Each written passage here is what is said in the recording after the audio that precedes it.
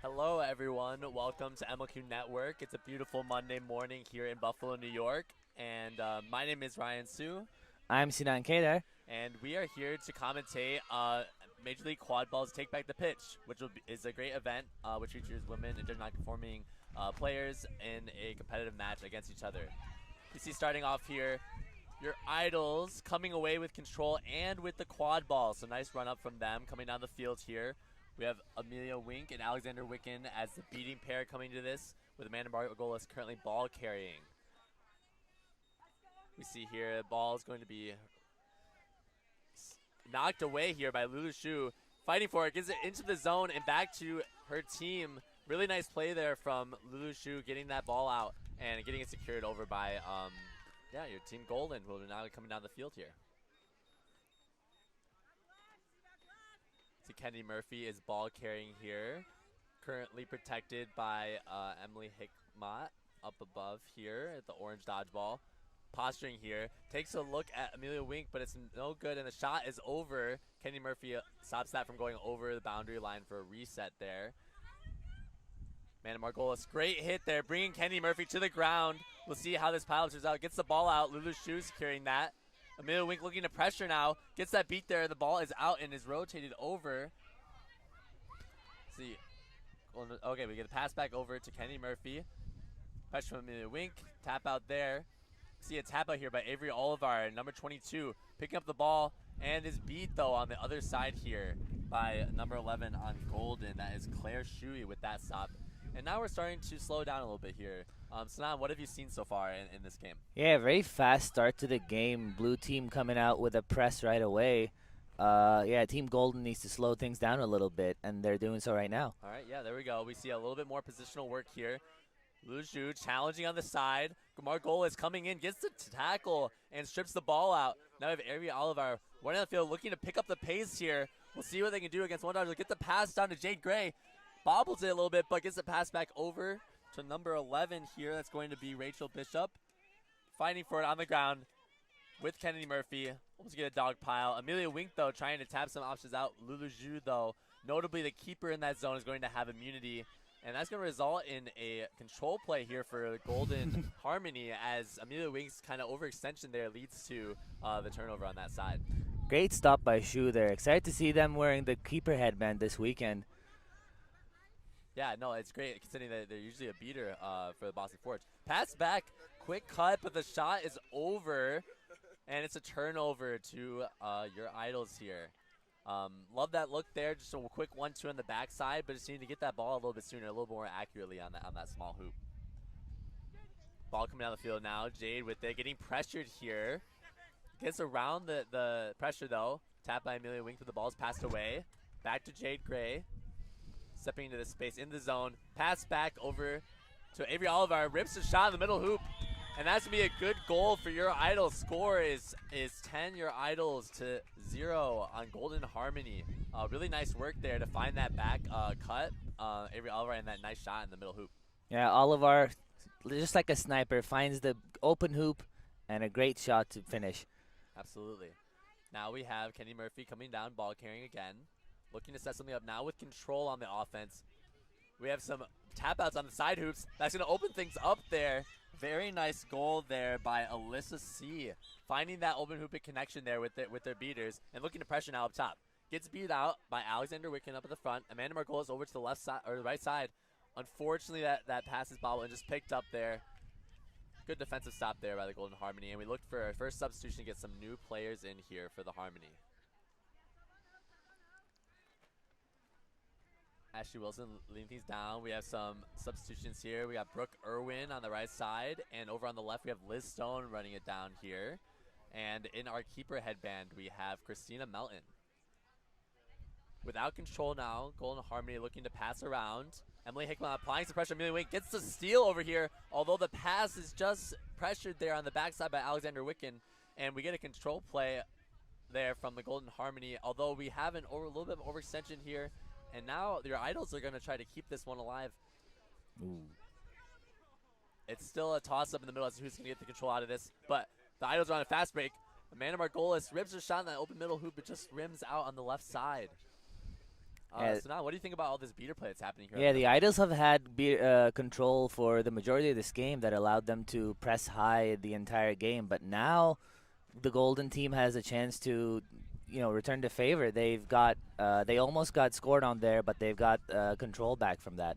Yeah, absolutely. We'll see if they try to go for these hoop tap-outs that we saw in this last offensive possession that really worked out well for them. We see here Brooke Irwin taking a challenge. Amanda Margolis gets the ball out. Christina Melton pump fakes. Ball just over the top there. We see Liz Stone picking that up. A little bit beater chaos here. Liz Stone rips that shot middle hoop, just rims down. Still alive though here. Christina Melton pump fakes. Pressured here. Great. Oh, we have a pile up down here. And we're going to see eventually a stop here as we have Becca Itty with the cleanup on the backside. Just very physical defense there. Very physical, yeah. The Golden team had a good look, but scrappy play. Your Idols came out on top. But Golden team still has control. See what they can do with it on defense. We still have Amanda Margolis in the green headband here, but some substitutions on this other side. We have Fiona Flynn and Becca Itty at the beater side without control here, looking to see what they can do to get control on Emily Hickmott. Pass goes to the back. Brooke Smiley, shot no good. Batted down, but picked up at Amanda Margolis. That's going to be a tackle there. I see the both ball out into the back, and we have a turnover for Golden Harmony here. Be interesting to see now with these substitutions coming in from your Idols, how they're going to be able to adjust here. It looks like we have Wiccan here back in the game with Fiona Flynn. We have Hannah Wishnu and Amanda Margolis playing point defense up top with coach and player Brooke Smiley at the hoops here.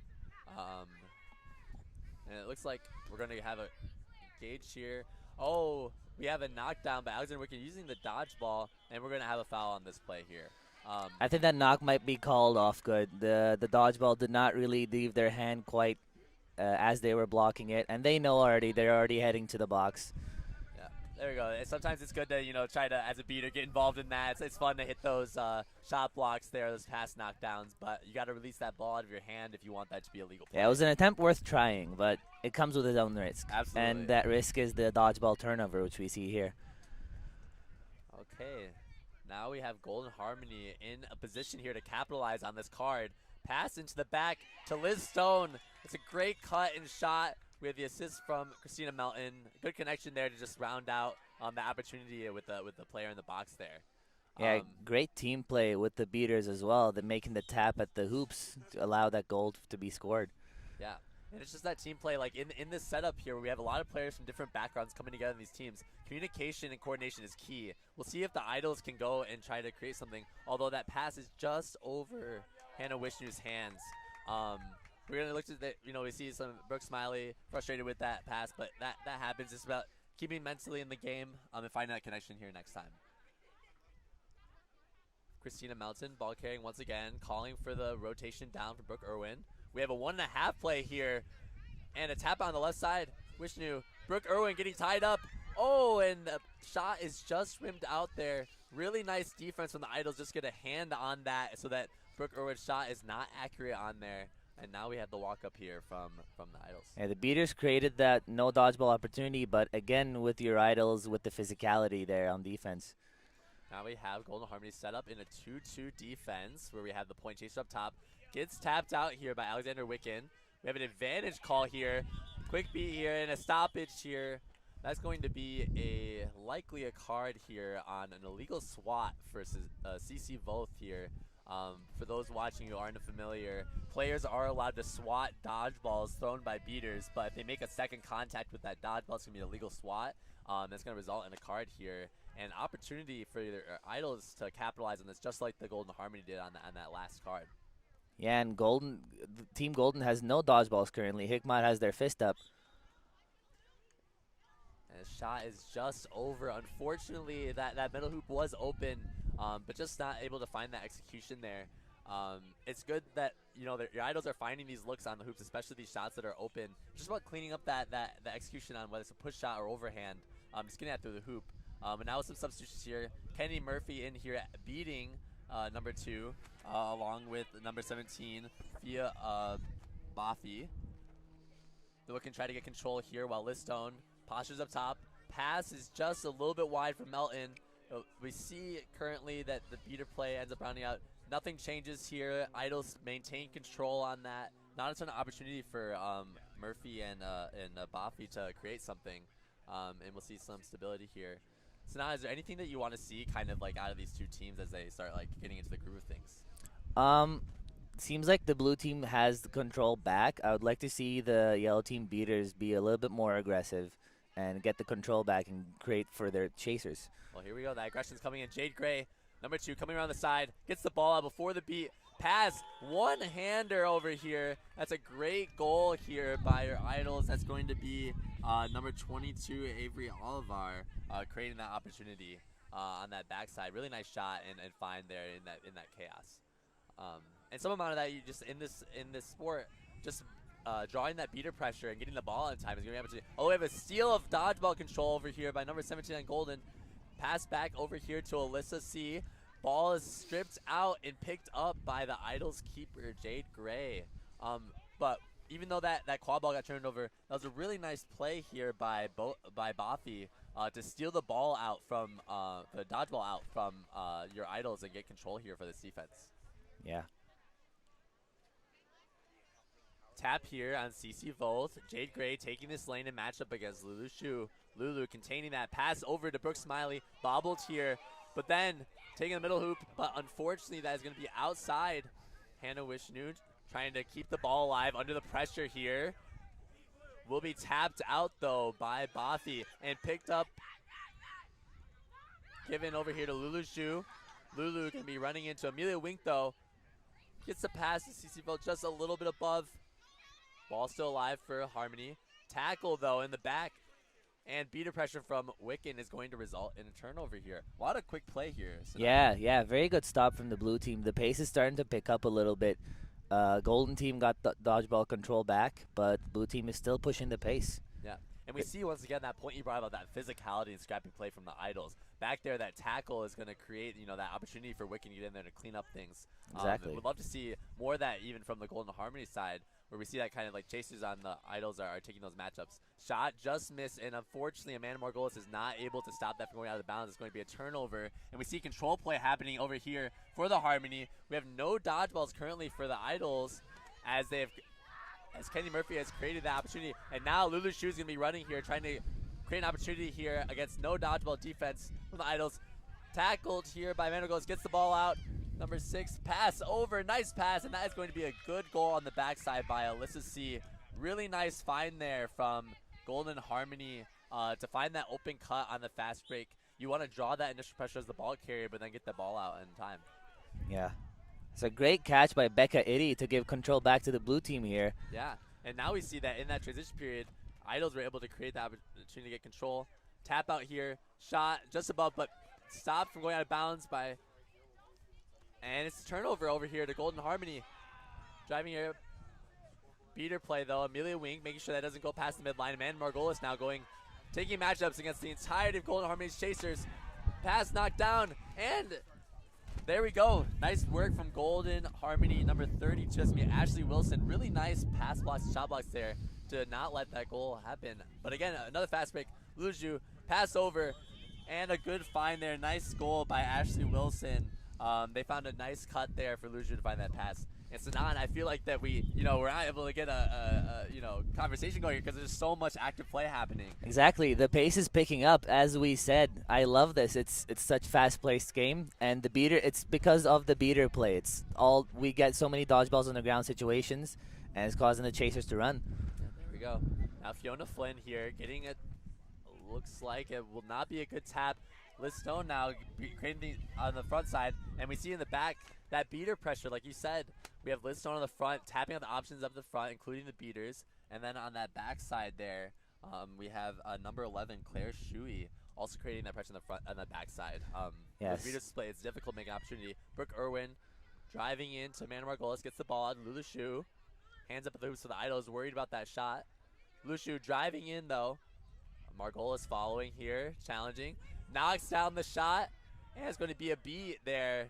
Nice play from the Idols. Amanda Margolis is doing a great job containing Lulu Zhu from getting into the paint And then we have Becca Iddy on the side there, creating that opportunity to get the turnover. Yeah, it's great defense by Margolis there.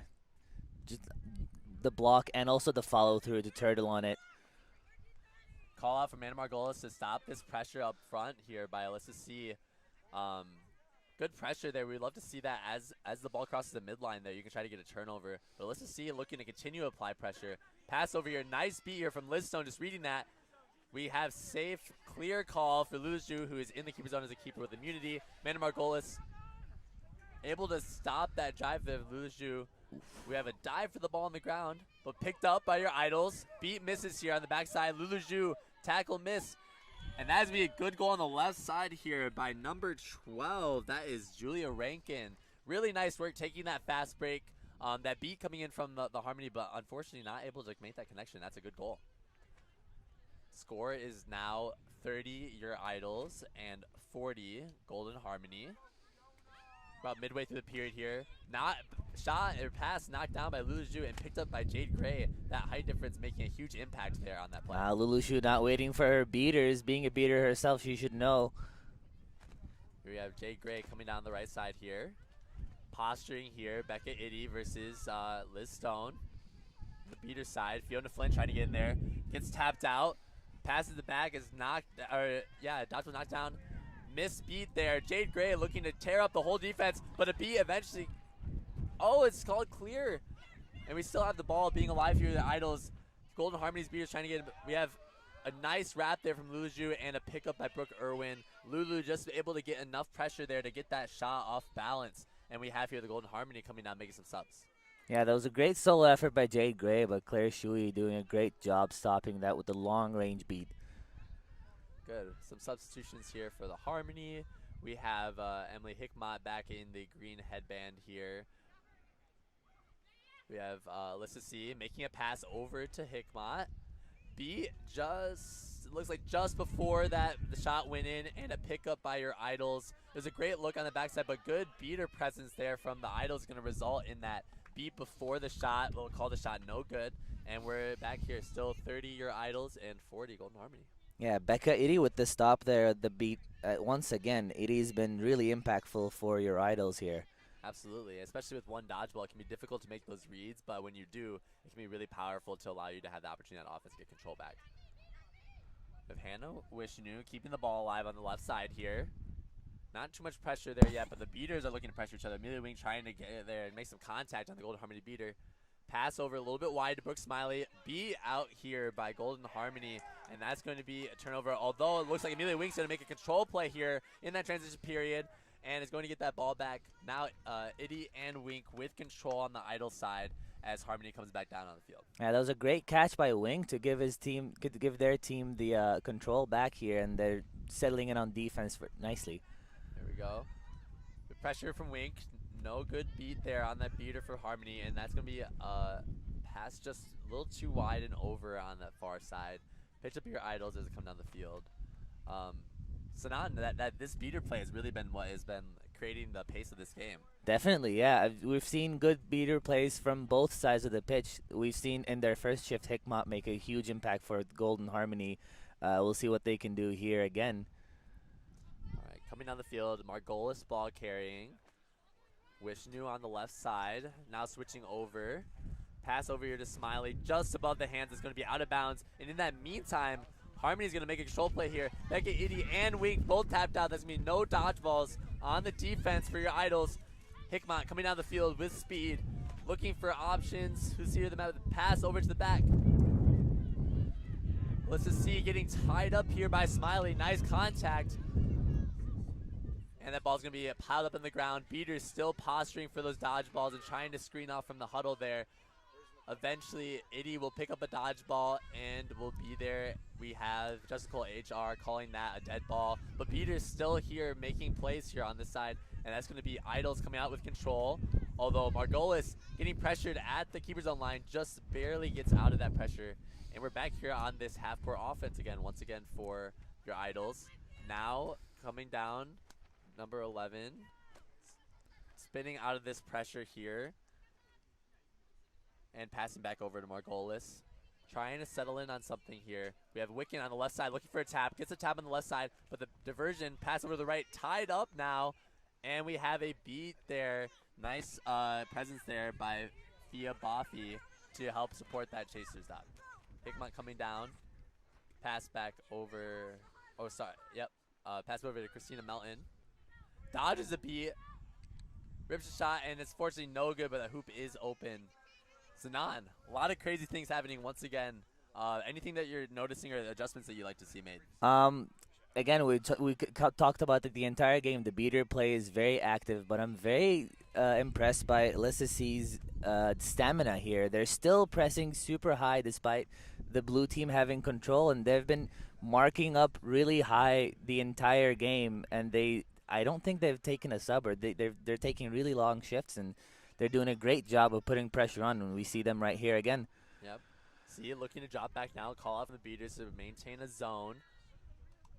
Hannah Wishnu spinning out of pressure, gets a tap, some relief there. Fiona Flynn getting a tap on that beater up top. Shot is good on that middle hoop. Really nice find there on that. Just the beaters creating enough tap outs and opportunities. Sometimes when you need those shots in the middle hoop, you just need enough space in the front of the keeper zone to get that, and the idols create the opportunity together. Yeah, definitely. 2-2s can focus too much on the two sides, but if the middle hoop is open, you take that shot any day. There's been a long scoring drought for both teams here. Nice to see some more goals played. Absolutely. We see here now the idols setting up in a hoop zone with the keeper just up top, looking to try to keep control alive. Gets a tap there. That's one beater down the Golden Harmony. A good strip out there from Margolis, and that is going to be a turnover to your idols, and that will be your 20-minute mark as we head into flag runner and pitch play. Sanan, with all this crazy beater play happening, I'm very interested to see how the flag runner is going to impact things. What are your thoughts? Yeah, definitely. Control is going to be really important going into flag runner on pitch, because creating that bubble is very important for your seekers, and I'm excited to see who steps up to seek from both teams. Yeah, for sure. For those in the audience that aren't familiar, like with what we mean by like establishing bubble, can you explain a little bit about like what beater strategy is when you get the flag runner on the field? Yeah, of course. So you want to create a one-on-one opportunity for your seeker with the flag runner, because if both flag runners are around, both seekers are around, it's the flag runner is more likely to get distracted, and one-on-one you have a much better chance. And beaters should really create that space around the flag runner for their seeker to have a one-on-one opportunity. Yeah, for sure.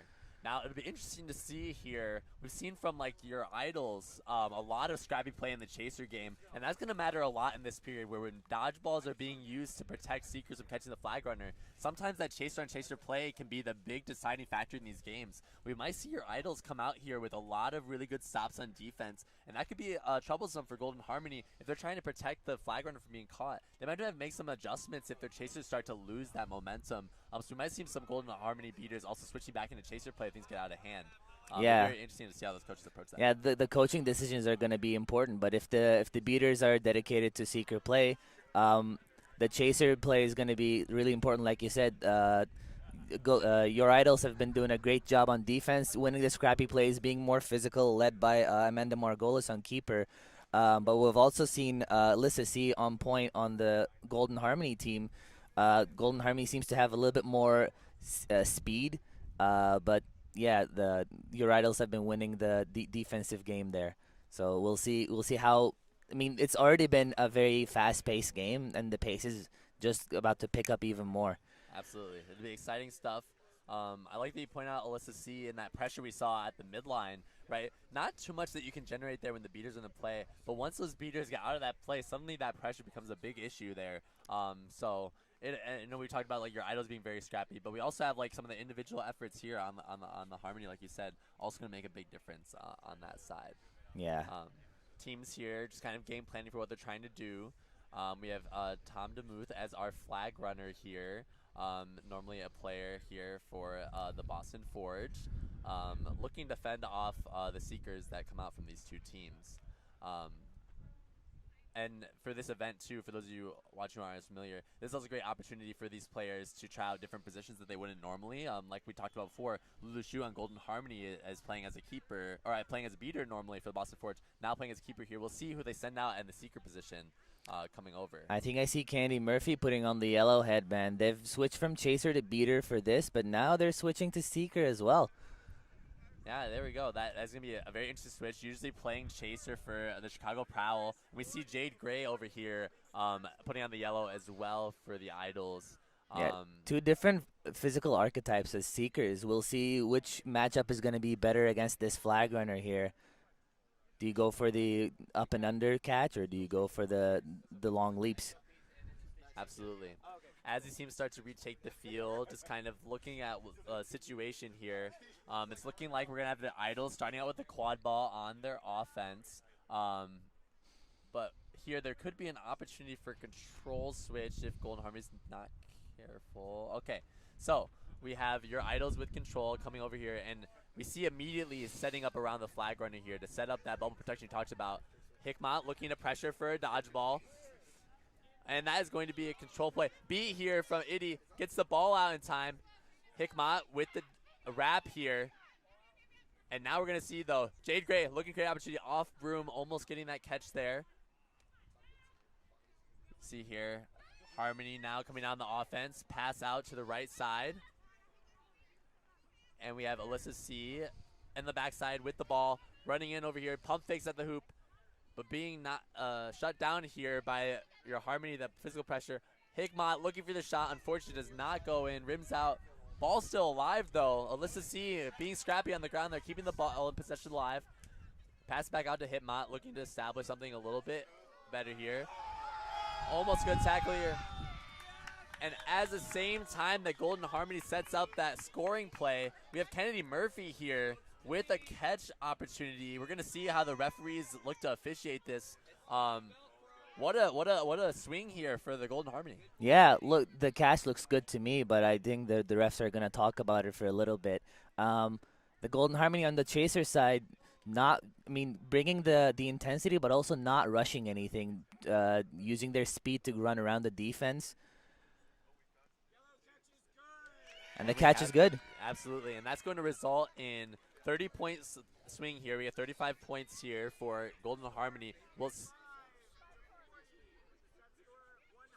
It looks like they're going to also count this goal here for Golden Harmony. So that is going to be a very large 4-point swing here. So the score here should be 80 Golden Harmony, 40 on your Idols.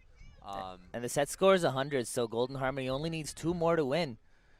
It's going to mean that your Idols are going to have to really grind out this last few possessions, try to claw their way back into the game here. We have Wiccan and Itty coming down the field. Okay, your pass down here to Amanda Margolis, and that shot is good. The beat comes just a little bit late. Amanda Margolis gets that ball out in time. It's a really nice pass there from Julia Rankin to find Amanda Margolis in that shot on the backside. Yeah, great setup. Margolis switched from keeper to chaser and really showed impact right away. Absolutely. We see Hickmott here trying to get Margolis out of the way, recognizing that physical pressure. Ball being rotated down by CC Voth. Positioned here by Rankin. Met gets the shot, and just above that middle hoop, we see that middle hoop is open here on those plays and just like a little bit wide there, and your Idols are going to settle back in. A good opportunity to just breathe a little bit here for the Idols. Yeah, that was a good shot to take. Voth really found the open hoop, but just misses. We've seen a couple of shots go high today, but it's the first game of the day. Players are still warming up to the day, so. Yep. It's coming down here. Avery Oliver, ball carrying. Idols with control.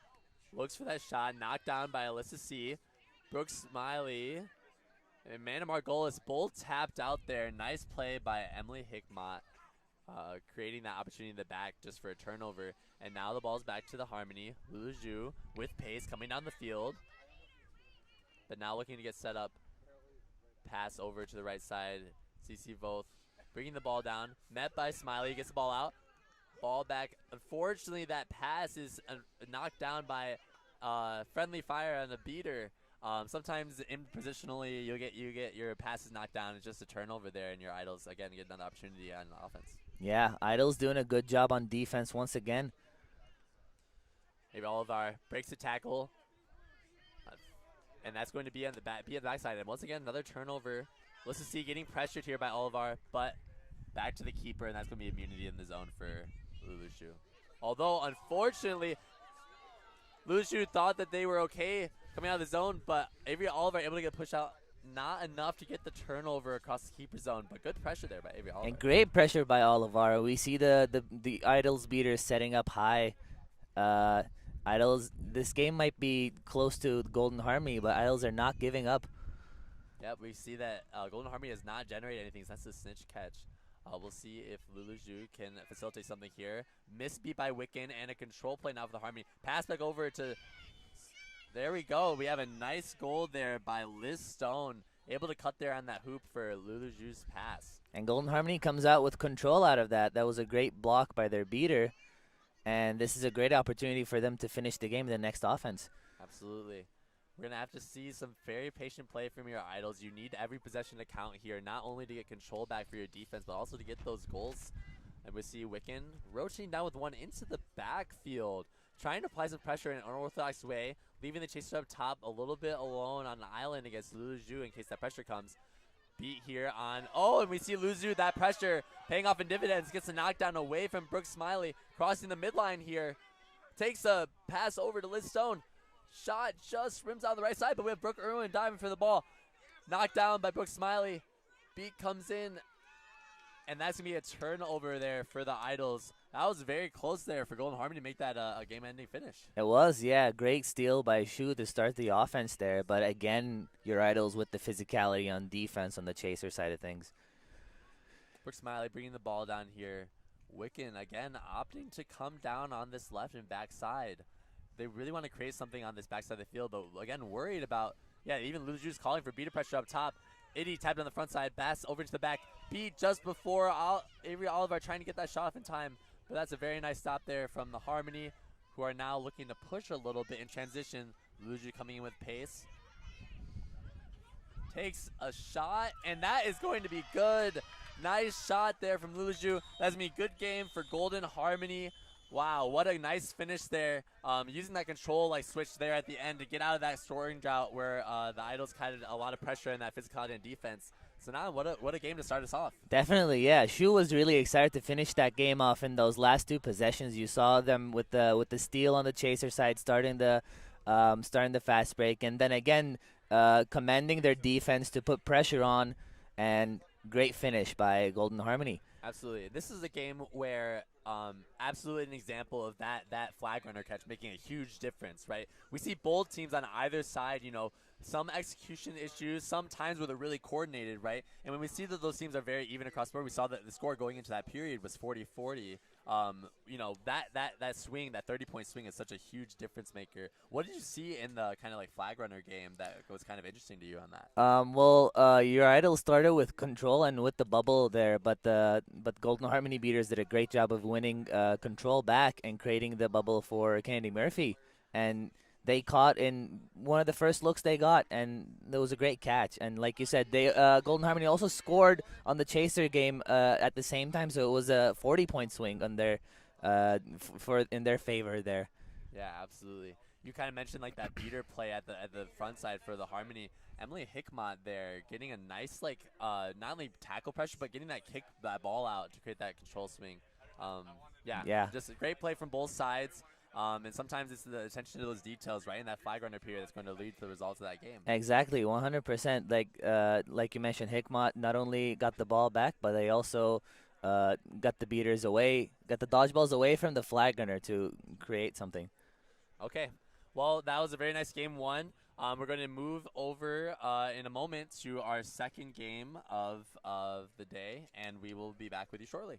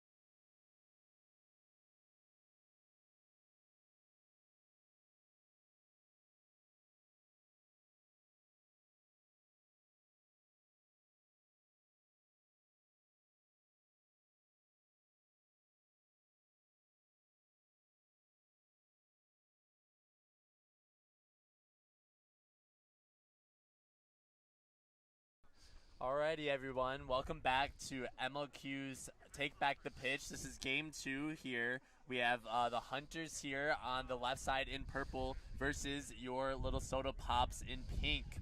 Should be an exciting matchup. So now, can you talk a little bit about what we saw in the first game for this event, and what do you expect to see here?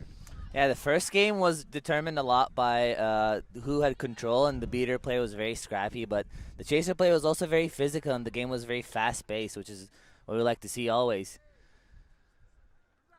All right, we have starting here.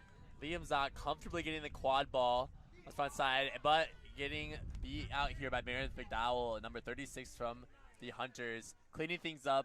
Nice speed there from Zott to get the ball out on the front side, but a good cleanup there from the Hunters to get their possession started with control and the quad ball. Jeanette High working it down. We have Camila Rodriguez creating the opportunity on the left side. Pass over to Ariana Zhang. Coming around that backside. Rose following. Pass back up to Jeanette High. Trying to stabilize something. A little bit of slower game so far. Hadai passes out to Ariana Zhang. Looking to keep the ball alive. Liam Zott pressuring on that backside. Unfortunately, Ariana Zhang just steps out of bounds there, and Liam Zott's going to pick up the ball and inbound it for Little Soda Pops. Yeah, patient offense here by Hunters, not forcing anything and looking for opportunities, but Zhang just unfortunate there, stepping on the line. Yep. And as we see here, Liam Zott's going to be coming down the field, ball carrying. On the beating side, we have Talitha Anderson, and we have Janie Hillman kind of creating some pressure up top. We see Camila Rodriguez posturing. But in the back here, Hirsch getting tackled here by Zhang. Pass out here to Rose. Just not quite picked up, and that is going to be a turnover for the Hunters with control now coming down the field. Yeah, great stop by Zhang there. Yep, that's going to result in Jeanette High coming down the field with the quad ball. Beaters again in the game once again. We have Camilla and Meredith leading the charge here with 2 dodgeballs. Camilla taking a left angle here, but also Lauren Hirsch applying this constant pressure up here at the top, marking. Pass into the back, knocked down there. Nice hoop defense there from the Idols to not allow that goal score to happen. That's Veronica Hoffman there on the stop. Yeah, Rodriguez was trying to set up the left hoop for their but great stop there by Anderson. Rose walking the quad ball down. Pressure here, though, from Camila Rodriguez. Shot blocked there, Ariana Zhang, and picked up there on the far side by number 71 there for the Hunters. That's going to be Jordan Smiley there, securing that on the back end. And we can see that defensive pressure was created there by Rodriguez. Just getting that dodgeball down, it kind of can force you as a chase on the offensive side to panic, not sure where to go. And you whip that shot, and that's just enough for Ariana Zhang to pick that off. Coming out of the field now, High. Oh. Pump faking that shot, trying to see if he can get something to bite. Camila Rodriguez without control now, though, looking to apply some physical pressure. Gets beat out at the middle hoop. There's a lot of beater play happening now. Shot is knocked down by Rose and picked up by Jordan Smiley, trying to keep the ball alive. A lot of pressure out here coming from Soda Pops. Takes the middle lane, gets a shot, and unfortunately, that is rims on the outside. What a lane find there from Jordan Smiley amongst the pressure. But now we can see here that coming down the field, Soda Pops trying to take this opportunity. No dodgeball situation. Rose driving in through contact, finishes there on the hoops, and that is our first goal of the series. Nice goal there by Rose to create that opportunity there. Yeah, credit goes to the Soda Pop beaters. First, Talitha Anderson with the catch on the Rodriguez beat,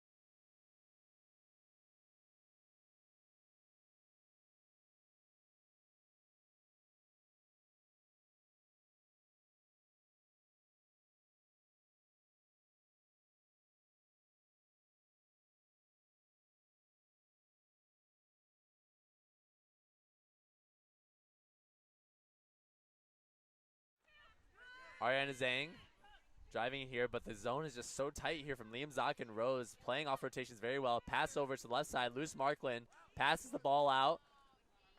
Able to recover it still, even amongst the pressure. Jordan Smiley now with the ball. Trade up top from the beaters. Beat out and Liam Zock on the right side. That's going to open up a very nice shot. Great coordination there from the Hunters. Just to get that tap on the hoop and a nice shot from Jordan Smiley. Definitely. This time the Hunters beaters were the ones to shine. Camila Rodriguez with a great winning that exchange with the beat and a catch. And then McDowell tapping the hoop defender on the other opposite side of the field. And a great goal for the Hunters. Amazing stuff. Now we have Sam Magner checking in the keeper position here. Passing the ball over to the left side, Sarah Malter. Driving into that space, and we have, it looks like, going to be a legal swat here. That's going to be a swat for Chef, yes. Yes, so that's going to be unfortunate. We talked about it in game 1, but, if you just, try to swat that dodgeball and make that second point of contact, that's going to result in a card. So now with a chaser down for the Hunters, it's going to be difficult to create a stop here. We're going to see what Malter does in this situation. Malter coming in, passes over to Beth on the right side. Shot is no good. Liam Zock getting pressure immediately in the backfield. Blocks the beat from Meredith. Gets the shot, but no good. Knocked down by Luce Marklin. And the security over here by Sprig Velik. A little bit of tie up here. Beth Hoffman eventually beat out. And now the Hunters back in control. Yeah, Zock with a great block on the beat there. And again, found the open hoop, but this time just did not roll their way. We see Quadball and Beater play happening at different sides of the field here.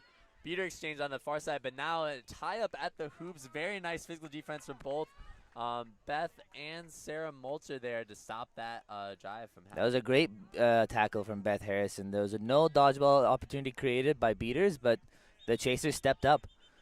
And we see a Beater penalty, I believe. As the officials look to see if there's a call here, we can see on the Hunter side, Atilish Thanagai checking in here and applying a lot of pressure. We saw both at the dodgeball exchanges happening over on the Hunter side of the field and also here on this press on Sam Magner. A lot of pressure, but it looks like a dodgeball's turned over now to the Soda Pops. And so we'll see what Atilish decides to do number 1 over on the Hunters. If they're going to drop back here, look to continue to apply pressure. And we see here just sliding back into the defense, not trying to create things too chaotic against the control from the Soda Pops. Sam Magner with the ball now. Looking for a tap at the front. It's tight creating that. Oh, and a catch here on the right side. Very nice work to maintain control here for the Soda Pops in this possession.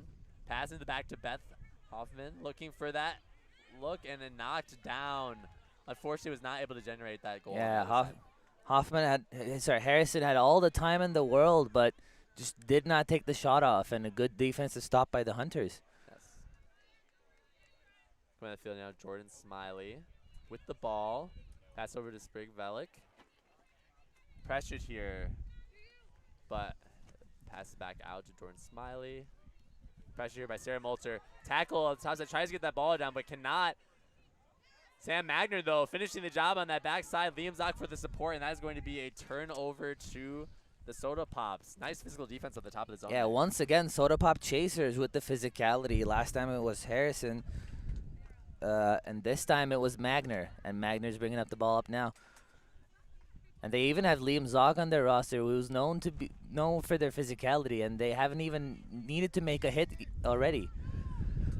Here we go. We can see here. Attempt on the beater tap on the backside is no good. Sarah Malter's still in the game here. Beth looking to try to create an opportunity on the right side. Pass back up, though, to Magner. Ooh. Beater play getting engaged now. Magner trying to make something happen, but passes into that beater pressure. Liam Zock tapped out, and that's going to be a fast break here for the Hunters. But Sam Magner with a huge hit. Ball comes out, but Sarah Malter tapped out as well. Luce Marklin now picking up the ball. Beater play still very chaotic. Luce trying to make opportunity. No dodgeballs in the play here for the Soda Pops. Magner with another hit. Ball goes out to Chef, and that is going to be a good goal on the other side. Really nice connection here for the Hunters to make a play off of that no dodgeball situation. Magner with 3 big hits in 2 possessions, but it wasn't enough because the beater control is with the Hunters, and Atilish was doing a great job creating, opening up spaces for their teammates. Absolutely. Liam Zock with the ball. Waiting for this tap here on Ariana Zhang to see if there's a lane here. Ryan Leary does get the tap there on that side. Patience though from Zach as Luce steps into that space. Nice pressure there from Achilles. Gets a beat there as well on Liam Zach, and that is going to be a turnover. Ariana Zhang coming to the field with speed. Jukes out to the left side. Taking a wide arc though. Nice physical defense there. Ball is out. Sprig Velik getting the ball out to Luce Markland. And there's still no dodgeballs here for the Soda Pops. Knocked down. Nice defense. Hoop defense there from Magner. And we can see a crazy game here from not just Beaters, but the Chasers just not able to convert on that. Definitely. It feels like it's been the same the entire game. Atilesh leading the Hunters defense with the applying pressure, and there they go again. But Soda Pop Chasers have been really physical on defense. Absolutely. You can see here that pressure continues. Beaters flying out here. That's going to result in a turnover. Oh no, a pickup on the backside. The shot just no good. Sarah Malter and Magner keeping the possession alive. Low on numbers, but we see if Magner can get the ball out in time. Atilesh with yet another stop there on defense. Yeah, absolutely. Just that beater pressure is just really, really high here on the side of the Hunters to not allow any of those passes to go away for free. We need to see how the Soda Pops are going to adjust beater-wise to this kind of like high energy and aggressive play coming out from the Hunters side. We see the Hunters still in control here. Camilo Rodriguez tap out on the right side, just free up some space, engages the beater at the hoops, and ties that up. It's been no dodgeball situation for a moment here. Zhang rips a shot. No good. Referees are going to talk about this just to confirm goal is good or no good. But we can see there that, once again, that aggressive beater play against for the Hunters. Rodriguez checked into the game and brought the heat from the bench, immediately making an impact there. And Hunters keep dodgeball control. That is affecting everything positively. Absolutely. Coming down here now with control for the Soda Pops. We have a couple of new beaters checking in here. We have number 31, Janie Hillman, checking back in from the start. And we have number 7, Talitha Anderson, beating here, trying to create some opportunity, but that's going to result in Camilo Rodriguez switching over control and a turnover now. Luce Markling getting tied up by Sarah Malter. Says, no thank you, send you back. Markling almost triple the size of Malter there, but Malter still going hard the triple size of Marklin's.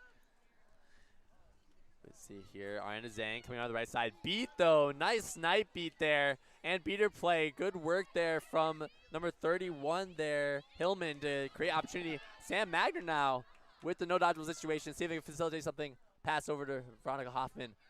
Shot just above, pass though, good to Zach on that backside.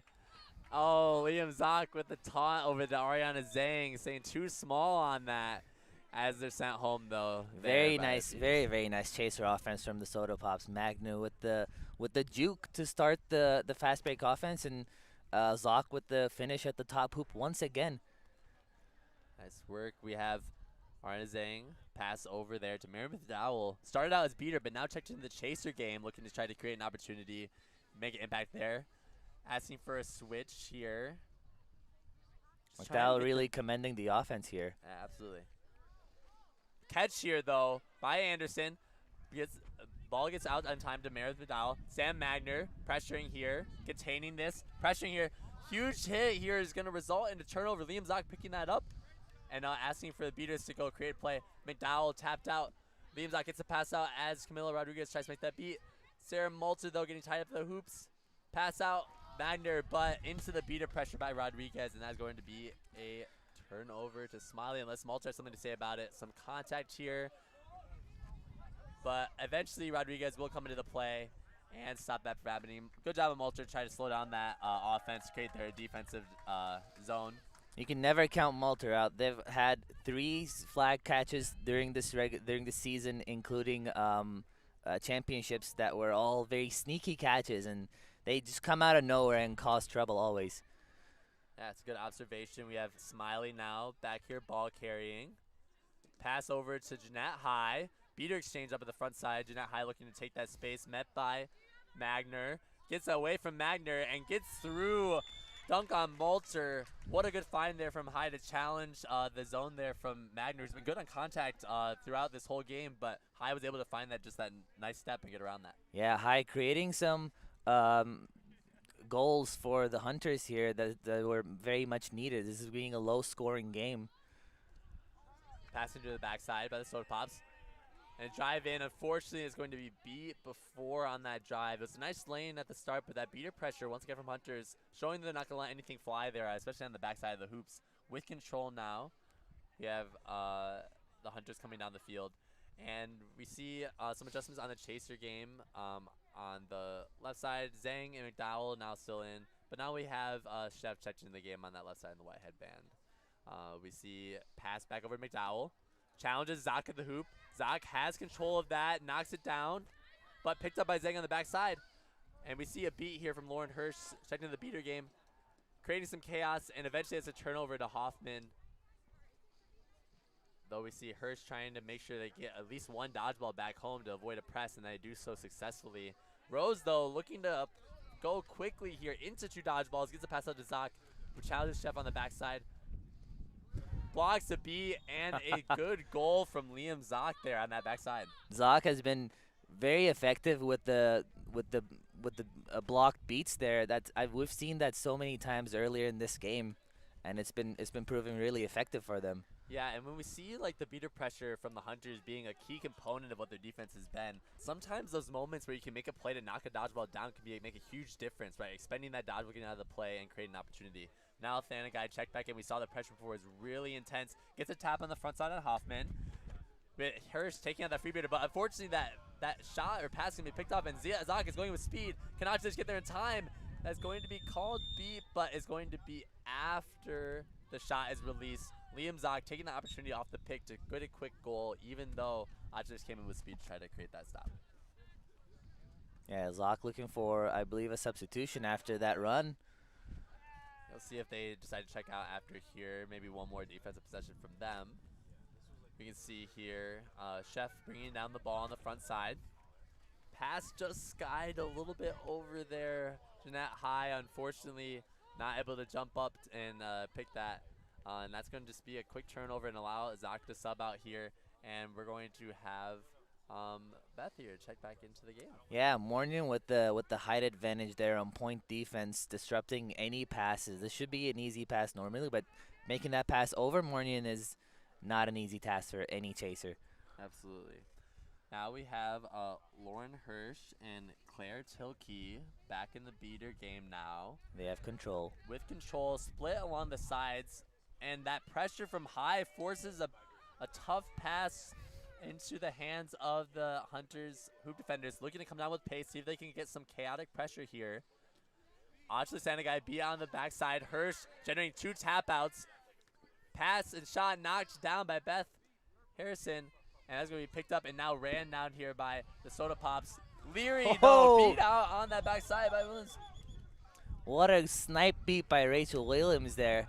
They came out of nowhere. We did not see them coming. And there's a blue card for the Soda Pop Chaser here. Looking at that might be a playing after beat, just getting that ball out after that beat attempt. I think Lear was too excited about that fast break opportunity. Absolutely, but we see another one here from Jeanette High. A good block there from the beaters on the Hunters. Shot, no good. Pass into the back. Ariana Zhang trying to get the ball back up. Back to High. Beth Harrison with pressure. Beat comes, and that shot is just far left. Really nice work here from especially Lauren Hirsch here on the beater game. They started out on the chaser side, but we can see them in their position that they have played for the Aviators. They've played a little bit of both positions, but very comfortable in that beater headband and showing it very clearly. Oh. On the front side, though, we can see that Rose is unfortunately brought down there by Arna Zhang. And we're just seeing a lot of like really high-paced fast breaks that maybe aren't as advised, especially with where these beaters are in these plays. Yeah, we had all dodgeballs on the ground opportunity for the Soda Pops, and we saw Morgan run for it, but a great tackle by Zhang on point defense there. Yep. And now they're taking a sub. I believe maybe that hit was a little bit too hard. Yeah, that substitution is always important. I'm thinking back towards like earlier in the game, we saw one of the best possessions there was Hunters like double beater pressure, a tap out on the right side for a quick shot. Not a lot of coordination now. Sometimes when you get in that chaotic mindset and energy, it kind of perpetuates itself, and now we're seeing both teams kind of like set in that. Now with the stoppages, though, we can see if maybe things will start to slow down. Yeah. Jeanette High up top. Plenty of hands there to stop from shots from going in. Jeanette High known for shooting for the Admirals, wanting to shut that down. Loose Markland receiving the ball on the left side. Challenged here by Hoffman. Pass back up to High. Beater pressure, miss here. Liam Zock's going to be opened up to get that tap on High. And a pick up by Rose. Now a second beat here from Tilke, and that's going to result in Rose cleanly fasting break down the field. Nice goal there by Rose Murnian, taking advantage of their beater pressure. Yeah, Liam Zock also exchanging with Atilesh there to create a wide open opportunity for Mornian. And they were also looking to put the pressure on the Hunters beaters there, but yeah. And now we have a pretty clear split now with the Soda Pops taking a 60-30 lead over the Hunters. We need to see how the Hunters can try to adjust as we head into the flag runner on pitch period here in a moment. Nice catch on the backside, not letting that ball go to bounds. Pass back up to Luce Markland. Make sure that is not reset on the other side. But two players now on the Hunters tapped out. And whoa, a wild beat from Liam Zock trying to create something that might create an opening more so for Luce Markland on the other side. Pass over to Chef into the back. Pass back out to Luce Markland. Taking a lane now against Rose. Steps out of that contact. Looking to try to just keep the ball alive. And that allows for a control play, though, for the Hunters. Liam Zock beat out here trying to create some heavy pressure. But now, Otis wants to keep going. Tilke, they exchange here. Both beat. Jordan Smiley gets the ball out. Spill Velik. And that is going to be a turnover as well of Liam Zock's beater pressure. We have Williams trying to not allow that pressure to go unanswered, tying up the dodgeball in the middle of the field. That is going to be a comfortable exchange for Tilke, although Achilles has wants something to say about it, and that is going to result in a double beat. And that is going to mean that Hunters have all three dodgeballs and a turnover on the quad ball side. Let's see if they fast break off this Hunters here. should be running right now. Yeah, they should be fast breaking, but they're taking it slow. Now they're aware of the opportunity. Yep, here comes Big Velik. Running the ball down, pass over to Ariana Zhang. Gets around the first tackle, pass, and it's good. Nice find. Play stoppage here, but very nice find here from Zhang just to beat that first point of contact and get that ball out to Smiley there for the goal. Exactly, and we see, is this timeout or I believe a 20-minute stoppage, I believe? Yes, I think this is a timeout here. Unclear which team called this timeout. Okay, so we have a score correction here. We have 60 on the side of the Soda Pops and 40 on the side of Hunters. Sanan, we've seen in here like a lot of aggressive beater play. Once again, like we saw in the first game, and we were seeing like kind of the Chasers just not as coordinated with those efforts. Yes. What are you kind of wanting to see here as the adjustment? Yeah, like you said, the beater game has been electric. It's been super fun. It's control keeps changing sides, and both team beaters creating pressure opportunities for their chasers, but chasers not always taking advantage of the opportunities. Or, I mean, I guess with these kinds of fantasy tournaments, you see that, you know, teams don't have a lot of chemistry with each other. They haven't really had the chance to practice, so sometimes passes aren't connecting. But yeah, like as we go on more and more throughout the game, I believe I see them correcting a little bit. We saw Ariana Zhang create an opportunity for their teammates there in the last possession. I want to see from both teams adjustments on those kinds of just little things, just two hand catches, looking for passing opportunities, and they should be golden. So again, just like last game, flag gunner on pitch. If the beaters go on the flag gunner here, the chasers are supposed to. They need to make those connections, and the chaser game is going to be even more fast-paced than before. Absolutely. One of the things that is different from the first game is I'm seeing both these teams, people playing in different positions throughout the game. So we see here on the Soda Pops, we have like Lauren Hurst starting on the chaser side, but then switching to beater and being productive on both ends of the ball. Same on the opposing side, Miriam McDowell being a name, you know, starting out on the beater side and then switching over to chaser. Very nice to see that, you know, players experimenting with different positions and being productive on that side. But we're going to likely see here, as we're watching these benches, Meredith McDowell checking back into the beater game. Very strong beater for the Minneapolis Monarchs, and they'll likely see them try to get some flag runner and pitch time to try to create an opportunity for the Seekers to catch. Definitely. Hunters came out with more aggression in the beater play, especially led by Camila Rodriguez and Atilesh. And then the Soda Pop beaters were also doing a good job with the more fundamentals of the game. But then we saw, like you said, people switching positions. Liam Zog switched to beating, and they also brought a lot of the aggression and the physicality. And we'll see how that translates over the Seeker beating. And excited to see who seeks. I see Jeanette High with the yellow headband, and also Sarah Malter on the Soda Pop team. Absolutely, and you mentioned before Sarah Malter with some like 3 sneaky catches throughout the season. We'll see how these two Seekers match up, and you have to be careful on the Hunter side. You can't let Sarah Malter just get into that zone without you getting attention on that. Luckily for the Hunters, it looks like we're going to have control on their side, so they'll have a bit of an advantage here to at least get Jeanette High some looks. But the quad ball over here with the Soda Pops, who are in the lead, and that's a key component here. So the Hunters are going to look to equalize with a flag runner catch, and the Soda Pops are going to look to continue pushing the pace on the quad ball side. Yeah, another close game where the flag catch is going to mean a lot to both teams here. So yeah, early exchange for the beaters, going to result dodgeballs down in the midline. Merriman McDowell trying to make it control. And a quick beat there on Sarah Malter's Seeker. Quad ball, though, is on the backside of the field. We see a hoop zone here from the Hunters. Hoffman going in, pump faking at that medium hoop, and a nice goal there from Veronica Hoffman, taking advantage of the fact there wasn't a point defender there and taking that space in. Beaters being very aggressive here at the midline here. Liam Zock finding so many different targets here. And that's going to mean Malter's going to have time with the flag runner. Zock. We'll see what Malter can do here with the flag runner. But seems like the flag runner has got them under control, at least for now. See Maribeth Dowell looking to challenge Zock on that. Shot is just no good on the backside. Arnaz picking it up, though. Getting around that contact, an easy goal there. That's going to be 70 for the Soda Pops, 50 for the Hunters. Zhang, again, effective behind the hoops there. Last time it was an assist. This time it's a goal for them. Magner up top. Beater exchange on this middle side. Pass over to Hoffman. Hoffman driving in. Pass back over. And that is going to be a good goal. Nice move and finish there from the Soda Pops to create a goal and continue on their lead stretch here. And the Seeker beating Camila Rodriguez is taken over. First beating out Liam Zock and then catching the beat from Tilke. Yeah, I mean, now we see here Hunters in control of the flag runner, but now with the beat there, it's going to create an opportunity for Soda Pops to try to get in there. Tie up in the quad ball game.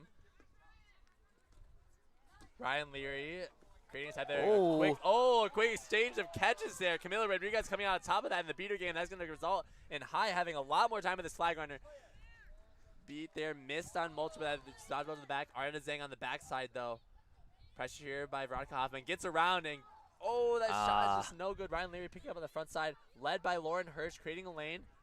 It's Leary versus Luce Marklin. Luce trying to get a hand on that, and that shot is just no good. Just enough pressure there from Marklin. Yeah. Beater play, like you said, it's getting just as chaotic as you see another exchange here on the middle side, where now the Soda Pops have control.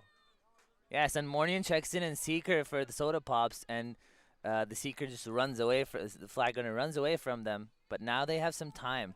See what they can do. We have Chef in the backside, met by Veronica Hoffman. Ariana Zhang in a position to pick up that loose ball. Sam Magner looking to bring some physicality back in the game. Containing Zhang now. Passing to the back, Chef. And that is a good pass and cut and goal there Zhang for the once Hunters. again. Very nice work there to find that, even with Magner securing that position against Zhang. Yeah, Zhang once again being very effective behind the hoops there. And yeah, in the Seeker game, we see Mornian defensive seeking, actually. See if Outlaws can come away with a control play here. Lauren Hirsch and Zock. Lauren taking a tough beat to the face there. But we see that Liam is going to try to get one dodgeball back in the game. Sam Magner pass over to Beth there. Nice work from Beth Harrison to find that cut. And Sam Magner to find that facilitation. Jeanette High, almost there, a close catch there underneath the legs move. Liam Zock, though, approaching there, see if they can get a quick beat here. And that is going to be true. Jeanette High is going to be tapped out here, and that's going to trade the Soda Pop Seeker. Both Seekers out of play. Rachel Williams Joshua Lauren Hirsch, nice beat there on Actually Stand a guy. Rachel Williams is going to try to maintain control here. 2 missed beats though. Oh, we have a tough injury here, it looks like, from Liam Zock. Just unfortunate. It didn't seem like there was any tough contact there, but they're going to take a sub here off of this. Yeah, looks like it might be just cramping. But yeah, we see Velik checking into the game for Hunters at Seeker. Let's see what they can do. Looks like there's going to be a quad ball turnover over here to the Soda Pops, who are still in the lead here. Score is 90 to 70 for them. And they're still in a position where the Hunters are going to still have to try to come away with a catch here to try to come back in this game or apply some more dodgeball pressure into the chasing game. Magner coming down with the ball, taking time. Misbeat there from Lauren Hirsch. It's going to result in an opportunity for now Sprig Velik to have some time with the flag runner. Pass down to Veronica Hoffman though for the offense. Matching up against Luce Markland, looking for those hoops. They look open, wants a shot. And that is going to be good on the middle hoop. Nice work there from Hoffman to see that the hoop defense was not there and looking for the opportunity. Hunters with control now with the flag runner.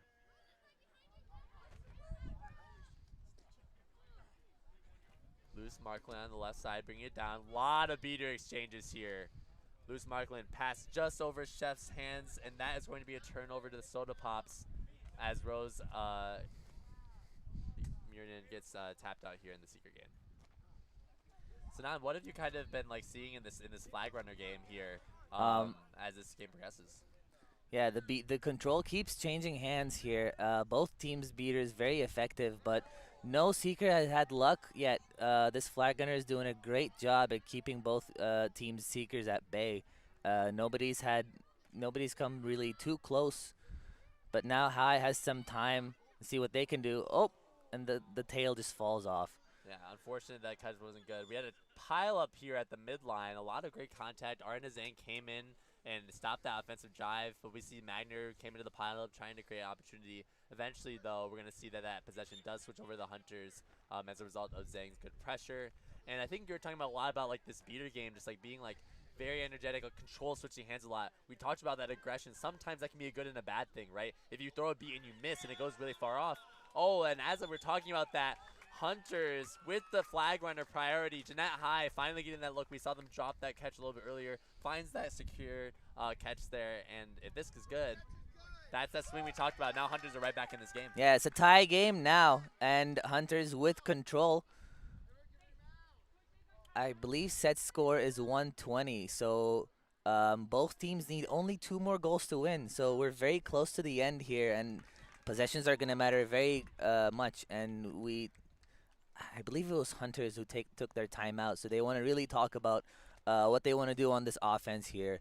We saw, especially in the flag gunner period, Zhang step up and create a lot of opportunities, bringing a lot of energy and running around like with a lot of jukes and a lot of passes on offense. So we'll see what they want to do here. We see them doing a breathing exercise, calming themselves down, because composure is going to be really important in these last stretches.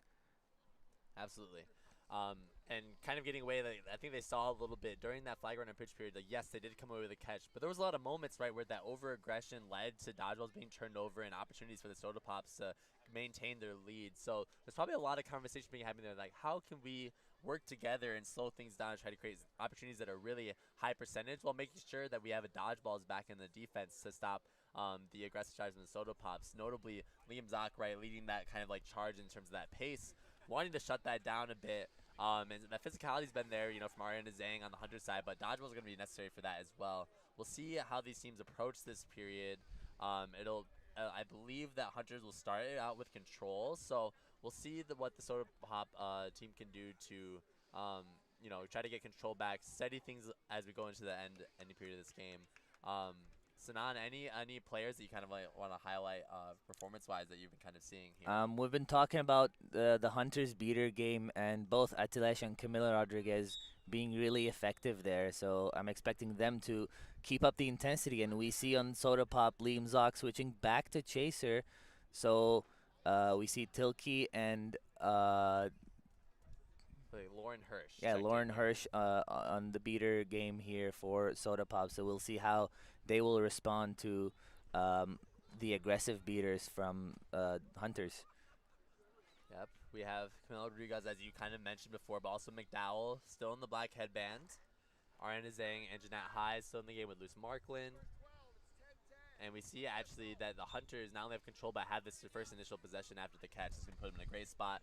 Beth Harrison tapped out the front side. Is going to leave low protection at the front. Jeanette High looking for that shot that they're known for, but just wide there. Unfortunately, that offense, you want a little bit more from that. Try to get something a little bit better look, and that's just going to be a wide shot. Especially this late in the game when goals matter so much. That is a wasted opportunity. There was a great job from Beth Harrison to put up the pressure on point defense. Even though they got tapped out right away, that put pressure on High to take that shot off, and it resulted in a turnover. Now we have Beth bringing down the ball. Pass over to Malta, immediately met by point pressure from Chef. Gets the ball shipped out. What an aggressive point play there by Chef. That's going to create an opportunity for High to come out of the zone. Beater's getting a little bit overly aggressive here. Nice catch, though, by Tilke is going to result in dodgeballs. No dodgeball situation. Going to be a press here. Lauren Hirsch not letting Luce get to that ball. Arnazing trying to keep it in bounds. That's going to be a turnover over here to Soda Pops. Great coordination by Soda Pop. Claire Tilke with the beater play, and then the chasers all together putting pressure on the Hunters ball carriers, and they have another opportunity to score here. Malter again met by that pressure on the side. Beth Hoffman keeping that ball from being reset. Or Beth Harrison, excuse me. Liam Zock on the backside. Passing over there, though, to Ryan Leary with the ball. It looks like we're going to have an advantage play here. Oh, nope, just a straight call here. That's going to be an illegal swat off pitch by Liam Zock. That is going to be a huge play here now for the Hunters to be able to expand off of this and apply more beater pressure without having to worry about Zock in the game. We'll see how that plays out. This card might be costly, especially this late in the game. You don't want to be a player down, even though it's just a blue card. They're a player down. The Hunters have the power play over them. So we'll see how they capitalize on it. Yep, and we're going to see some more great play here from Tilke. We can't understate the impact that they had on that last fast break. Catching that dodgeball, it could have very easily been no dodgeball situation and switching the tide. We'll see what they can do with one dodgeball now to make sure they protect their chasers, as we know the Hunters beaters want to be aggressive. We see it a trade, both be on the right side. Sarah Malter now taking that lane, pass back up to the front side, but met by Rodriguez, that aggressive pressure. Malter trying to keep the ball alive as one of the last remaining chasers. Ball is now out and picked up by Jeanette High, who's going no dodgeballs in the play, looking to just take it. Oh, but the shot is no good. Tracking the hoop all the way to the backside. And it looks like they're still in play. Still in play, not out of bounds yet. Running here, taking lane. A shot, once again, no good, but secured by Luce on the front side. Soda Pops now getting control out of this. Michu misbeats on Chef. That's going to result in a pass over to Arden Zhang, who's been known in the open field to be a really big threat. Crosses back in. Double juke move, and that is an amazing finish there from Hunters. What a crazy sequence, Sinan. Liam Zock wanting to respond here immediately off of this, but now it's to slow things down as Camilo Rodriguez is back in the game. What an amazing sequence there. High energy. I love to see it. A lot of great plays, but a lot of also unfortunate plays for both teams there. The Jeanette High missing twice, but the double missed beats on the Hunters beater side as well. Beat out on Zock. That's going to result in Hoffman playing on the opposite side of the field. Ryan Leary pump faking shot, no good. Knocked down by Luce Marklin. You see there Leary frustrated with that shot block. Yeah. But sometimes that happens. Sometimes you see that hoop, you want it to be open. But Luce does a good job of knocking that down. Yeah, Marklin with a great block, but also Zhang once again applying pressure for the chasers to get the shot off. Here we go. We have Chef met by Rose over here on the right side. Lauren Hirsch taking Chef out of the game. Pass back over, though, to Jordan Smiley, who's in the green headband now. Protected by Rachel Williams. B over here. Lauren Hirsch, just a miss there. B out, though, on Jordan Smiley. We see if Zhang can cook again. Once again, no dodgeballs. A threat back there, and that is going to be game. That is 120 Hunters to 100 Soda Pops. We see that Ariana Zhang in that no dodgeball situation, such a threat behind the hoop, so shifty. You can't allow that to happen, especially with a play like that in the backfield. And as a result, in the win for the Hunters. Nice work there from Yeah. the Hunters team. Zhang really stepped up, as you said, after the flagging her on pitch period. Even after the catch was made, they were the one cleaning up behind the hoops there. They were the one scoring both of the last 2 goals for Hunters, keeping composure but also bringing the energy. Very nice, very quick with the jukes. Nobody on Soda Pop could stop them, and they did a great job. Yeah, absolutely. Though both of those teams did a really nice job, especially the beaters, right? We saw like not only was like the Hunters beaters just like very aggressive, which we love to see that kind of play, but the Soda Pop beaters were handling that pressure in instances very well. We saw like on that one fast break post the catch period, Tilke being able to catch that dodgeball and pretend the fast break. A lot of great plays on both sides. I'm excited to see how this fast play continues as we see some of these teams play their additional second games against other teams. If they look to adjust some, or if they want to keep trying to apply that speed and that pressure. So if you're watching, make sure to stay tuned for our next match, and we'll check in with you then. Yep.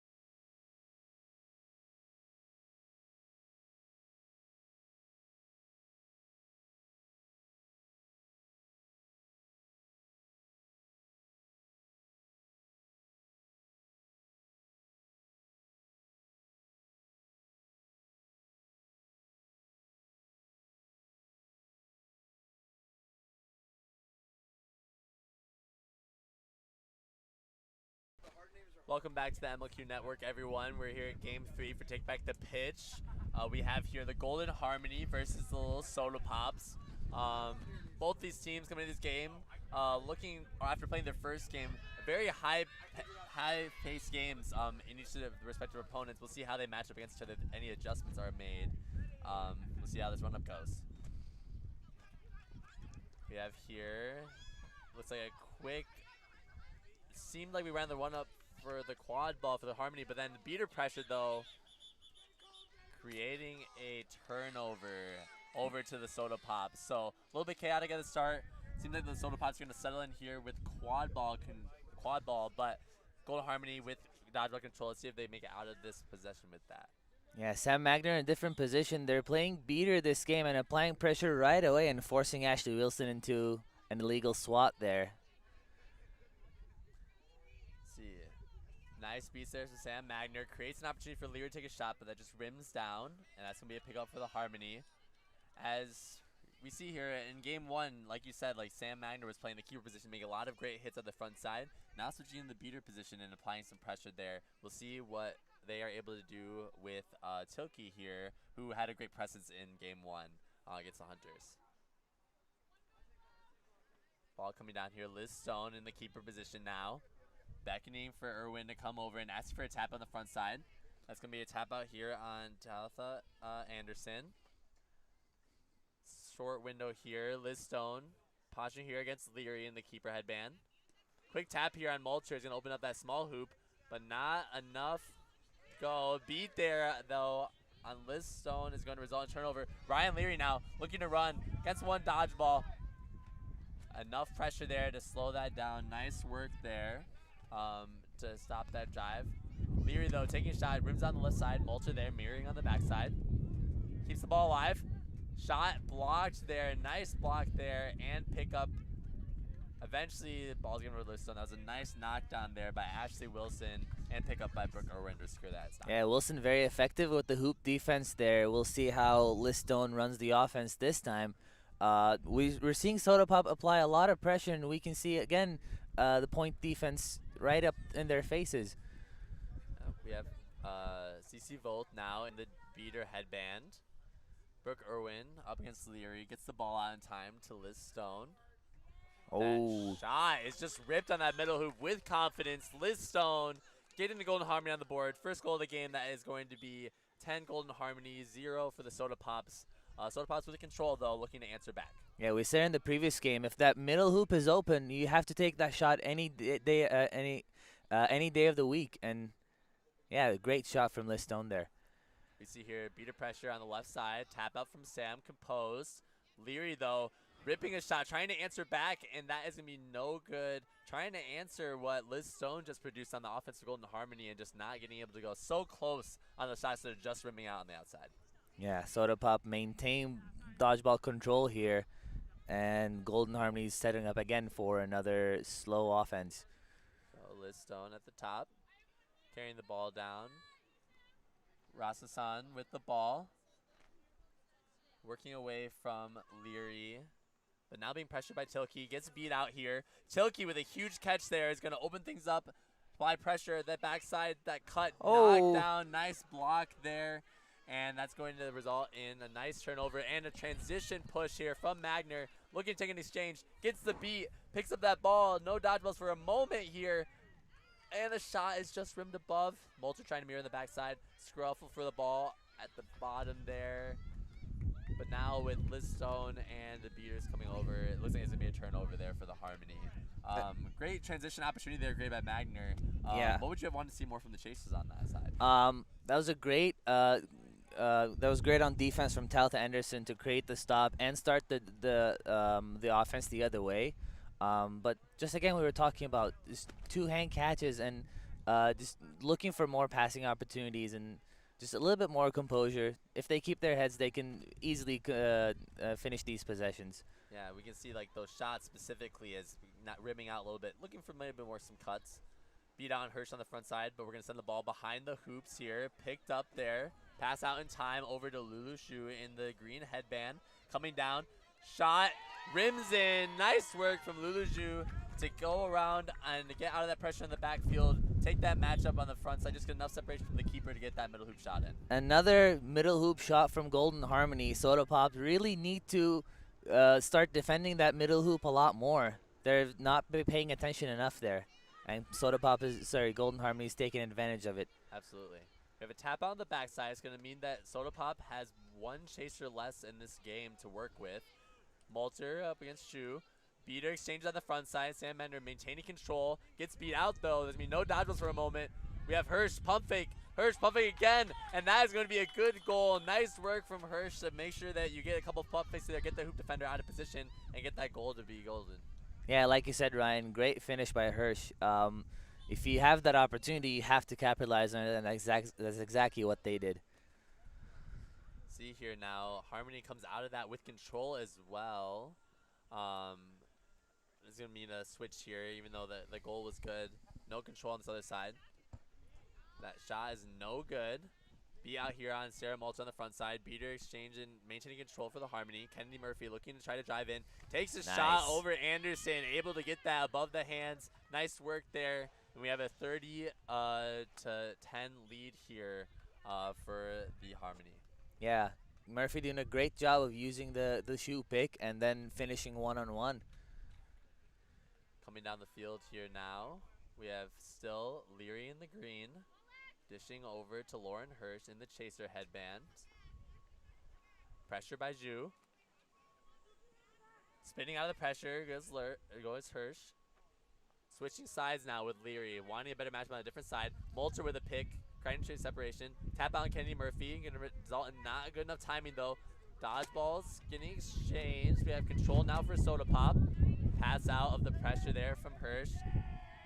Magner makes sure that ball does not go over to the midline for an illegal reset. Oh. Shot rips, and once again, those shots, it's either you're gonna hit it or you're not, and that's gonna, either be really good, allow you to keep yourself maintaining a lead, or you're gonna that's easy turnovers for the other team. Yeah, I saw also Malter just setting up on the small hoop there on the side. They really had the opportunity, but I don't know if that was a pass that went a little too high, or they just didn't see Malter there and tried to go for the shot themselves. Oh, and a great catch by Emily Hickmott there. Yeah, Liam Zox just getting a little bit aggressive on that beater exchange. Gives control over the Harmony. Kenny Murphy dodges a beat there. Sarah Malter, though, getting tapped out by Hickmott. Creates a lane. Pass back over to, it's Christine Mellon who's just rims out. And now Zox is looking to try to capitalize off of this transition opportunity, make up for that lost control. Lulu Shu being sent back to him for back contact there. We see Leary, though, still trying to make this lane happen. Gets beat out there by the Golden Harmony beaters. Liam Zock gets the dodgeball out of it. Beat there on Aaron Barda. He's going to leave the club on the ground for a moment, but Harmony stabilizes as Zock comes back in here with one dodger. Still looking to be aggressive. Gets a beat here. And a second beat on Zhu. Stopping that drive immediately. What pressure from the sideline. Nice work. Tilke able to get control back as well. And so now the Soda Pops are looking to push the pace once again as these chasers are looking to tap back in. Hoffman, ranging for a shot. Pump fakes, no good on that right side.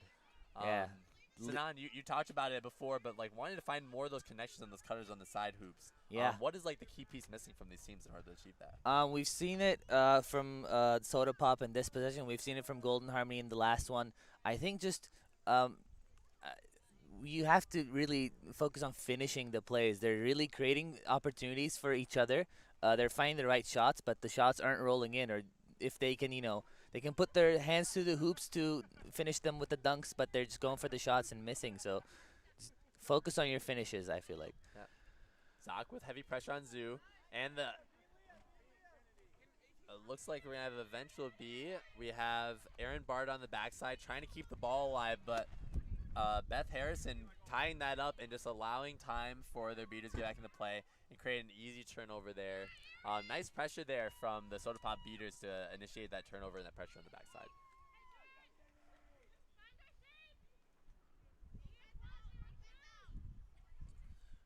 Janie Hillman and Liam Zock in the beating headbands, and unfortunately that pass is just wide.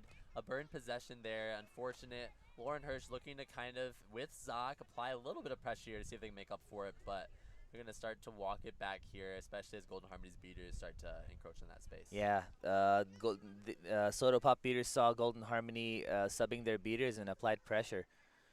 Rose tapped out of the top side, trying to apply pressure on Zoo. Beat just misses on Kennedy Murphy, who's now looking to figure out where should this ball go on this play. Luju setting a screen. Kenny Murphy, though, walking away from Hoffman. Hickmott jostling with Zoc for dodgeballs. Beat before the pass there. Exchange up top. Lulu Shu in the driver's seat with Hickmott looking to create a tap-out opportunity. Gets past Hoffman, but Hoffman gets a hand on that pass and knocks it down. And that is going to be a turnover. Ever since those couple shots at the start of the game went in, now it's been pretty stagnant. Yeah, I saw a great job from Candy Murphy, who's subbing right now, bringing that composure on offense, keeping the ball despite being under pressure, waiting for the rest of their team to tag in and get back into play. It was just an unfortunate they could not capitalize on it, but that's what I like to see more. Alyssa C looking to apply that pressure we saw in the first game from them up top, but Beaters there to ultimately push that pressure away. Rose up against Stone, passes away over to Hoffman with the ball. Back over to Mirnian. Miss beat there. Mirnian with a shot, and that is good. Nice work finding that shot, catching the middle hoop defender just off guard there and getting that shot in. Yeah, Mornian again making use of their height advantage, shooting over the defenders and on the top edge of the top hoop. That is the hardest place to block for the chasers. Absolutely. Liam Zoc getting 2 chases out of the play. Starts to introduce a beater pressure up top now. Now it's no dodgeballs. CC Voth trying to make a play happen against the entire Soda Pop defense. Eventually finds the cut there from Liz Stone. Nice work there, keeping the ball alive from Voth to find that in a no dodgeball situation. Any longer you spend on that and the Soda Pop beaters get back into play. But nice work to finish that on the front side by Stone. Yeah, like we were saying, Golden Harmony finally with a little more composure passes. Just make that one extra pass and make sure you finish correctly, and that's what they're doing right now. Good. Hoffman rotating the ball down past to Hirsch. Beater exchange doesn't result in much, but we will get a beat down Hirsch. But nice work.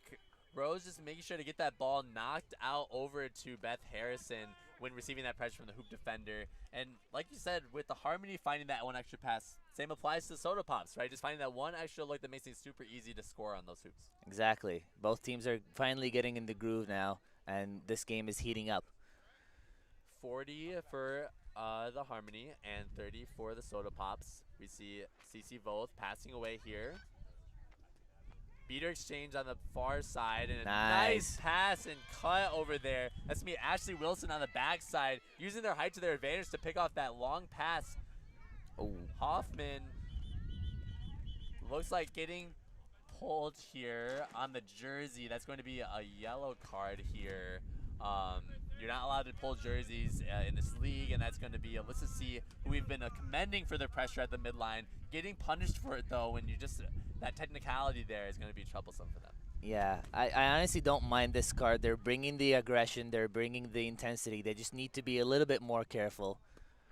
Absolutely. It's looking to be a window here for the Soda Pops. A lot of dodgeballs on the ground here. Harmony's going to figure out how they're going to try to get a dodgeball back into play.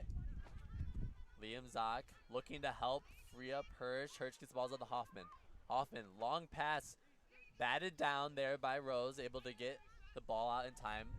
Leary now with no dodgeball situation, trying to work past Liz Stone. Pump fakes, pass is tipped, but now it's back over. Lauren Hirsch trying to keep the ball alive.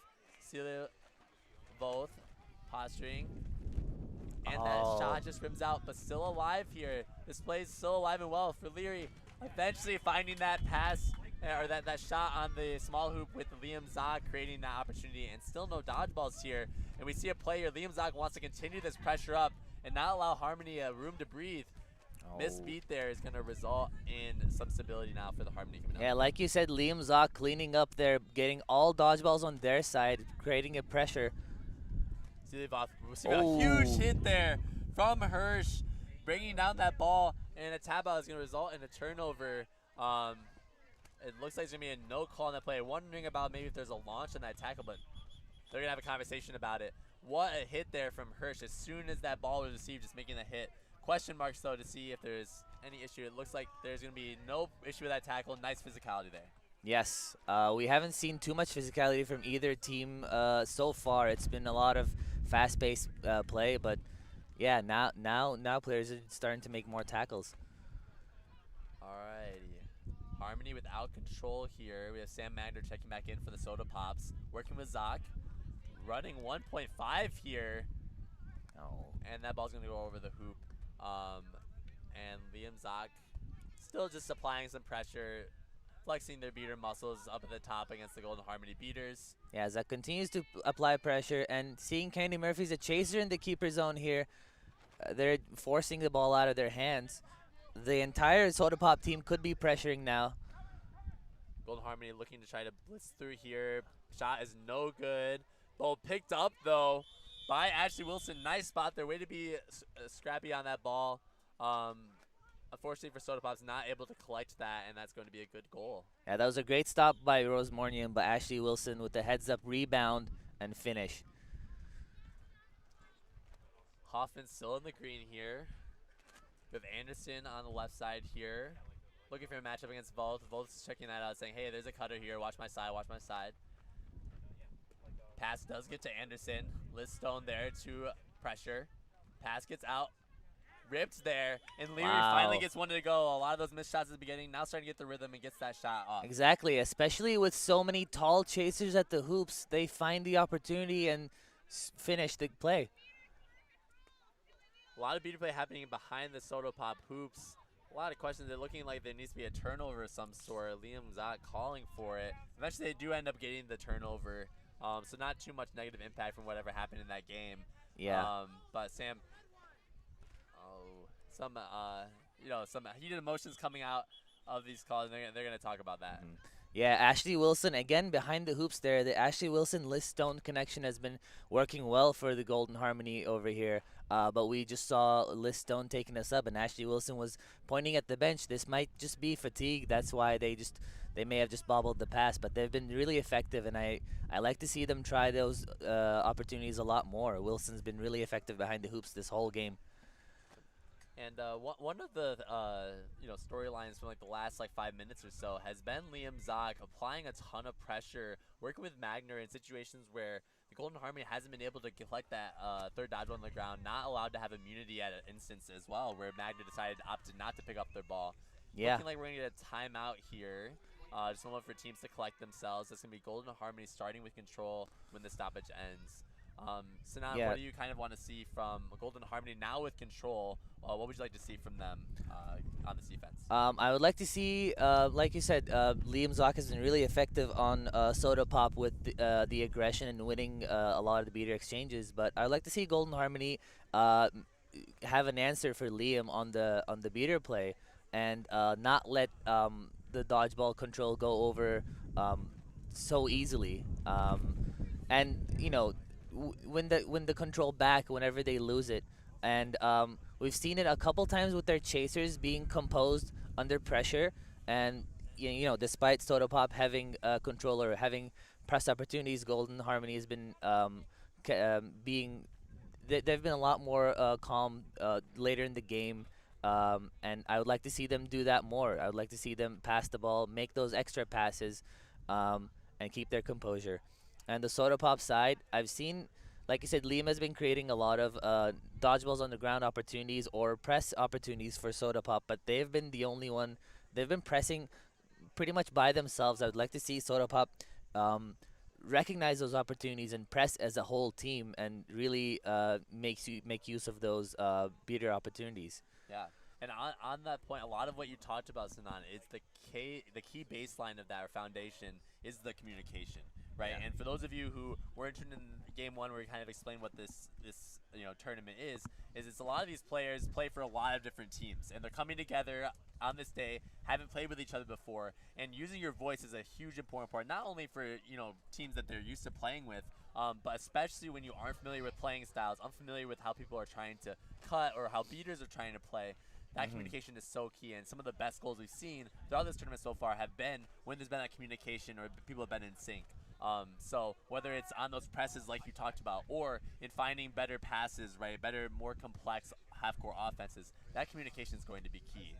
Yeah. As the teams look to adjust. So we'll see if they're talking about how we communicate. Huddles and timeouts are a great time to start getting those ideas cooking, but you have to implement that on the field. Otherwise, you're going to be doing the status quo of what you Definitely. Like you said, the players that have been the most effective on the pitch so far have been the ones that have been the loudest. There's a lot more communication going on that we're not hearing, but still we see some players pointing. We see some players, yelling at their teammates, and I would like to see everyone do that a lot more. Absolutely. We actually have our 20-minute period beginning now. Tom DeMuth at flag runner. We're going to see Seekers here. We have Sarah Multer for Soda Pop, and then it looks like Liz Stone over here for Golden Harmony. We're going to see how the Seeker play plays out. Once again, throughout this tournament, we've seen a lot of aggressive beater play. We'll see how these beaters look to approach this matchup, if they try to, stop the Seekers from getting involved here, or if they're going to be playing more of the quad ball game. Yeah, and the scores, again, 60-50 for Golden Harmony. Our set scores 120. Another close game, which means the flag catch is going to be crucial for either team. All right. Beth Harrison, pass out to Tilke, now on the white headband. Batted down by Zhu. Still picked up, though, on the backside there by Leary. Harrison, wrapped up by Kennedy Murphy.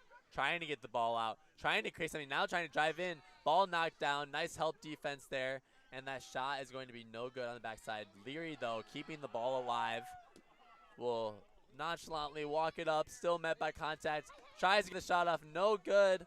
Lulu Zhu getting in front of the ball, and now it's going to be a turnover. Now we have a stoppage. Liz Stone with the catch already. I was going to say Golden Harmony beaters creating the bubble early on and giving their Seekers some opportunities.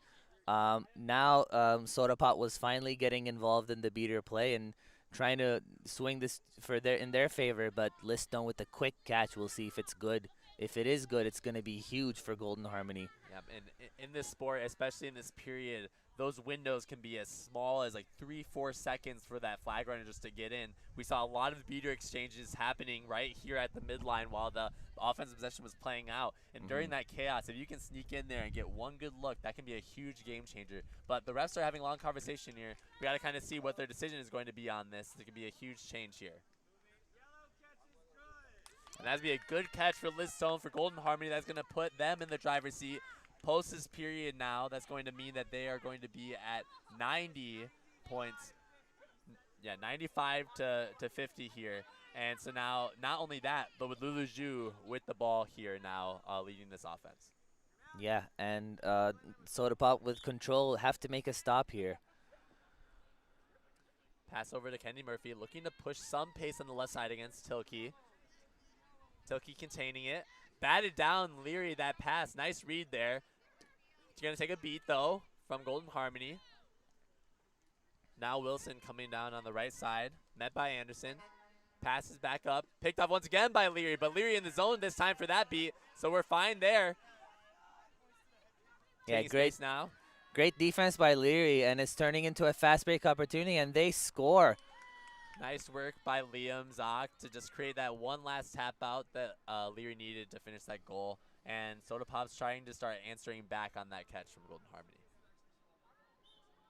Yeah, making great use of their dodgeball control here. Liam Zock again bringing the intensity, meeting the Golden Harmony beater right there at the midline here.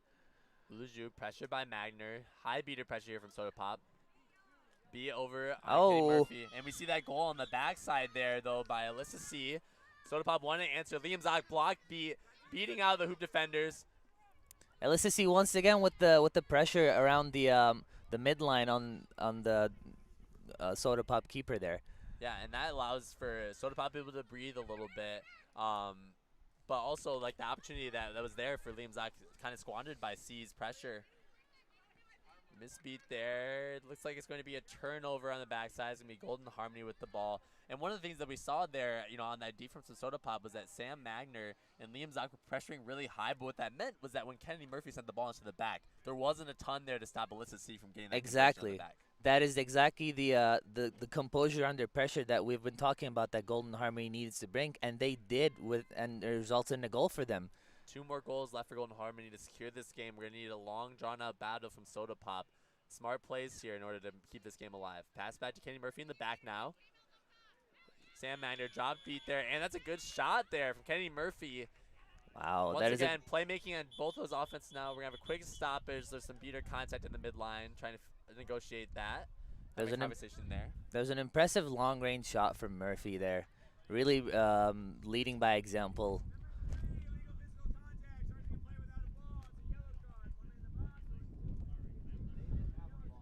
It looks like Liam Zock is going to be sent to the box now after that play, which is really, really tough for it to be in, as the Soda Pops being just scored on. You need to defend against one more goal, but now you have a beater in the box. It's going to be really tough. We're going to need Sam Magner to really step up here and find those reads, especially on their defense, and make sure that they're able to keep the ball alive on their offense and try to burn this card. Yeah, it's a quad ball and a dodgeball turnover, so Golden Harmony has a real chance to finish this game here in this possession.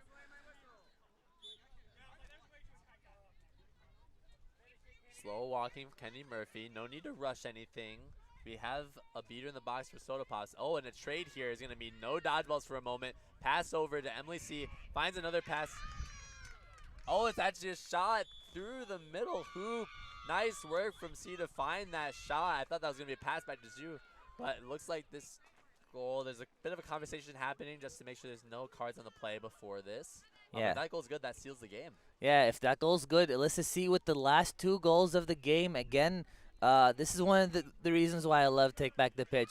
Alyssa C, a practice squad player from Boston Forge. This is a real opportunity for practice squad players to really show themselves in a high intensity environment, and the future looks bright in Boston.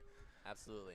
And we see there that, like, post the flag catch period, like, a lot of those looks that Golden Harmony was getting were very connected and communicated, right? Recognizing the beater pressure from Zock and Magner up at the top and dishing that ball into the back. That takes, like, understanding from both sides of the field on the top and the front to recognize, hey, we can pass away from the pressure here and create opportunity on the backside. So that's kind of what led Golden Harmony to establish some rhythm. Now with the second game, they're looking like they're the kind of team to beat now. As they're kind of establishing that chemistry across teams.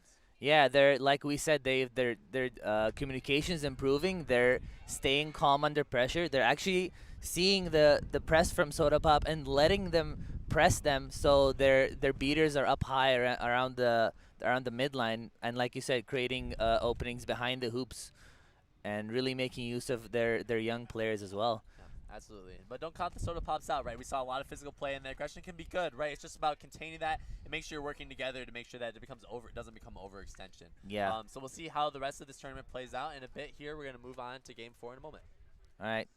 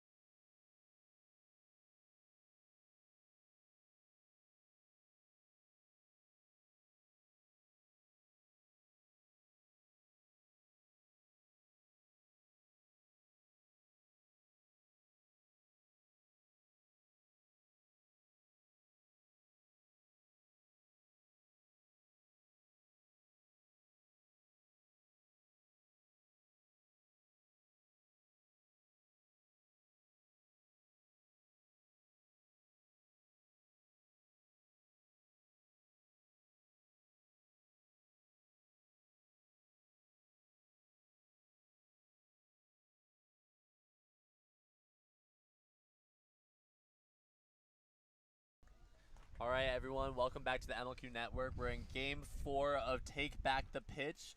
We have your Idols in blue versus the Hunters in purple. We've seen all throughout the day, as we keep saying, high-paced gameplay. Excited to see, with some new starting lines, how they try to establish some new pace of play here. Yeah, the Idols have Molly Potter back after they missed the first game, and they're running for the ball here as well. Ooh, it looks like Molly Potter's going to come on top of that. No dodgeballs in the way. Big pass over here to Becca Indy, and that, what a statement. First play over here by the Idols, not only securing a quick goal, but control as well off of that. What a run up there from the Idols. Immediate impact by Potter, and they're also on point defense here, and Idols come out with dodgeball control as well.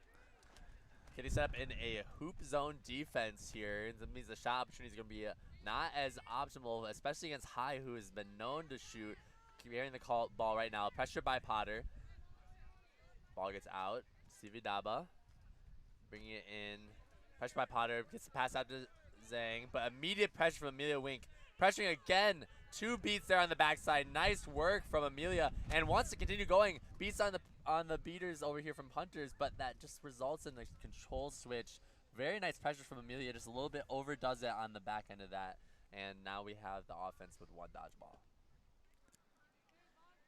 We have Hannah Wishnu bringing down the ball, beater exchange, pass over the right side, pressure by High, dodging around that, taking the lane in the middle.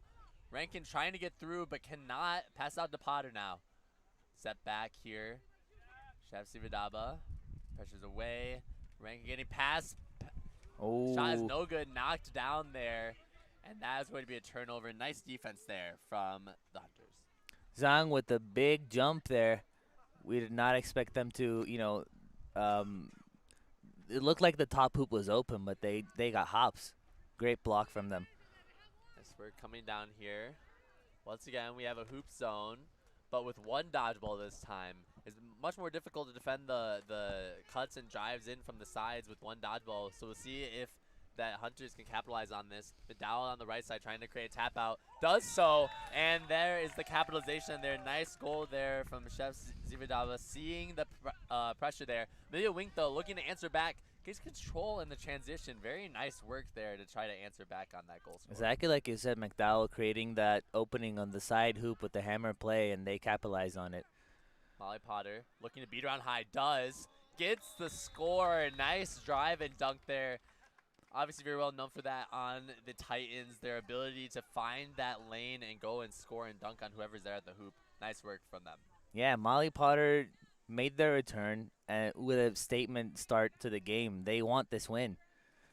We see here it's a 20 over on the Idols versus 10 for the Hunters. High over to Velik on the left side here. Beater exchange. Fiona punishes Luce Marklin's overextension here. A push on the right side, but knocked down by Potter. High looking for that look. Potter pressuring out. Sividaba bringing the ball on the right side. Fiona Flynn stepping out to make sure there's no drive there. High back up top.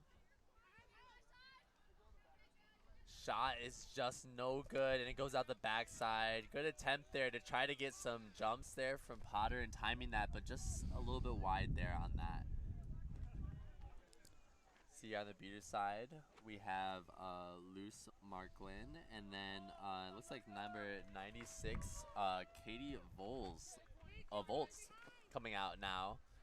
So we're gonna see how these pair can operate here up against dodgeball control. Now with Amanda Margolis switching over from the keeper and chasing position into the beater play. Hannah Wishnu, wow, seeing that shot in the middle hoop. What a nice find there. Yes, exactly. Like we talked about all day. If that middle hoop shot is there, you gotta take it. And Zhang with the block last possession, but they could not stop it this time. Yeah, and sometimes too, some of those like shots when you're driving in are a little bit easier to predict, and you can jump out of that. But standing from pretty far outside the keeper zone, Hannah just says heat check and then takes that. Right side, Jordan Smiley met by Potter. Back up to High. Potter looking to just knock down those passes that come out. Pressuring now. Ball out to Velik. Potter off broom. Velik's going to take that lane. Ops not 2 against Wishnu's pressure. High stepping up now. Pump fake. Gets the beat around.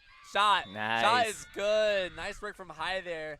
Punishing the fact that Potter's looking to knock down that shot and looks to step around that. When you can pump fake on those shots, you're going to get players to bite, and that's when you take a lane on them. Yeah, High pump fakes once and sees everyone jumping, so they go for it once again, and they take the shot when they know they can make it. That was great composure from High.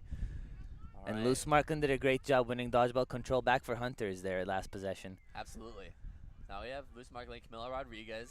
Check back in that beater. Camilo was having a lot of pressure, but not enough pressure. It seems like Potter is taking advantage of beaters when they're kind of sitting further back in the zone. Those shots on those hoops are going to be wider open. So I'm curious to see if Camilo Rodriguez is going to take back some of like what they were doing in some of those earlier games with more pressure to try to stop those shots from coming in from the top. Yeah, Idols with another shot to the middle hoop.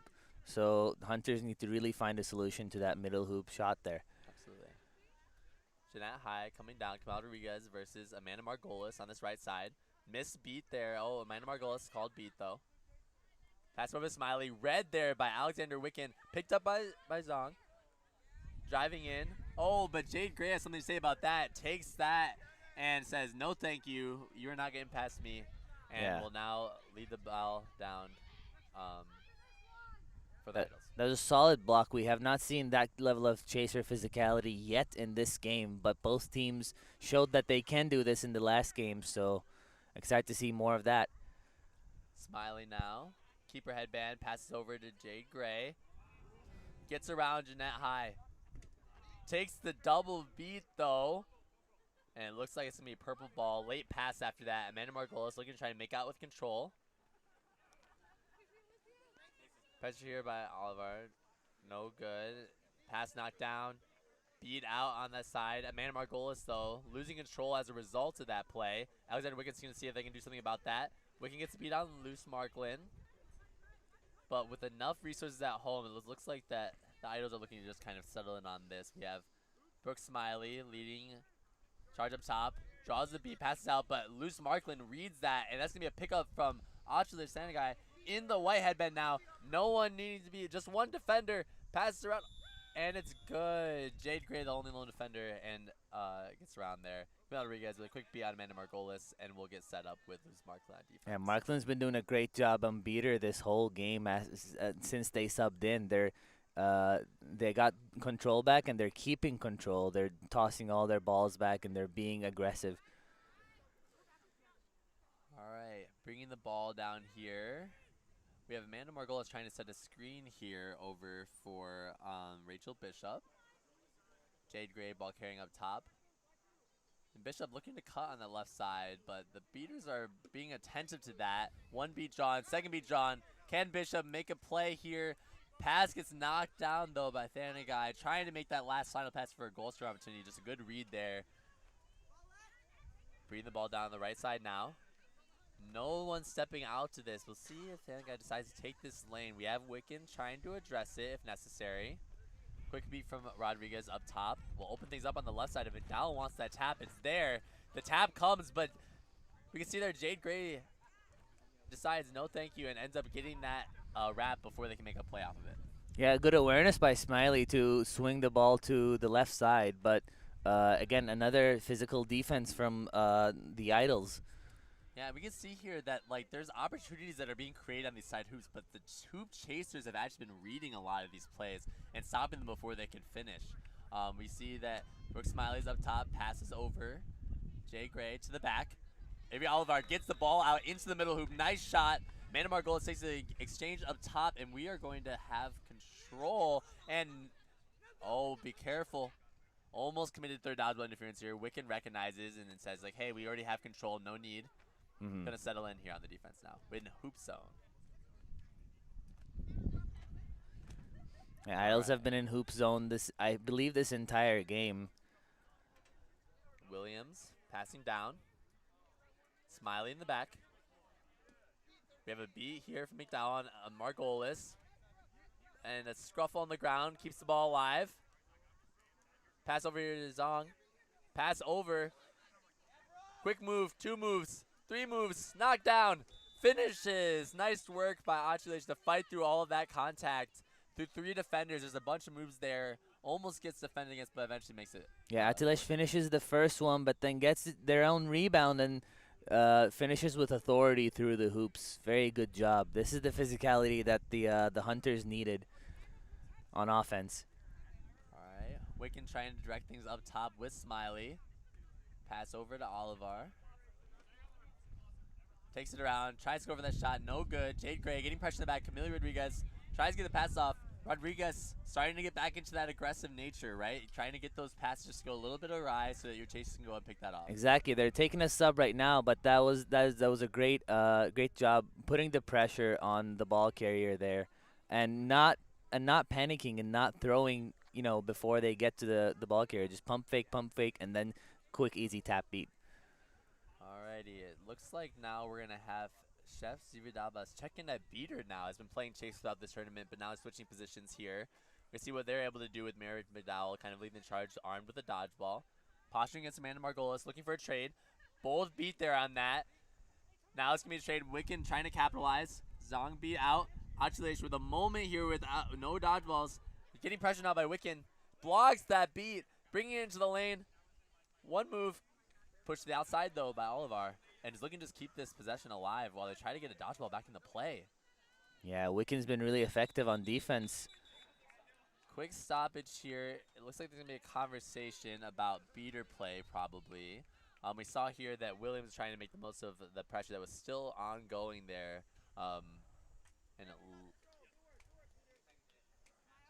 Okay, it looks like there was a card in the beater game. Turnover now.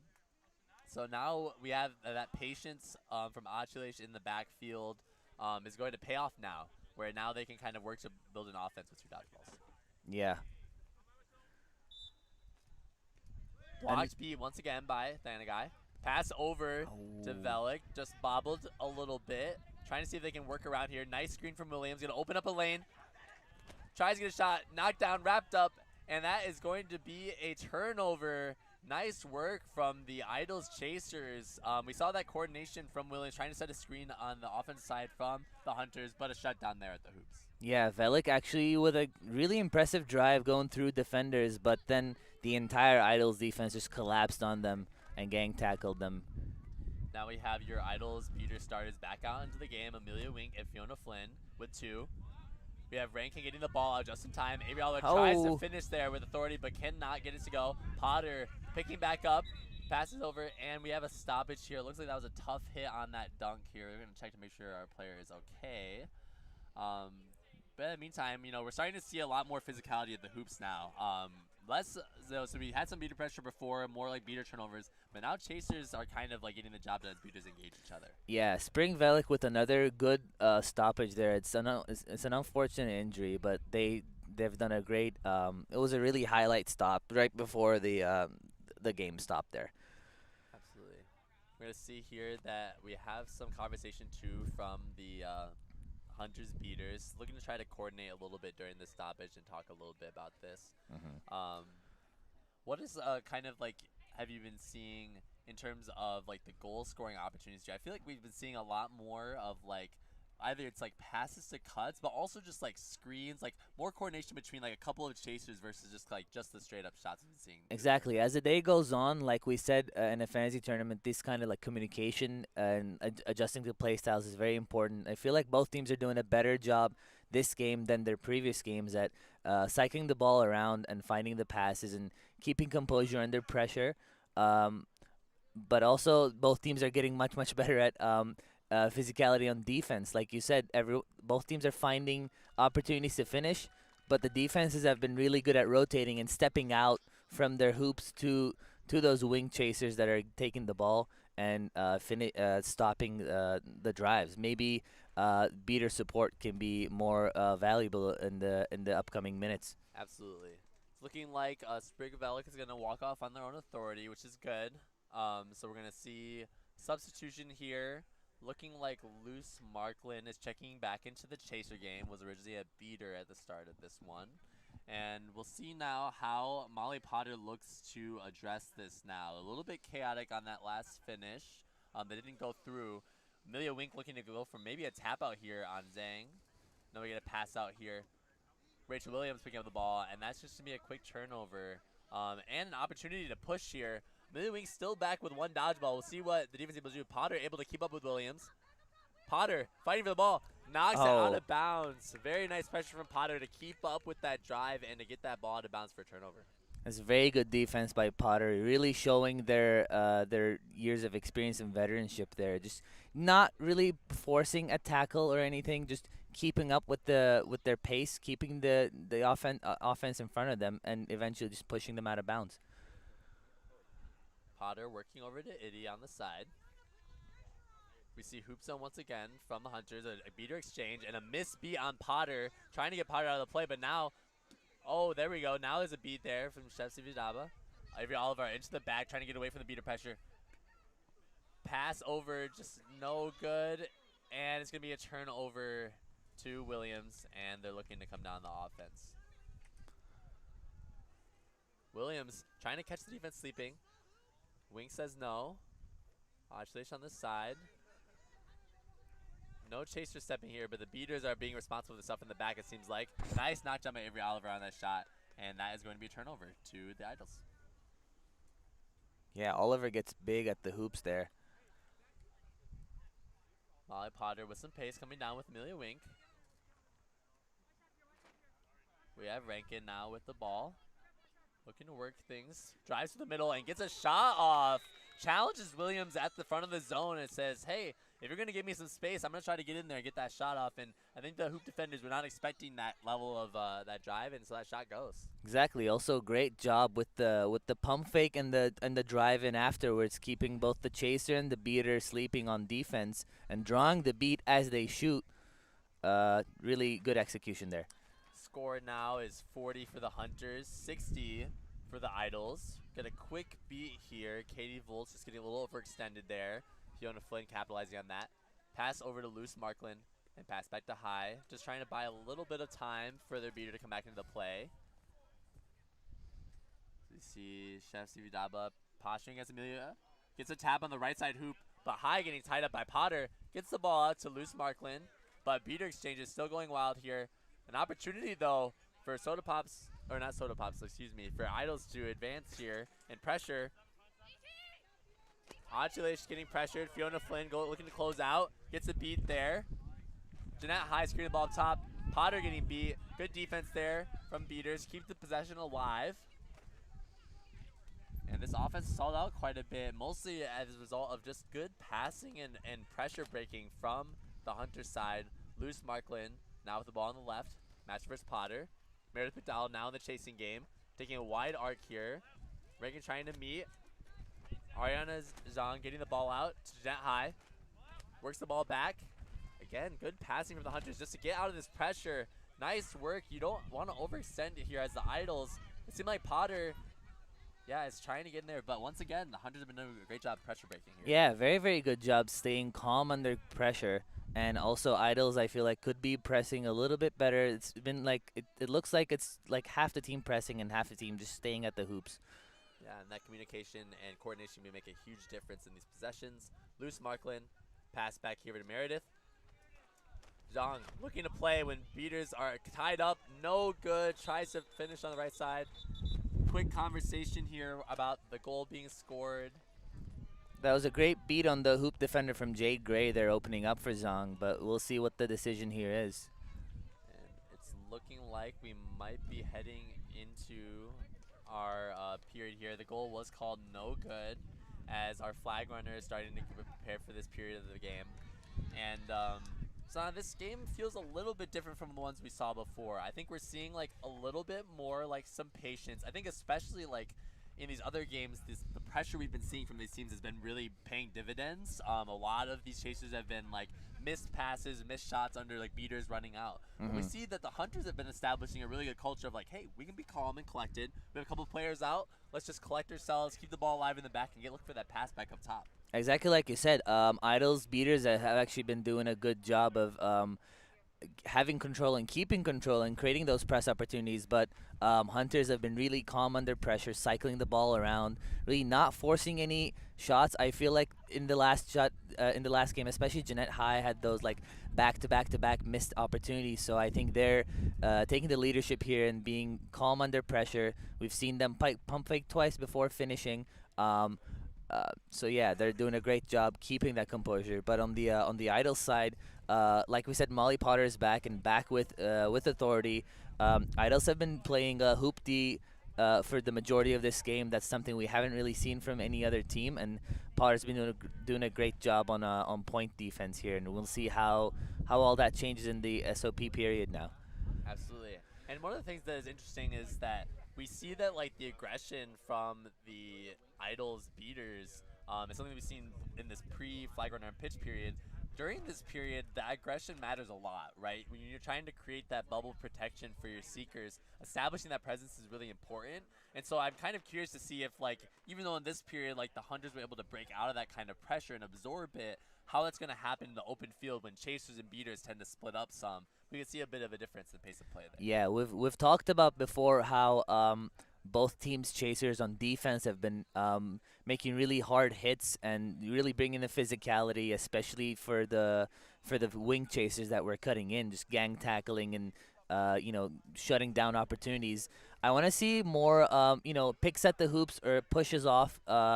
And a little bit more like physicality on the offensive side of the field for both of these teams, because that's gonna be the difference maker, creating opportunities on offense. I feel like both teams are gonna try to finish hard on the quaffle play, but we'll see how the defenses react to it. Yeah, I couldn't agree with you more. We saw earlier in the game Rachel Williams setting screens for drives. We now see Amanda Margolis back in the chasing game, recognizing, hey, we need some physicality here. We saw in kind of their games one, they were really, really dominant in that keeper position, holding down the zone, being really effective in that contact position.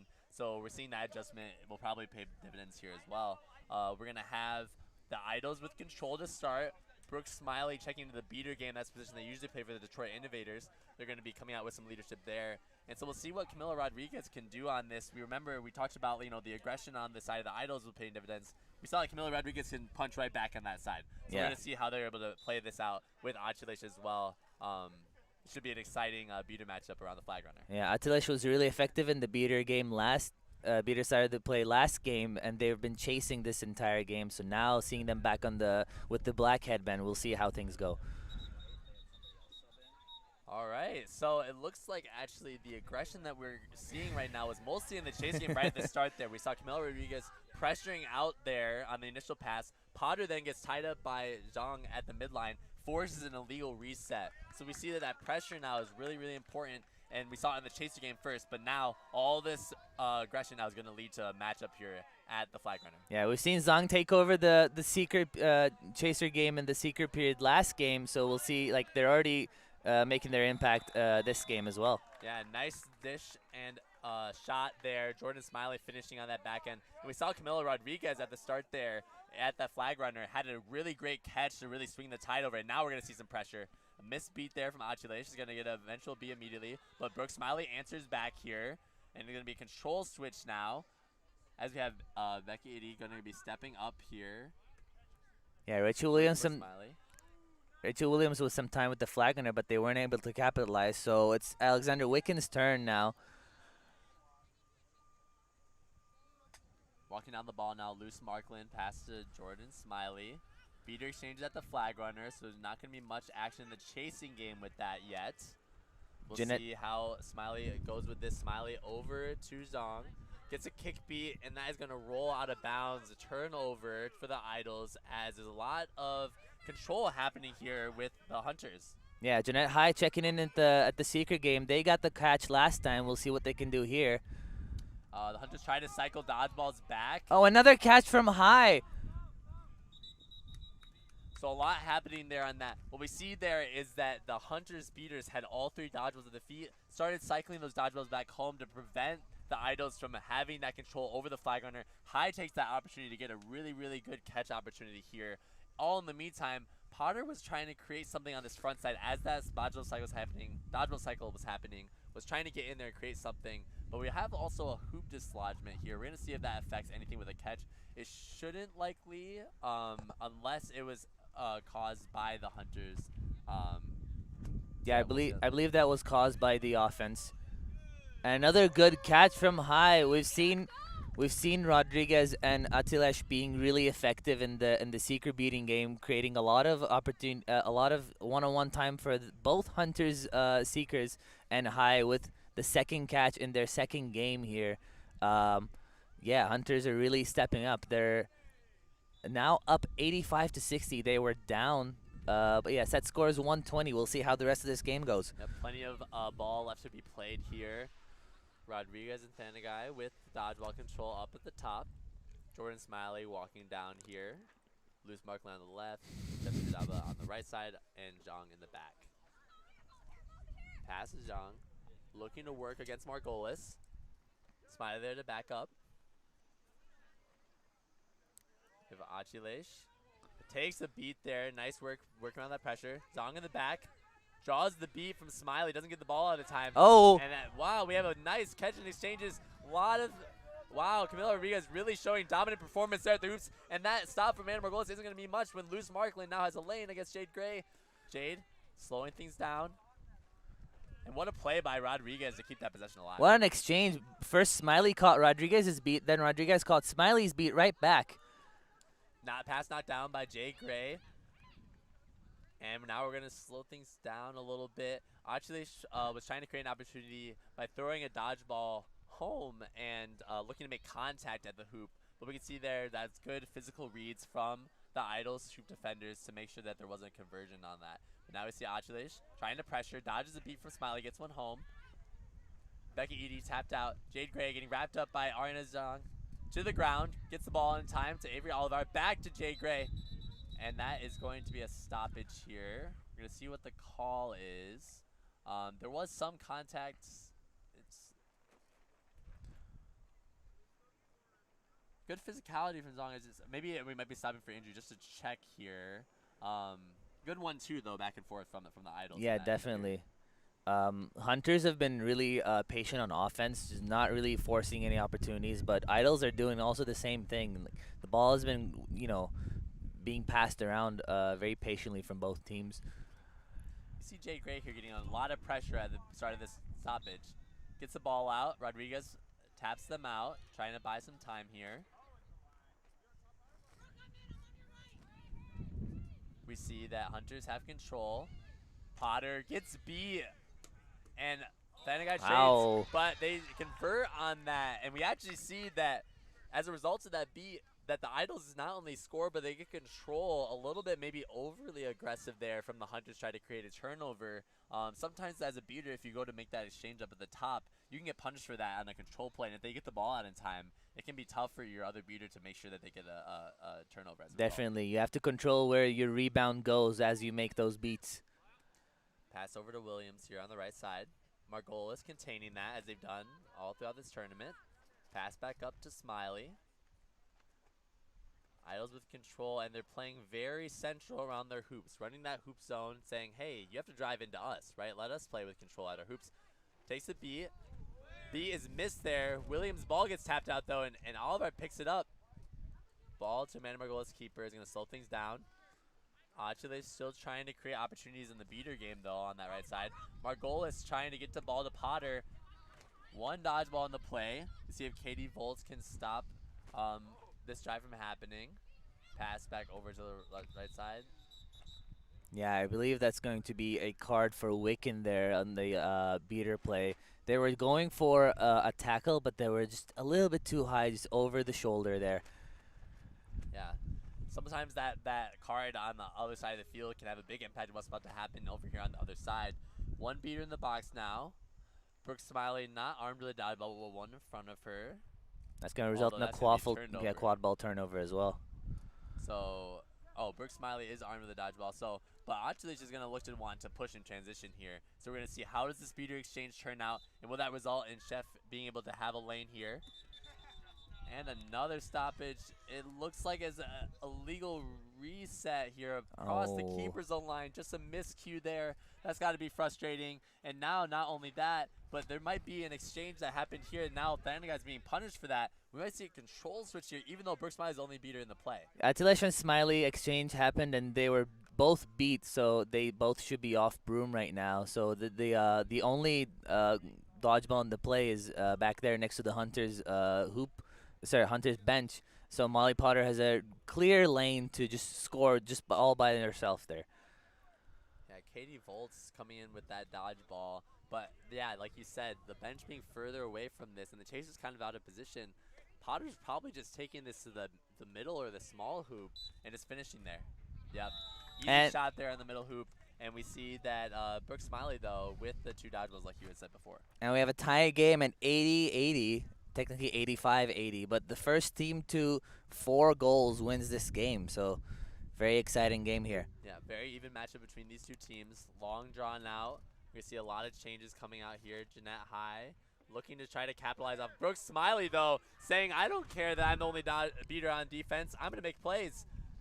That shot is no good. Forces a turnover. What a play there by Smiley. Their beater partner in the box.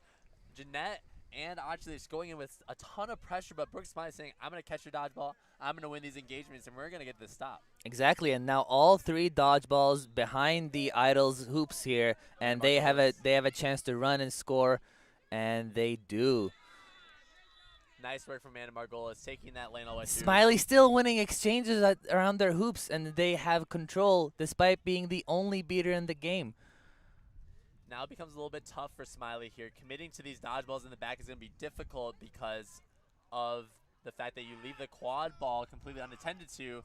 Now punished for that overextension. Pass over to Zong.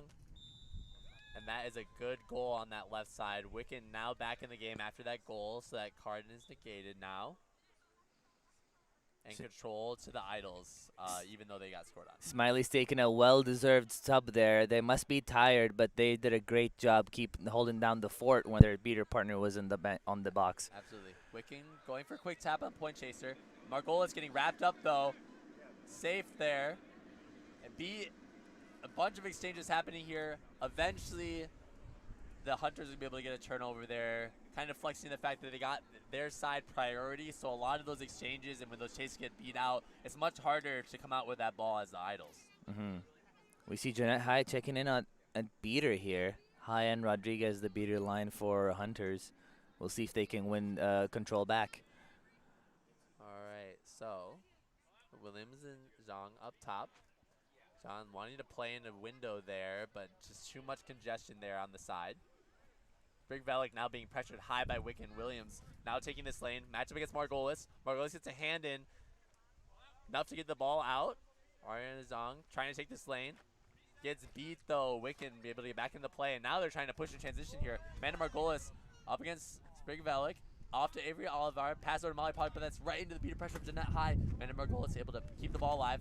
Back over to Veronica Hoffman, but that shot is knocked down by Luce Markland. Yeah. A lot of fast play there. I think they just did not see High with the dodgeball on defense there, and just an errant pass. And we see a timeout taken by Hunters here. Yeah, good. Just kind of like sometimes it's good to stabilize a little bit. A lot of chaotic stuff happening on both sides of the ball. Some amount of like what we saw there is like on that fast break, you have a great opportunity there. It's really important to identify how many dodgeballs does that defense have and where are they positioned.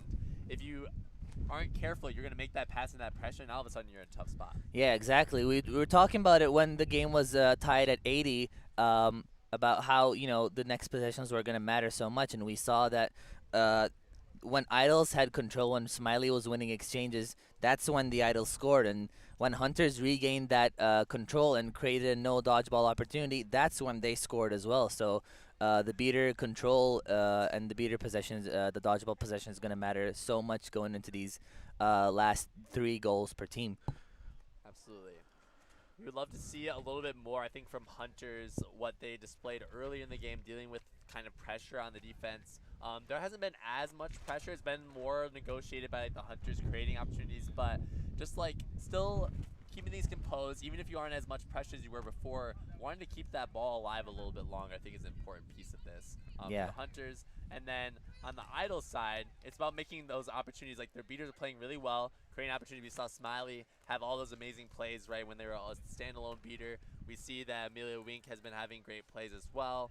We want them to be able to capitalize on those transitions that they're able to get because of their beaters, especially when you have players like Molly Potter, Avery Oliver kind of leading that offense as well, and with the height of Jade Gray. Yeah, exactly. Achilles bring the ball down, dish it off, and take down the lower position on this side.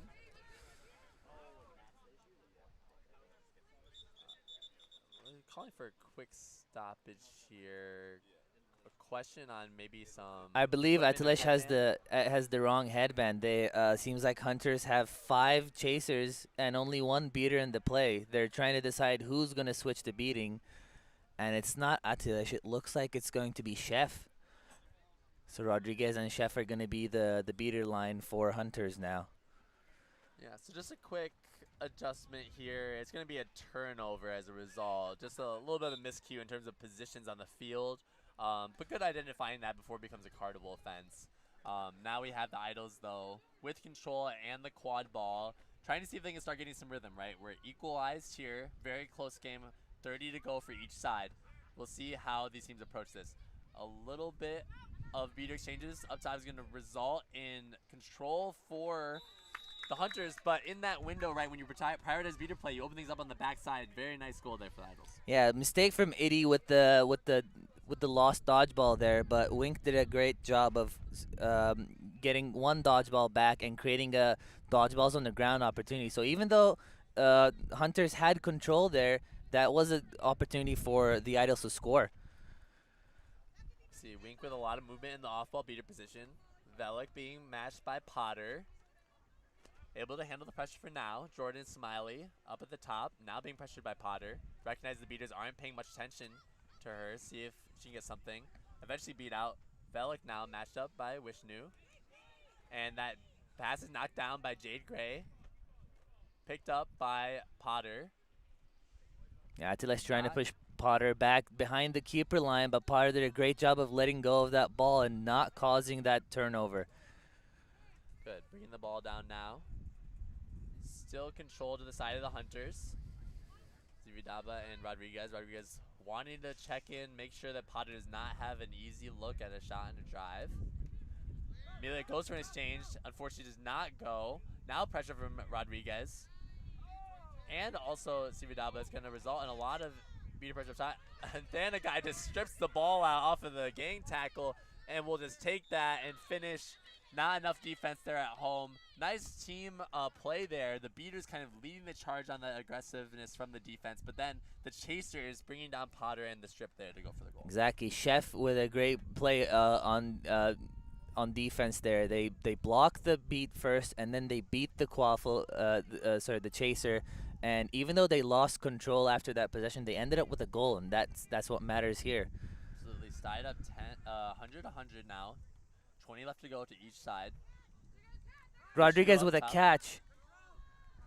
We have Potter driving the lane, takes the beat, but Luce Markland able to read that. Nice work from Luce to stop that from happening. And now we're just waiting for this tie-up to be negotiated. Control with the Hunters now.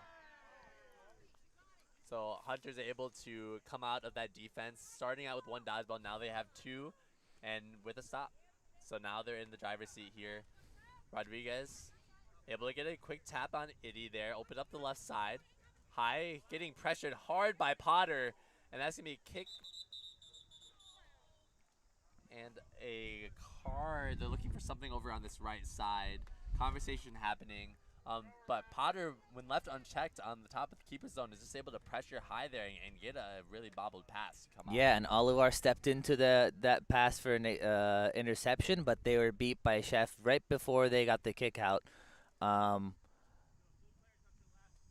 Yeah, I don't believe there is a card on the play. Olivar is just gonna be beat, and the dodgeball is gonna be with Chef, and yeah, the Hunters are back with the ball.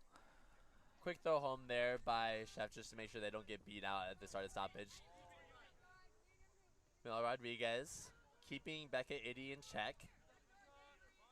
Pass out to Ajlish, not down by Potter, but still secured. Back to high. A lot of chaos happening down in the beater game. Pass over, the shot is no good. The hoop comes out. And that is going to be a stoppage. Checking in on Jeanette just to make sure that she's doing okay. Maybe some questions as if there was some hoop dislodgement there that's cardable, though unlikely. It seemed like there was a lot of contact there, so it looks like that'll just be an injury sub here as we look to try to get a turnover. Yeah, Potter's been really disruptive on this point defense that's allowing the Idols to play hoop this entire game, and Potter's been causing a lot of putting a lot of pressure on the top two Hunters ball carriers who are currently Atilesh and Jeanette High, and they've been causing a lot of turnovers, and another case over here. And they're and Potter with another swat to keep dodgeball control with the Idols. However, Hunter's beaters are able to slip out of there with enough engagements there. Nice work of Sibidaba. And we see back there enough physicality is able to just get a turnover on that backside. Bellick trying to keep the ball alive, but the Idols defense comes away with it. Coming down the field now, looking to try to secure control here. The Hunters want to keep that alive for the offensive possession. They're in a hoop zone defense now. We have a trade here, both B, as the ball gets over to Oliver on the right side. Matchup with Smiley, looking to get around, gets wrapped up, ball arm down, gets the ball out to Jay Gray, but that is read over there by Sivadaba. Nice beat there by Chef. Ball out back to Smiley. Nice work there. Coordination by Smiley to get the ball arm down, and then Beater recognizing, hey, I can pick off this pass if it goes there. Yeah, great defense by the Hunters, but Idols come out with control after that possession. Yeah, this control keeps swinging back and forth, but both teams playing very, very good defense on the chaser side. Smiley over to Velik on the left. Potter still established presence here. Looking to pressure when unanswered. Pass over to Markland. Tries to get the shot to go, but knocked down by Jade Gray. Picked up by Potter. Big catch by Amelia Wink, keeps control alive, and now we have it once again. Idols have control now, and now they're on their offensive control. Like you kind of mentioned, the control's been going back and forth all game long. And it largely been in part to Beater just making these kind of like extracurricular plays, doing what more than they need to, and catching things, blocking different beats. Molly Potter taking this lane. Shot no good, was open for a moment. Jay Gray trying to capitalize now. Pump fakes and shot. Nice work by Becca Eady to get that tap on that left side hoop to open that up. Yeah, definitely great help from the Beaters, but Molly Potter with the middle hoop shot, which we've seen Idols use very successfully early on in the game, but we haven't seen it for a long time. But yeah, Potter found another opportunity, but it was just short, but a great job by Oliver with the rebound and a putback. So it's looking like now we're set up for Hunters on offense. They need to be very careful about overcommitting their dodgeball here because it's one goal to go for the Idols. They do take a tap on Amelia Wink. They're going to get control out successfully here. Trying to score now on this. Loose Markling called B before on the shot, but they do get control out of this as long as nothing else engages up here. But Ajay says, hey, we're going to be aggressive on this. Misses a beat on Potter. Eventually gets a beat, and it's a lot of action happening and just not enough for the Idols to be able to make a play unless there's a dodge beat there. Oh. And that's going to be a dangerous slide there on Loose Markland. I believe it is going to be a dangerous slide on Markland, but Atilesh switched to beating and made an immediate impact once again. Got control back, created a no dodgeball opportunity, a press opportunity on defense, and with the aggressive beats, causing chaos on defense once again. Yeah. And what we saw, too, in some of the earlier games as well is that aggression is, very effective. We saw the beat on Wink opened a lot of things up, but also can be very punishing when you miss those beats, right? 3 missed beats in a row. Now we have a whole title switch in a situation where Hunters should have had this advantage. Now they have a player. Oh, it looks like we're actually not going to have a call in the play here. That's very fortunate for the Hunters. They're going to keep their chaser in the play, and they still have dodgeball control. Potter going to try to slow things down now, recognizing that, hey, we can try to create something. We need 1 goal to go. Let's try to create something that looks really good. Pass over to the right side here. Rankin looking, pressured by Zong. Back to Potter. Beater exchange up top. Potter takes the lane. Gets beat. Pass. Knocked down by Loose. Nice work to pick that off. Make up for that questionable whether or not it was a dangerous slide or not. Making up for that immediately at the hoop. Yeah, big block by Markland, apologizing to their bench in a way. And, yeah, let's see if the Hunters can capitalize on this offense with the Idols having control here. Idols in their hoop zone defense, allowing Potter to work the front. Enough height on the hoops. That middle hoop is not open currently with Jade Gray watching that. Beat there on Wink. Nice control play. Really well executed there by Camilo Rodriguez and Ajay Sanagai. It's very difficult to get that timing down. Nice work by Rodriguez. Oh, and Wink exchange on the back. No dodgeballs at the hoops for a moment, but that ball's on the ground. Ooh, that slide is going to be tough. Unfortunate. That one might be called here. We're going to see, regardless whether or not there's a card here, Idols are going to be able to get the ball off of this. And unfortunately, that control play now, it seems like after they got control off of that, needing to commit just a little bit into the back, and without the Chasers capitalizing on a goal there, now we're in a tough spot where Idols had the ball with control, can look to push here against Achilles Sanagai, and now Achilles is going to be running on the back foot here on this possession. Yeah, Achilles did a great job. This is their second time in the game that they've, despite having the ball, faked a throw and caught the, got the dodgeball. Sanagai beat out, Rankin with the ball, takes the matchup on Williams, gets the ball out. Beat there, though, on Jade Gray, and picked up by Luce Marklin. Just an opportunity there to fast break, and just like not enough coordination, not seeing the beater there, I think especially. We've seen on this before. It's difficult when you're on that fast break and you have all the energy to be able to see that beater on that defense and account for it. Especially this late in the game with one goal to go to win, you really have to make sure you put your hand through that hoop and you go for the guaranteed shots here. Pass over to Luce Marklin. Back to Williams, a little bit on the outside, but Velik there to secure that. Man Margolis now at the keeper's position. Applying the similar sort of pressure we saw from Potter before. Miguel Rodriguez trying to monitor it. Ooh, Chef's taking out that dodgeball, catching Amelia Wink just unawares. Able to get that control. Wink tries to answer back, but denied. Be over the left side, coordinated, and that's a goal on the left side. Hunters, now this is a golden goal situation. Very, very intense game now where we have control over the Hunters. What a play there by Chef to Sividaba to get that control play pretty much unanswered. And then from there, Camilo Rodriguez was able to coordinate a tap on the left side hoop for that. But now we see Amanda Margolis trying to direct something, trying to provide stability. This is a shot right here. If they can score here, that's it. Amelia Wink trying to pressure Camilo Rodriguez away. B eventually, though, that's going to create an opportunity for Hunters to pressure now. Camilo Rodriguez, B out on the side. Nice work by Rodriguez to create that. Now looking to push in transition. Williams with some speed here. Rips something just way over wide. Should not be on the back. And unfortunately, that is going to be a wasted possession there. Camilo Rodriguez now subbing out here. That was good awareness. High was wide open at the side hoop there, but the pass just goes a little high. And, Hunters still maintain control here. This is going to be crucial in this next goal win situation. But we'll see what the Idols can do here. Olivar stepping across midline with one dodgeball. Wicken now in the game. We see here a hoop zone, not wanting to give up too many shots here on the Hunter side. Pressure from Williams, keeping Olivar in check. Passes out. Amanda with the ball. Oh, but passes into the pressure there. Amanda Margolis trying to, and that's going to be purple ball. Trying to stall that out. Amanda Margolis making contact. High there now with the ball. Pressured by Jade Gray. Eventually beat out by Chef. Oh, Gray almost with the steal there. Walking it down here. We have Achilles Sanagai in aggressive back positioning as the beater. Tap there on the right side. Middle wings trying to keep Achilles in check. Shot no good. Denied there by Jade Gray. Tie up, but nice work by Jade Gray to make that stop there. Yeah, Velik was trying to go for the side push on the hoop defender, and Hunters recognized that opportunity and got the ball to that side, but Idols beaters doing a great job cleaning up after their chasers. Yep, we still see control on the side of the Hunters. So still difficult position for the Idols to be in to try to make this happen. Brooke Smiley trying to make some contact over here on the left side. Amanda Margolis figuring out where to send the ball. A lot of beater pressure on those pass options.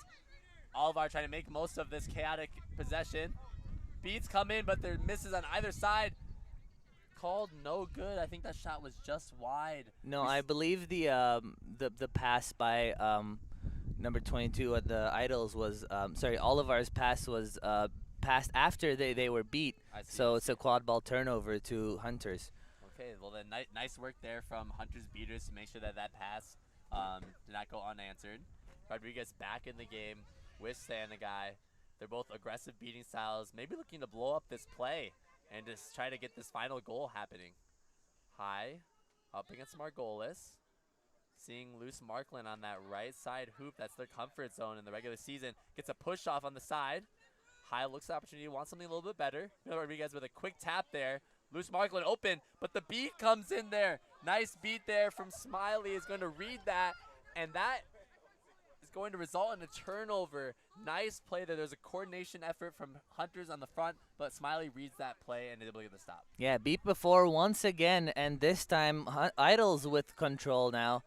Hunters have had control this entire next goal wins period, but Idols with control for the first time in a long time. So let's see if they can make something happen on offense.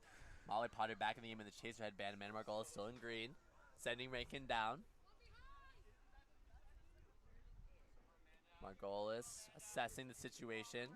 The beater exchange happens. Takes the matchup. Gets grabbed, but breaks out. Tries to get the shot up, but loose Markland at the hoops once again. And now we're trying to push the transition. Beaters being very aggressive. Loose with the head of steam. Coming out field. Gets the pass out over the right side. High. Gets the kick out just in time. No card on the play there. Missed beat on Brooke Smiley. Oh. But the open hoop. Jordan Smiley. Heat check. Sends that. And that is going to be a nice golden goal victory for Hunters. Taking advantage of that fast break chaos. And there you have it. Yeah, just as we thought Hunters blew up that opportunity for a fast break, just as the Idols defense was settling in, Smiley sees the open hoop and just takes the shot. Great awareness and great performance for both teams coming down to the golden goal. This game was electric. Yeah, very close game across the board. We saw a lot of beaters, a lot of parity there. Going back and forth, control switching hands a ton throughout this game. Very impressed by different pairings, finding ways to get control off of those settings. And that meant a lot towards the very end. Just the transitions, finally cleaning up a good transition like mentioned last. Now, moving on to game 5 here in a moment, and we'll see you soon.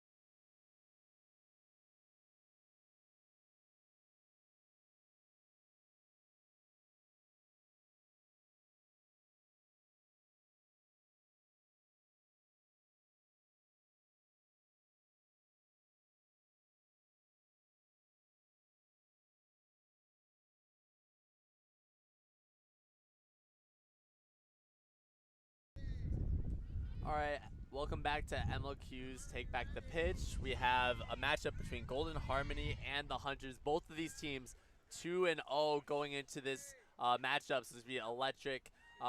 Sinan, do you want to talk a little bit about some of these players that you're looking out for? Yeah, on the Hunter side, Jeanette High with 2 catches right away, and Ariana Zhang has been bringing a lot of and a missed shot there from Chef there. But I was talking about Ariana Zhang being very effective on both ends of the pitch with their physicality, and Hunter's beaters have been really effective here, led by Camila Rodriguez and Atilesh mostly. But Chef also had some great plays there. On the Golden side, it's been the chasers mostly. The Candy Murphy and Lulu Shu, who's been playing keeper today, have been really effective. We've seen Alyssa C with a lot of high presses. And the person who scored here, Liz Stone, has been really effective, especially in the second game for them. So yeah, it's mostly been a beater dominance versus chaser dominance. So this is an exciting matchup to see here. Yeah. On that last goal there by Liz Stone, we noticed that Fia Bafi there getting a tap out there on that hoop. Seeing coordination immediately from the Harmony is going to result in them starting out with the lead here at 10-0. We see Jeanette High here coming down the field there with Katie at the top, just keeping things contained up there. Chef passing right into the hands of Liz Stone, unfortunately. Going to take that lane now. Pass forward over there to Ashley Wilson, who will take it all the way. Nice recognition there on the fast break opportunity. Nice work there from Liz Stone to pick that pass off. Yeah, defense turns into offense. That was very textbook stuff from Golden. And they have an early lead, 2-0. Not only that, now have control here. We have Hikmat over here with the red dodgeball. They're taking a little bit further up positioning alongside with Liz Stone and CC both in a 2-2 setup here, where we have 2 defenders up at the top of the keeper zone and 2 at the hoop zone at the hoops, which can apply more pressure up at the front. Hikmat trying to apply that pressure, running up, takes a trade with Rodriguez. Ariana Zhang keeping the ball alive, but they trade out. Velik and Chef here on the other side. Pass goes over, and that is no good. Shot is just wide over the top. Yeah, I've talked about the Golden Chasers, but their beaters have been doing a great job here. Emily Hickmott putting the pressure up there, and Fia Buffy just behind the hoops cleaning up the Hunter Chasers, trying to apply pressure on the side hoops. All right, we see now it's going to be Vivian Rosnasan checking in here, subbing out Hickmott in the backfield here. Pass out to this left side. Liz Stone once again. Working the ball over, long pass. Nice. Recognizing the height there, and an advantage on that. Nice work from Wilson cutting that hoop, and great find and pass there. Liz Stone right across the hoops in the defense. This is the second Stone assist to Wilson goal we've seen this game, and it's 2 of the 3 goals have been that way, and that connection seems to be working very well. Yeah, Hunters are going to need to figure out a solution to that connection there on that backside. Checking in Otulation to the beating game to find some pressure there. Rachel Williams now in a beater headband instead of the keeper side. High with the ball up top.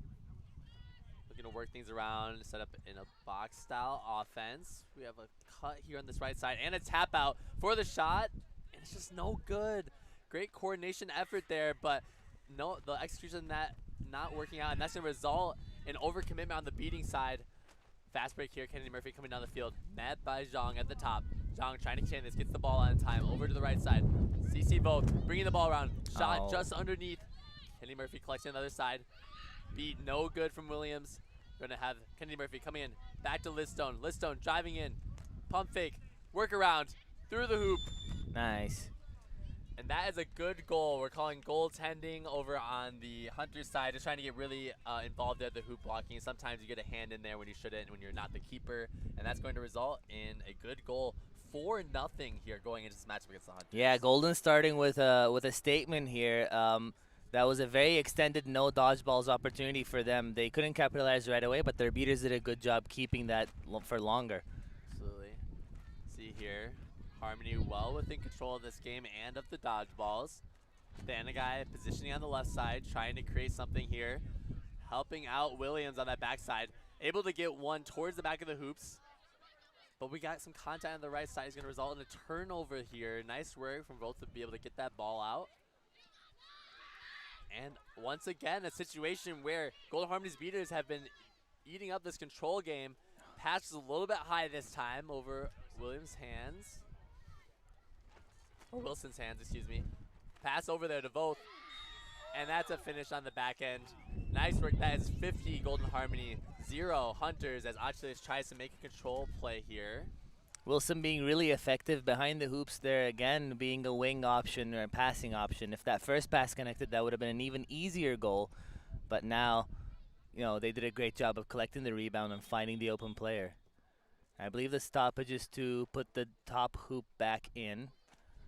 But yeah, Golden starting with a, like we said, statement 5-0 lead to this matchup of the two winners so far.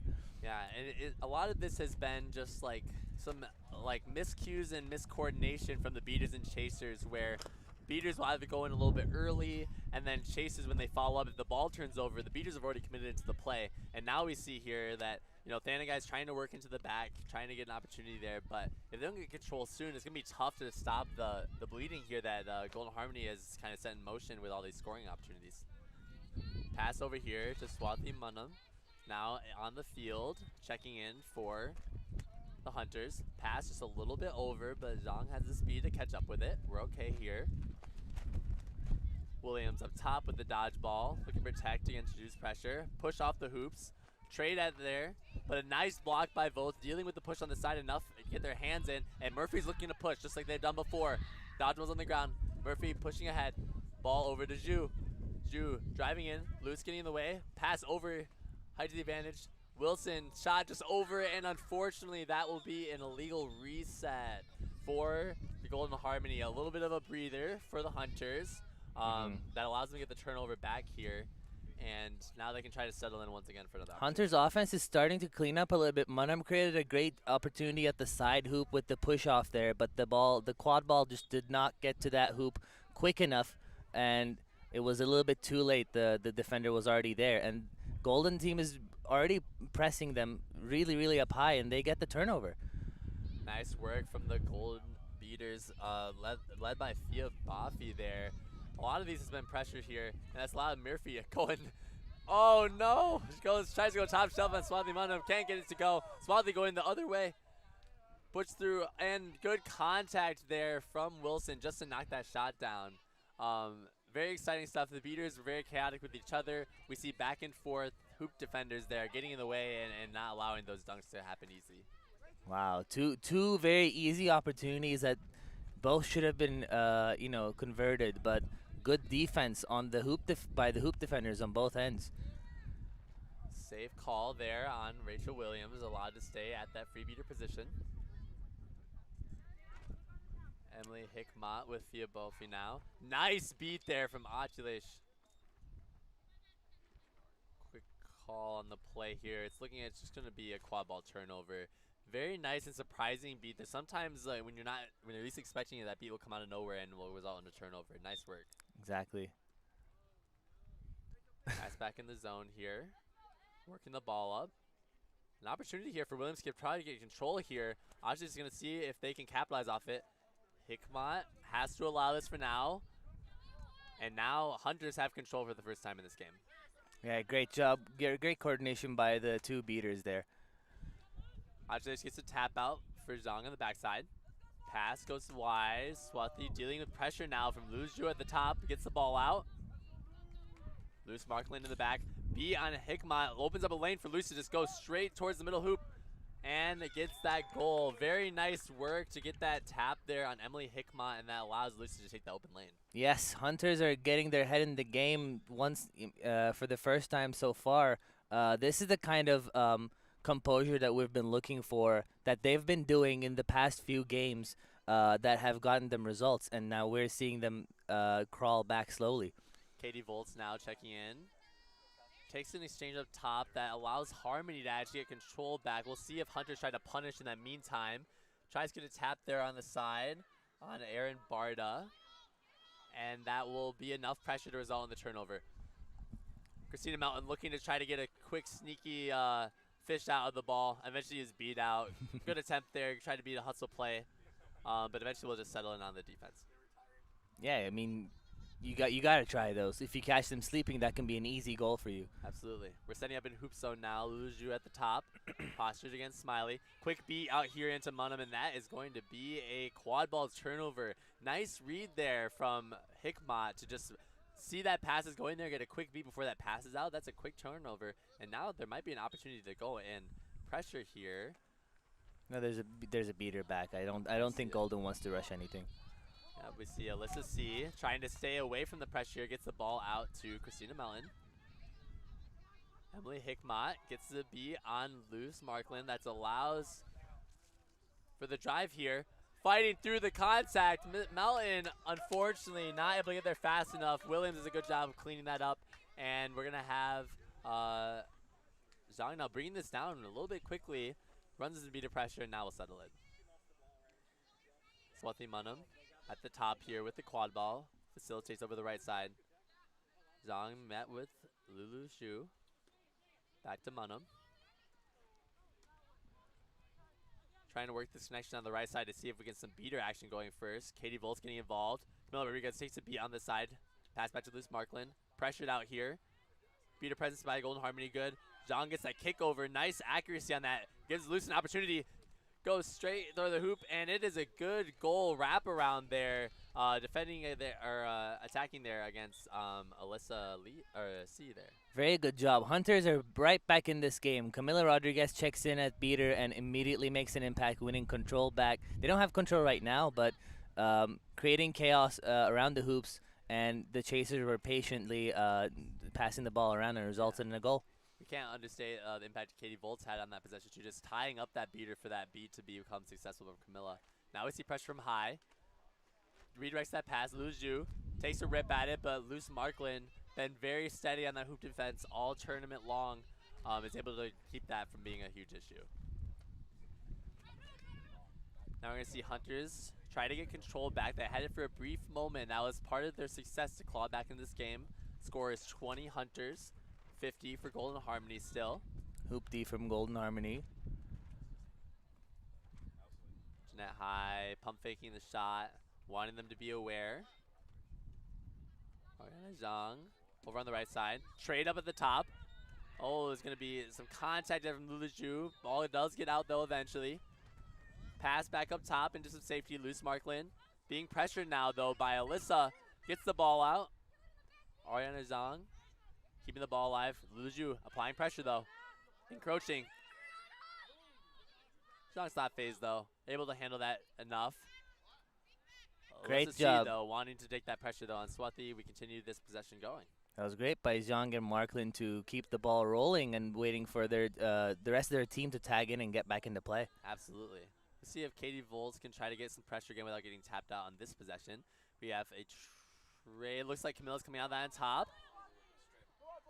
And Swati will be beat out, but Hunters keep this ball alive and they get control back. Camilla making a play now. No dodgeballs in play. Spin move from Zhang to high. And we get a dunk on there. Nice work to drive into that space and dish out when the pressure got there. Yeah, definitely. Hunters are, like I said, Hunters are right back in this game. Beaters are doing a great job. They got control back, and now this is their chance to really catch up.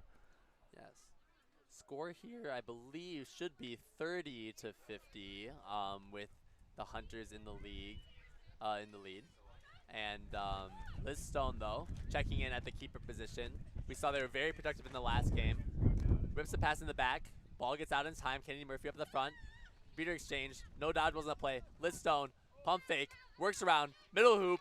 That's good. Liz Stone making immediate impact. We saw from the last game. They're very effective on the offense, facilitating things. There, they just take it themselves and are the finisher at the hoops. Yeah, great patience around the hoops. They were faced with contact. They're known to be great at finishing through contact, but they were patient. They know they have two other hoops to score through, and they find the open shot. Yep, nice work there. Pass over to left side. Velik back in. Working it with Munham up at the top. Liz Stone, want to knock that down, no good. Luce goes for a backhand shot. There's going to be a question as to whether or not that went through the hoop or not. There's going to be a conversation. Luce is confident that it went in. Yeah, But there's Markland's a quick conversation just to check to see how that what the referees think on that. yeah, Markland's those like offhand, like sideways shots are, they're super effective always, and they know they made it, but we'll see what the refs call that. I believe that's a no goal, and we keep playing. And the shot is no good on that backside. Unfortunate there. We're gonna see if Hunters can just try to restabilize and keep the ball rolling with one dodgeball. Camilo Rodriguez holding that, and then with Chef Zivadaba on the free beating side. Matchup with Hickmott, challenging there. Hickmott not having much of it, keeping that dodgeball safe. Kennedy working the ball up at the top. Looking for that pass to Listone, but B right before that. Wanted to find that connection, but right into the hands of Camila Rodriguez. Makes a good read. Camila tries to make a play for control at the midline, but it's just a missed beat is going to result in a tough position here for Hunters, but Golden Harmony decide not to overpush their luck, and they will collect control for their set defense. Jordan Smiley stepping up as a keeper here. Pass over to this right side. Big Velik coming in, takes contact here from Listone, but gets the ball in time. Jordan Smiley up at the top. We have a tap out. Rachel Williams getting tapped out, so player down on the side of the Hunters.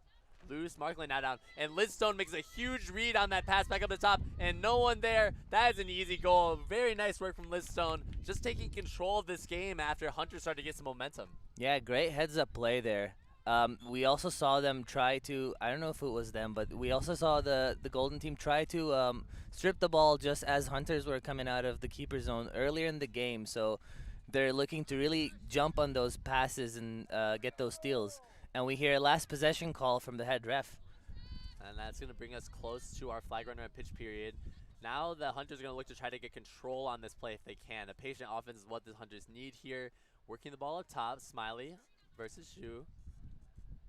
Miss beat there on Velix and to create a lane opportunity, but a turnover on a late dish out. Nice work from the Golden Harmony beaters. Just get a turnover there.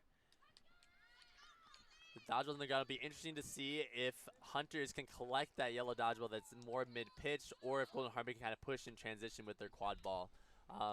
Sanan, what do you kind of think of this game so far? We kind of saw that Golden Harmony had a very, very established lead at the beginning. Control switch for a moment. We saw some stability and some connection on the Hunters side.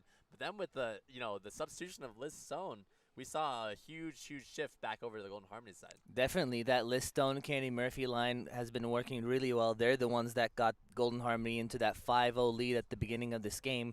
We saw Hunters collect themselves a little bit and crawl back into this game, but the score currently is 70-30. So it's been pretty even since that 5-0 lead, and Golden Harmony's still maintaining that lead. They're up by 40 now going into flag runner, and if Golden Harmony catches this flag, this is going to be a wide open game. So Hunters really have to go for the catch here.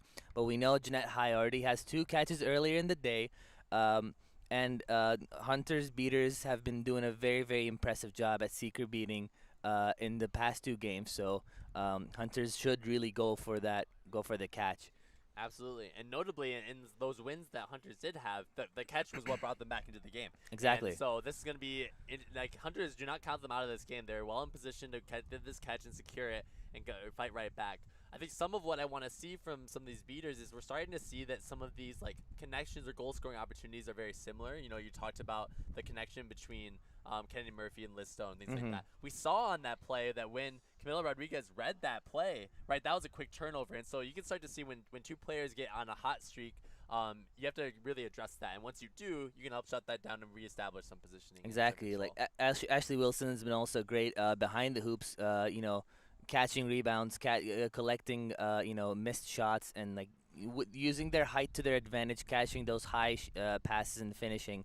And as Hunter's defense kind of recognized that pattern and reacted accordingly, they've been able to shut them down. But with the beaters removed from the chaser game, now those awarenesses are going to be much, much more important. Absolutely. And we've seen throughout this tournament too, not only have beaters been making some of those reads, but the hoop defenders as well, picking off those kind of passes. kind of like looking to see, like, I think especially for like the Hunters, Loose Markland has been great at knocking down those shots. Wondering Definitely. if they can also kind of see those passing lanes into the back, especially for players like you highlighted, Ashley Wilson in that backside. Make sure you can deny that. So we'll see how this possession plays out. Golden Harmony's going to have the pace here with the quad ball. Definitely an opportunity for their beaters to try to push for this control play at the middle. Right now, Williams on the Hunter side has an opportunity with the green dodgeball to come into this space with Thanagai here to get this control. And the Golden Harmony beaters are just a little bit behind the play. It might be difficult for them to achieve. They might have to settle into something else. But with control then, if that goes to the Hunters, like you said, very dangerous on the flag runner, right, with Jeanette High and the other Seekers. If they can establish that, then they should be good to go. Yeah, this loose dodgeball. Hikmat was the closer one, but Atilesh, I believe, wins that foot race. Yep. In the meantime, Lulushu, shut down by Loose Markland at the hoops, and the Seekers are released. Yep, there we go. Once again, we talked about Loose Markland being very key at the hoops there. Shutting down that shot is very important to give the Hunters a chance to work this offense now.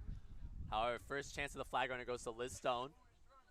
Control with the Hunters. Nice swat there from Liz Stone. Is going to get the ball over to the Golden Harmony side. But Swathimanam working on the quad ball. Back right corner. Trying to work with Zong. Takes a rip at the middle hoop with some pace. No good. Loose Markland fights through contact. Spin move. On pass over to the top. Swathimanam, another shot. No good. Ball received by Smiley. Working it to Zhang. Backside. Driving in. Pass over. Open hoop. Pushed by Loose Markland. Nice coordination there. No beaters involved, but you can still coordinate his chances to create that opportunity. But a lot of beating chaos happening here at the midline.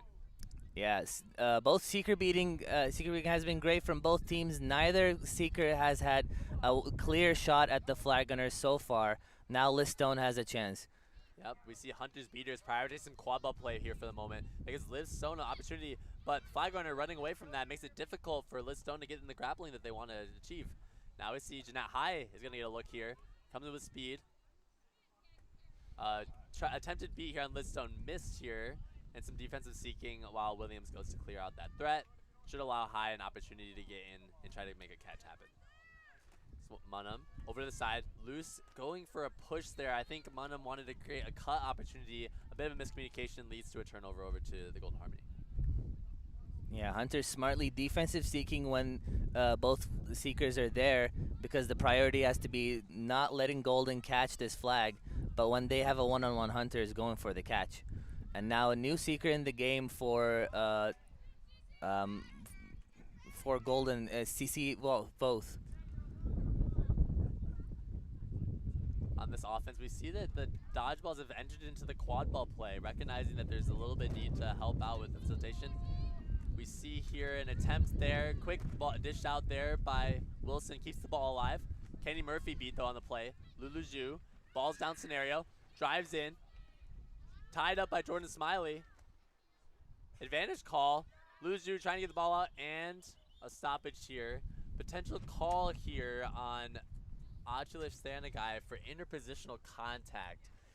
In quad ball, there's chasers and beaters. And while beaters are allowed to throw dodgeballs at chasers, you're not allowed to run into the way of other players unless there's some specific circumstances where you have right away. We're going to see if referees agree with that or not, or what their call is here.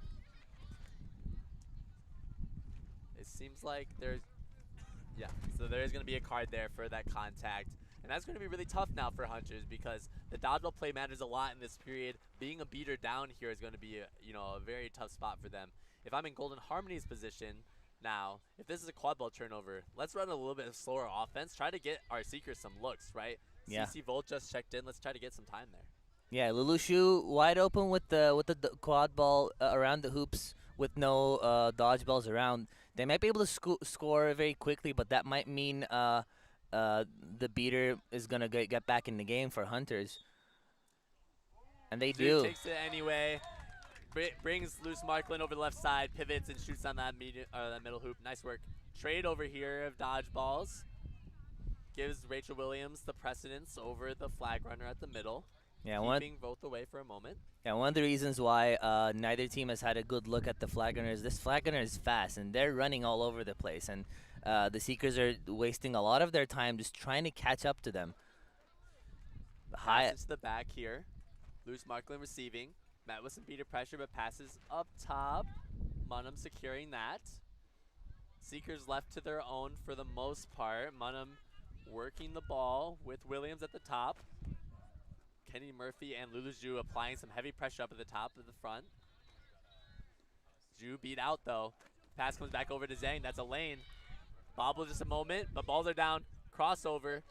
Dishes over. Knocked down. Nice work by Wilson. Knocked that ball away. Loose Markman picking up though. Coming around the side. Beat comes. Ball gets dished out. Thanagai, no chases around, but Thanagai trying to protect. Lulu Zhu beat out. Beat on number 6 as well. Kenny Murphy picks it up though. Will Thanagai push for this as well? Beating out there, needing a chaser to pick something up, but Audulate's the only one up there, and unfortunately just no one to pick that up. Zhu coming in, no dodgeballs. Huge hit from Ariana Zhang though, and a beat out is going to result in a turnover. Nice work. Yeah.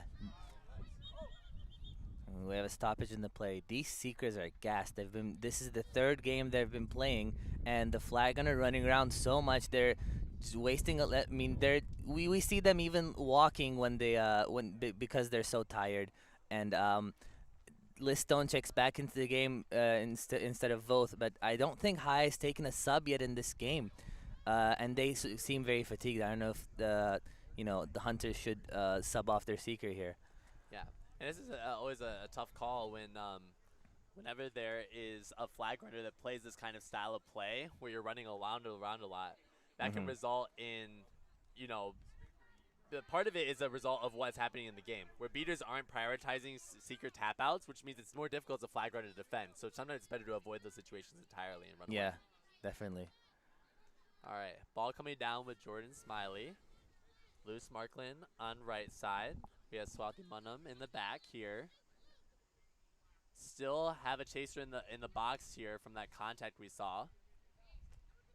Jordan Smiley knocked down. That's going to be interpositional, and yeah, some frustration there from Smiley, just wanting to take that drive in. And this is going to be a card here, interpositional, just like we saw from the Hunters beater before. Now we have Listone, the Seeker, in the box, which is a huge power play for the Hunters. Yeah, there's a big disadvantage for Golden Harmony there.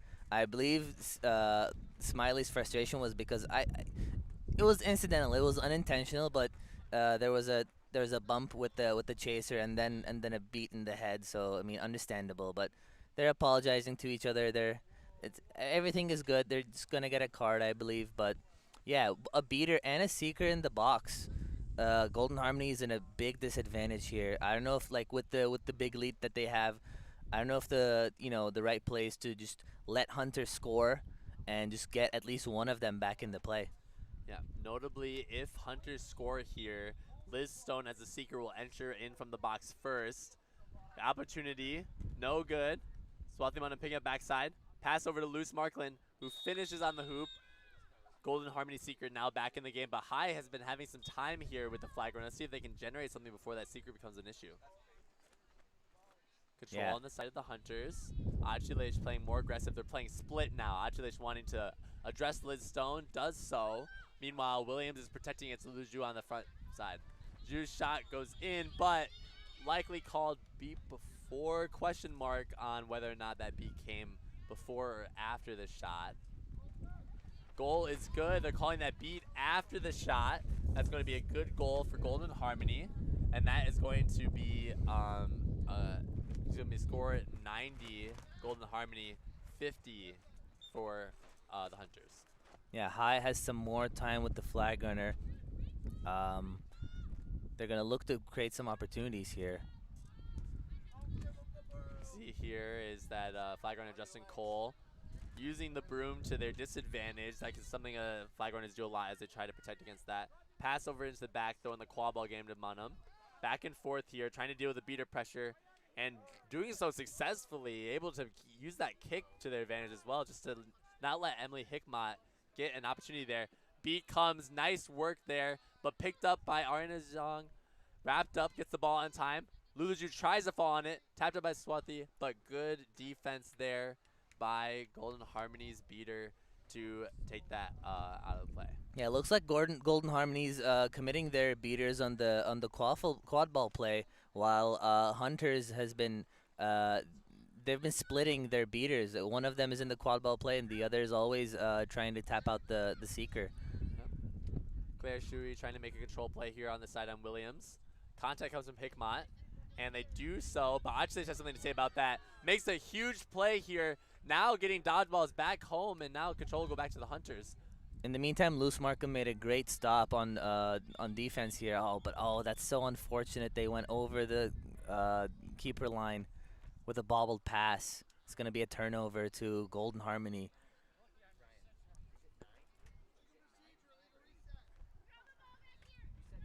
Yeah. Okay. We'll have to check on the score here in a moment just to make sure that we have everything correct. I think they missed a goal. They missed a goal. It's 9, right? Yeah. It's 9, but all right. Yeah, we're fine. Pass back over to Luluju on that turnover. Running in here. CC Voth checks back in at Seeker for Golden Harmony. Luluju tries to pass the ball out, and that's going to be an illegal reset, unfortunately, here. And how, like we said before, is that Golden Harmony turning over the ball in the same way that the Hunters just did. So we're seeing just some miscues here that are kind of stalling things out in the momentum. Yeah.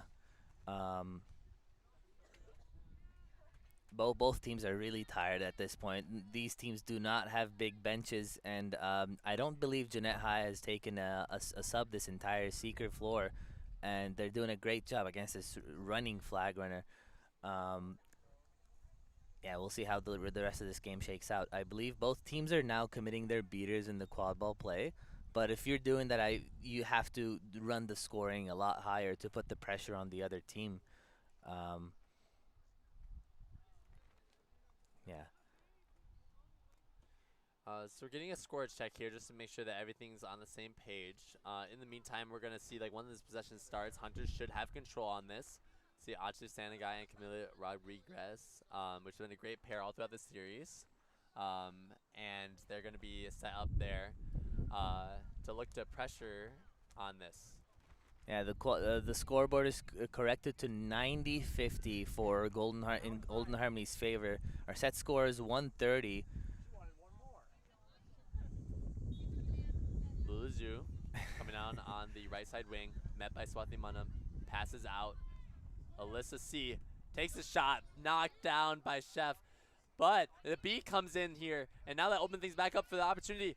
Alyssa C, pump faking, wants to get through the hoop, and does so. Nice contact there as well from Rachel Wilson to help with that goal scoring opportunity. Great patience by Alyssa C there. Yeah, I see Seekers going for more 50-50 catch scenarios. A spin move, very dangerous there. An opportunity there for catches on either side here if they're not careful. We have a broom pull out there. Jeanette High is going to be sent back to hoops as the Hunters start their half-court offense. Swati Manam over to Loose, back quick, recognizing the pressure coming. Actually, standing guy tapping out Luzu, keeper at the top. Opens up a small lane, but no shot opportunity with the hoop zone. Oh, a tap out on the right side, and the shot is just wide upper right. And that is going to be the end of that offensive possession.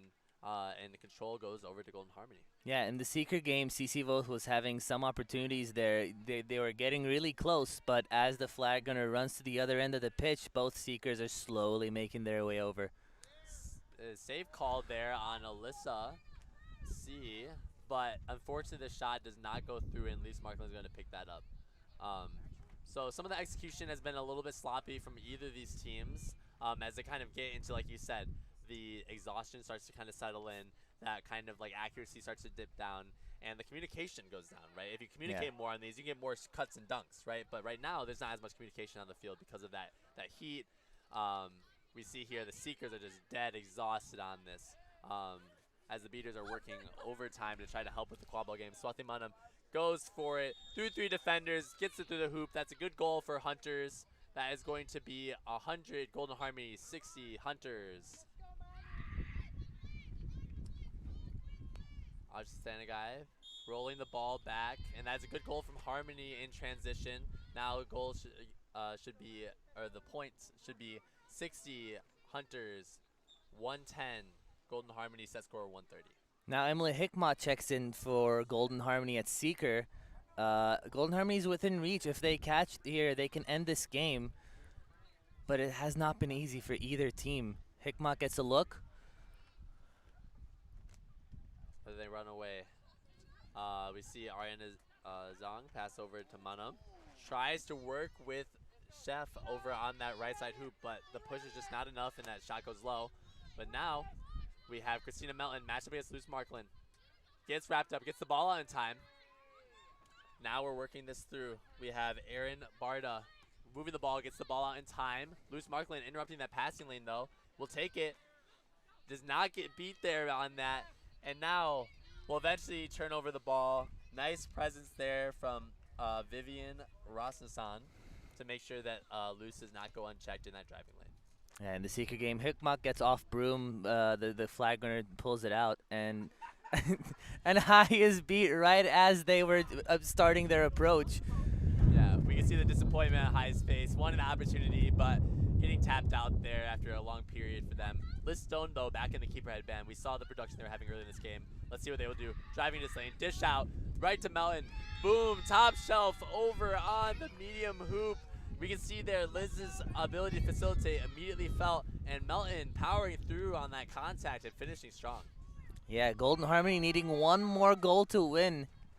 They might just finish this game off in the Chaser game, but Hikmat has some one-on-one time with the flag runner once again. We'll see what they can do.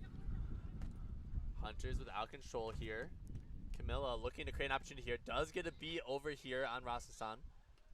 Pass denied, or shot denied by Listone. Keepers are allowed to put their hands through the hoop to block shots. That is the one position they're allowed to do. Pass over to Alyssa C. No dodge in play. Working against Luce Marklin. Luce Marklin trying to push out. Guides outside. Ariana Zhang. Good containment. Beat there on there. Oh, and from behind. Christina Melton did not see that beat coming from Katie Volts. Nice there from Katie to stop that offense drive. It could have been the last one of the game. But right now, Dodgeball's on the ground. Control still in Golden Harmony's hands. Luce tries to make a shot happen, but ultimately the shot is no good. Sanan, what's been happening in the Seeker game while this chaos has been happening on the field? Honestly, not much, because like I was saying, these Seekers are exhausted, and the flag gunner's running so much. Whenever the flag gunner goes to the other side of the pitch, the Seekers are like walking and slowly making their way over. And just now, Emily Hikmat for momentarily lost track of where this flag gunner is, and then got beat. So now they're getting back into play. Yeah, on the other side though, Fia Bafi catching a ball on the side of the Hunters to switch controller. That was a huge play. Beat out, and that's gonna be a turnover to the Hunters. A late pass out there is gonna result in a nice play for Rachel Williams, getting that beat out in time. Swati Manam now with the ball. Walking down here, Golden Harmony with control. And we're starting to see some substitutions here as well. We have Jordan Smiley checking in at the keeper headband. Ajula Thanagai checking in at beater. Luce Marklin on the right side here. Working with Munham to try to generate something. Minded that Golden Harmony only needs one gold here to seal this game. So if Hunters want this, you have to be really careful. Nice work from Luce Marklin to take that goal. But in the meantime, though, dodgeballs are on the ground. Rachel Williams going to be in a tough spot to get this ball. Oh, and there's a catch. Emily Hikmat doing a very good job sneaking behind the flag runner while Jeanette High had a one-on-one time with them. So went all the way around, making the flag runner lose track of them, and got a very easy, sneaky catch. And Golden Harmony finishes this game. Yeah, very nice work from Golden Harmony across the board. We saw at the start of this game such an early read, like 50-0. It's very difficult to claw your way back from that. It takes a lot of energy, and when we get to this period of the game, when so much of like that cardio is necessary to run back and forth, fast breaking, beaters staying involved in the Seeker play, Seekers keeping those looks really generated is really important, and we see that Harmony was using their subs very well as well. We saw that Jeanette High couldn't really afford to be subbed out in the Seeker game, and that meant that their looks weren't as quality. But then when you start getting some subs in, you have both, you have Hikmat making those opportunities, that catch is good, and that seals the win for 3-0 for Golden Harmony. Exactly, yeah. Like you said, Golden Harmony has been riding the 5-0 lead from the beginning of the game. It's been very level since then, but you know, they've had that early lead, and they just kept that early lead, and that was a huge advantage for them. All right, so now we're moving on to our final game of MLQ's Take Back the Pitch. We're going to have the Your Idols versus Little Soda Pops to figure out who will finish out in these rankings here.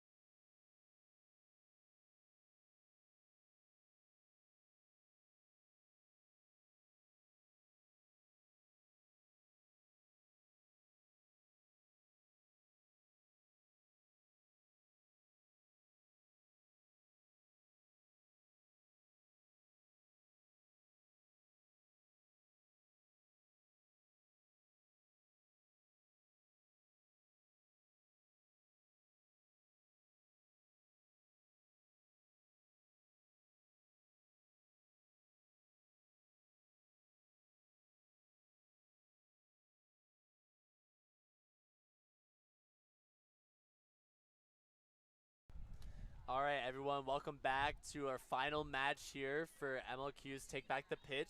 In this matchup, we have your Idols in Team Blue versus Little Soda Pops in Team Pink. Both of these teams have suffered some close losses earlier in the day, and now we're going to see them match up together and see what adjustments have been made in between games here. Sanan, what have you kind of been looking forward to seeing from these two teams?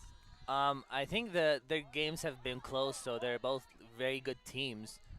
We've seen Idols come out with that hoop zone and the Molly Potter's edition in the second game with a lot more intensity, so I want to see them keep that up. And Soda Pop has also had a lot of great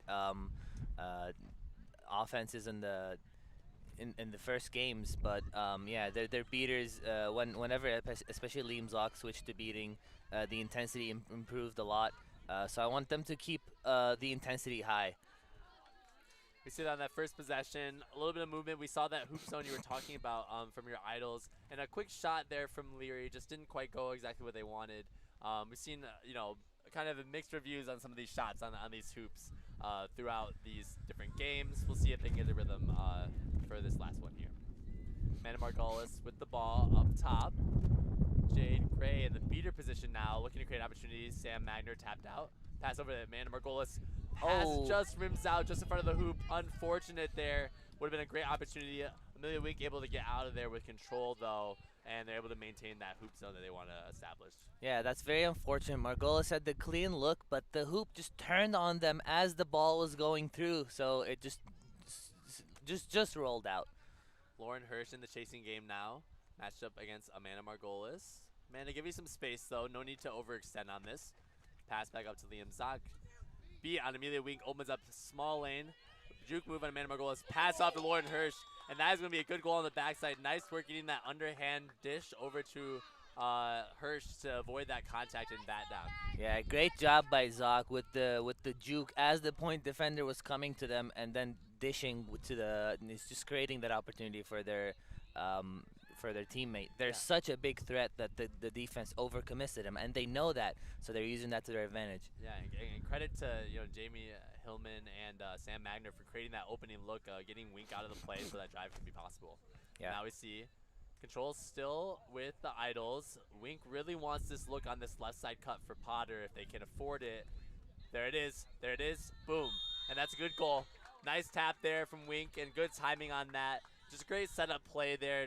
Just not even much said there. Just good eye contact to create that look on the other side. Exactly. And also Potter, one of the best in the world at this sport. So 9 times out of 10, they're going to make that shot when you give that opportunity to them. You see here, Leary bringing the ball down in the green. Pass over to Zoc on the left side. Margolis just maintaining a good distance between the two players. Not looking to commit as far as we saw in some of the other games. Molly Potter was ranging out there. And that pass just bobbled. We see enough of beater presence there. Nice work from Wink reading that and not allowing it to get any further. We're getting back on our offense here for the Idols. We see Alexander Wicken checking into the chasing game this time. We saw them beating throughout this tournament. Seeming to switch positions here with Jade Gray. Let's see what they can do behind the hoops here. See if they can get some matches back there that they like. Jade Gray getting Moulter out of the way. Potter drawing a beat, dishes out to the backside. Wicken with speed, maintaining the ball in possession. Met by Zoc though. Pass picked up. Moulter pressuring. Screen set. Pass still moving. Eventually Bishop gets out over to Wicken on the side. And Molly Potter though, good communication from Wicken. Helps Potter recognize that the beater pressure is coming from there. Margolis now set up here.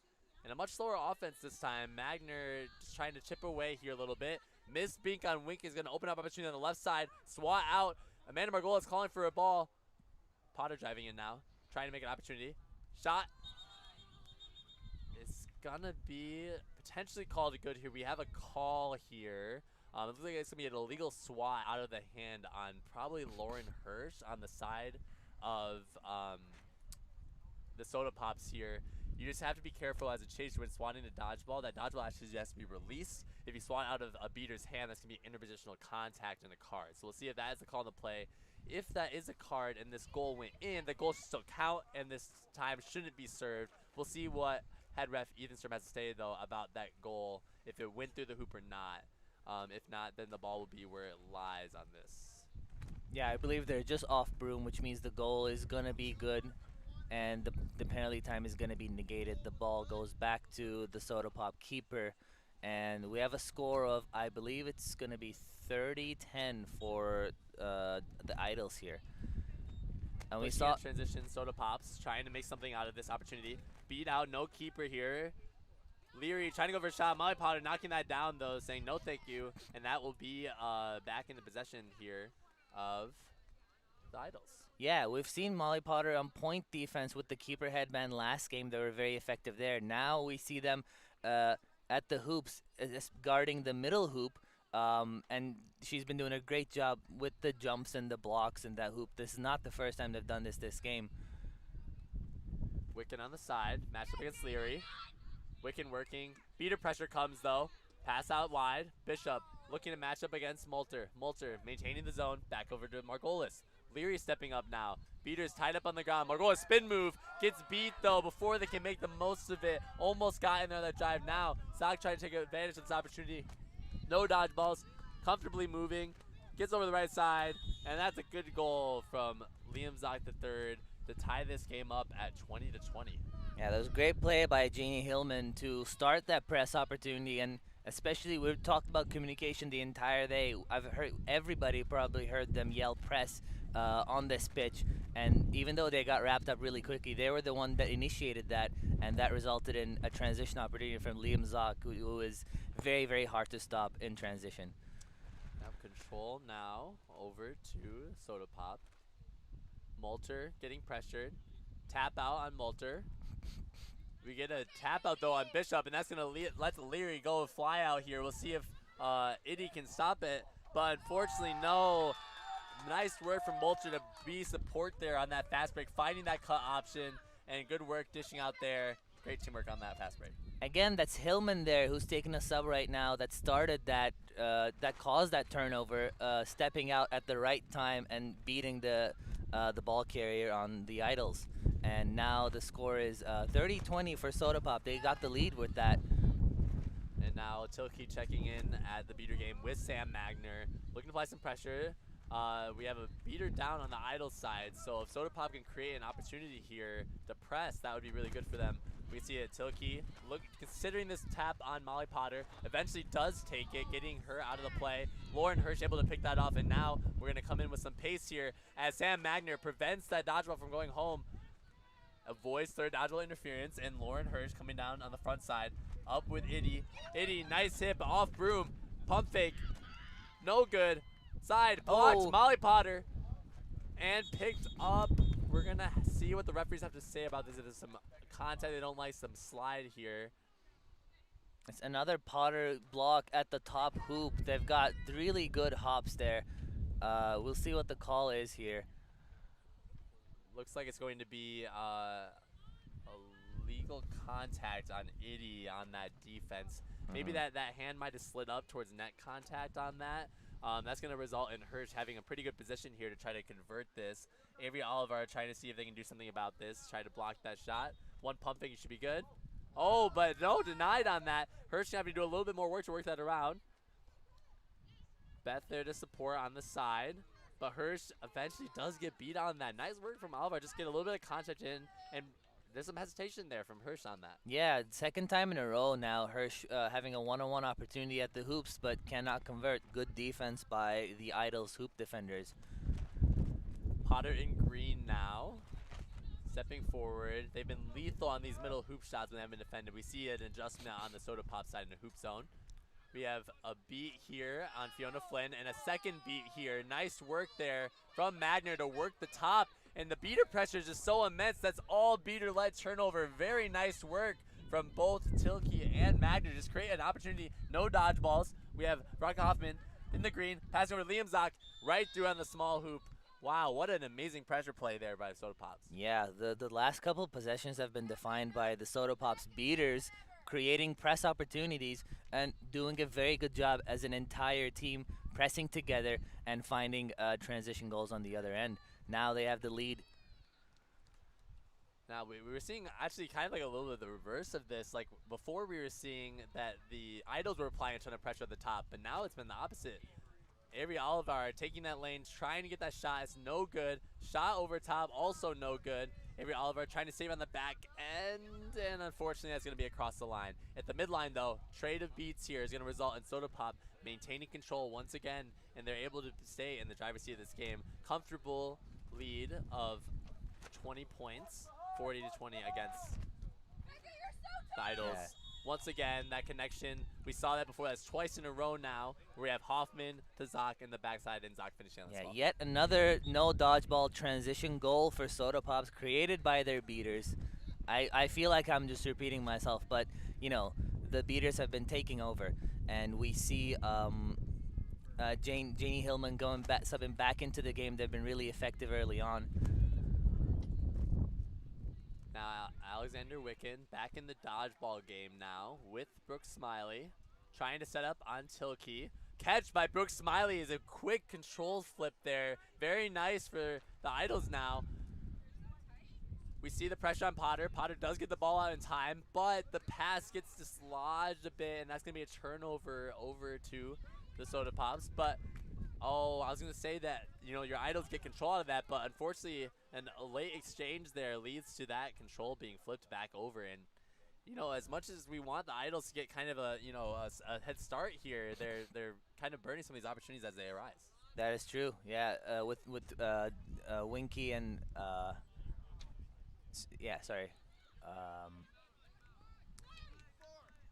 Yeah, with Hillman and Tilkey applying a lot of pressure there, it becomes difficult. Potter be out on the front side. Hoffman just staying patient, wanting to find something really good here. With Beth Harrison on this back right corner here. They're looking for that tap out there. They want that shot or that dish and dunk. Liam Zocto on the other side. Nice work. There was pressure on both sides of the ball there. Beaters were trying to pressure on both sides so that they can create an opening. We're going to see here. Let's see if they keep control. But Brooks Smiley blew to take that. And that's they do. That was a little bit risky. I mean, Wicken had the other dodgeball behind the hoops there. Idols finally get the control back. Smiley didn't really need to force that, but they come out on top. And finally, for the first time in a long time, Idols are on offense with control. Brooks Smiley gets that tap out nicely. Avery Oliver goes for the shot, and it is good. Nice work getting that shot to go. Trying to start getting some rhythm. That's the start of what could be a really good stretch here for the Idols if they keep that coordination up. Yeah, very important mentally to stop that Soda Pop run, which has been very effective for them. And now they maintain dodgeball control on defense. And yeah, we'll see if they can get a stop here. Anna Margolis in the green. Positioned up against Zoc, maintaining the front of the zone here. Hoffman trying to draw some pressure. Eventually the beat goes to Swathi Munham. Pass goes behind. Sarah Mulcher on the backside. Beating out some people. Gets the ball out in time. Liam Zoc recognizing that a lot of players are out on this possession. You want to try to burn the clock here and get them back into play. No need to rush anything. Especially Hoffman 99 with green. Passing over to Zoc. Players back in here for the Soda Pops. Looking to try to get a control opportunity. Tilkey stepping up against Wicken. Zoc wants that shot too. He's eyeing it. They're eyeing it as well. B out here. Arnold out of the play now. Hoffman trying to create something off of that window.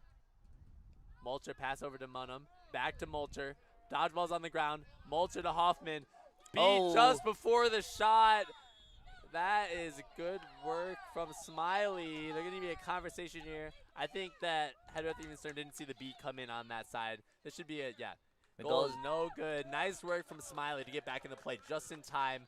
Great passing, though, from the Soda Pops to try to create an opportunity there. Yeah, Smiley and Wicken has been really effective to turn the momentum back into the Idols side. Soda Pop has been doing a good job, like you said, staying patient and not really forcing any opportunities. But yeah, the momentum is turning back into the Idols side. Let's see if they can crawl back here. They still have control with Smiley and Wicken. Anderson topped out at the front.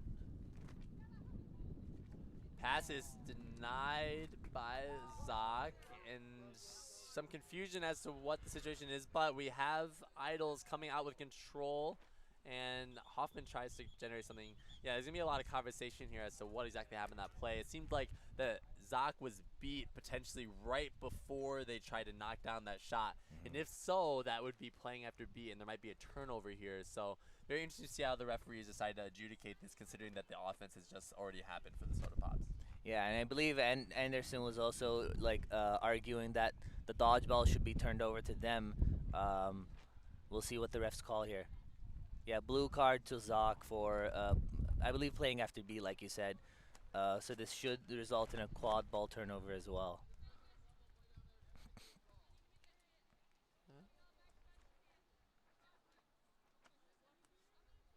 So it looks like that the Idols are going to have control and possession here with the dodgeball on the ground for Soda Pop. So with pace they come. Good beat there on Hoffman. Frees up Margolis to continue driving in after a stumble. And Margolis will take it in fairly comfortably on that right side of the hoop. Nice work from Margolis to survive that contact and just keep going through, and the beaters leading that play, coming out with control, not overextending. There's a great play by Wiccan there. Won the exchange against Tilke, caught that dodgeball, and also with that dodgeball cleared up the hoop defender for that goal. We have Malter now ball carrying for the Soda Pops. Pass over to Leary, who's checked back in now, whose shot has been dangerous throughout this tournament.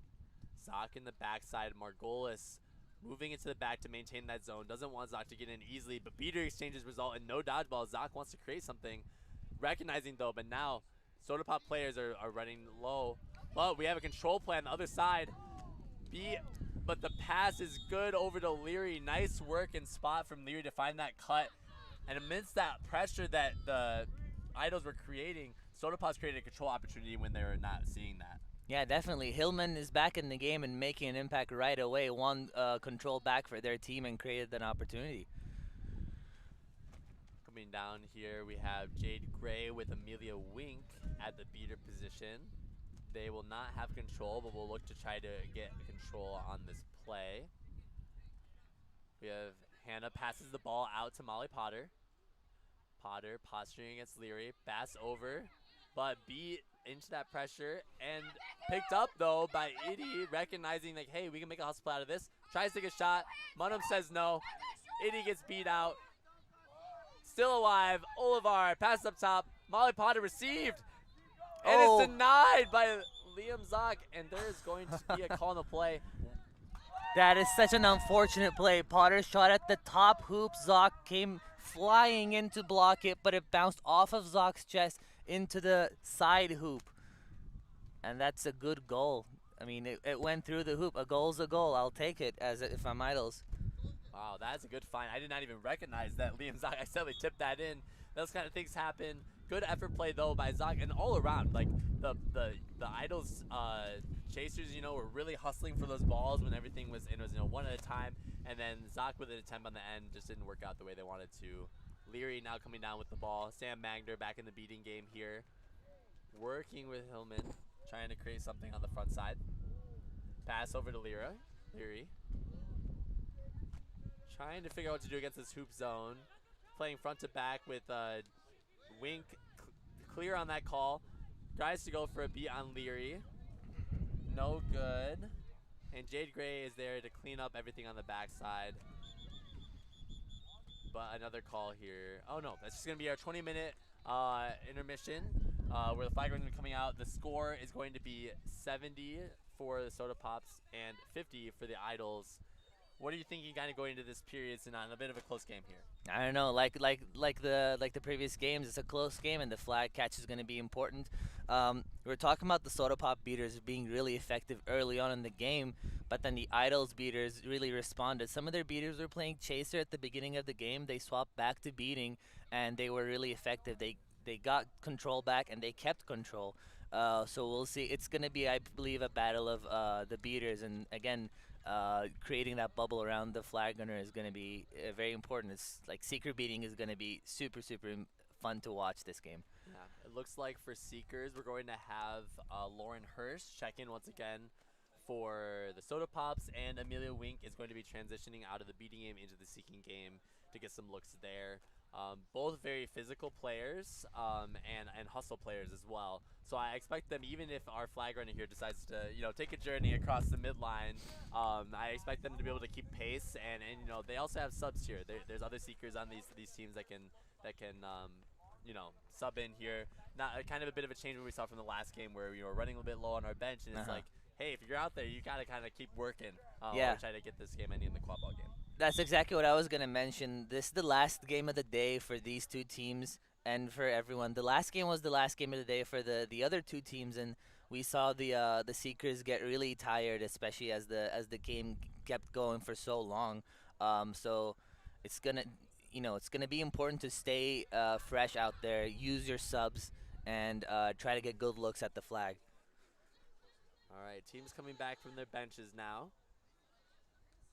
Going to be interesting to see how much a dodgeball play ends up being around the flag runner versus the quad ball game. We saw in the last game a bit of a divergence from what we were seeing in the previous games, where a lot of the beater play was beater on beater, protecting seekers from getting to the flag runner. But in this last game, we saw a bit more of quad ball play as a result. So we'll see if these teams watched that game and saw a little bit of adjustments they want to make, or if they want to gunsling it out with these dodgeballs and see how their chases can handle their own pressure. Idols with control, coming down with the quad ball. They're down by 2, but with the momentum here at control, could get an opportunity for Amelia for a catch here. Yeah, Gray and Wicked in the beater game already creating that bubble, and Hillman next to the flag runners looking for that easy tap. Molly Potter bringing the ball down to the front. Beats happening, a lot of beater trades. We're seeing that beater engage with each other. Wiccan was cleaning up right away in the Seeker beating, but the flag runner did not see Lauren Hirsch approach from behind them. And a very, very quick catch. They're going to talk about it, but it looks good to me. And that can sometimes happen. Like when things get really chaotic, we saw all those dodgeballs flew. And sometimes, like as a seeker, it's really important. You got to watch, like, hey, is the other team seeker going to, be an issue if I engage here? And and some of just when all that chaos is happening, lapse of judgment can happen. And that's a quick catch for the Soda Pops, and they were already in the lead. That's gonna make it very difficult for the Idols to come and claw their way back in this game. Definitely. We'll see if Potter and the offense have an idea of how to deal with that. Rankin over to the side. Bishop passes low, but almost gets there. Olivar denied, but secured. Nice work by Bishop and Olivar to just find like very niche pass to get there. A little bit of a bounce or a lower pass over to Olivar and the back and forth to deal with the pressure and get that going. Yeah, it's important to stay active in the scrappy play. We saw Soda Pop do something similar in the Seeker game. Like you said, the flag runner has to pay attention, but also beaters have to pay attention during Seeker beating as well. But Soda Pop is still in this game. It's they can crawl their way back. Ball is over on the right side. Potter now back in the keeper at band. Let's see if we see that aggression we saw earlier. Matchup beater engages at the hoops. Liam Zock pressured immediately by Jade Gray, denied. Leary, though, on the front side, not enough pressure there. That's going to result in a good goal. Nice work from Leary, and also the pass back up top. Zock finding Leary and recognizing, hey, if the beaters are going to come out to me, I have other options open on the front side of the field. Yes, definitely great job by Soda Pop Chasers. Leary recognizing that Potter has been jumping really high to the top hoop and making so many blocks throughout the day, faking them out for the drive opportunity.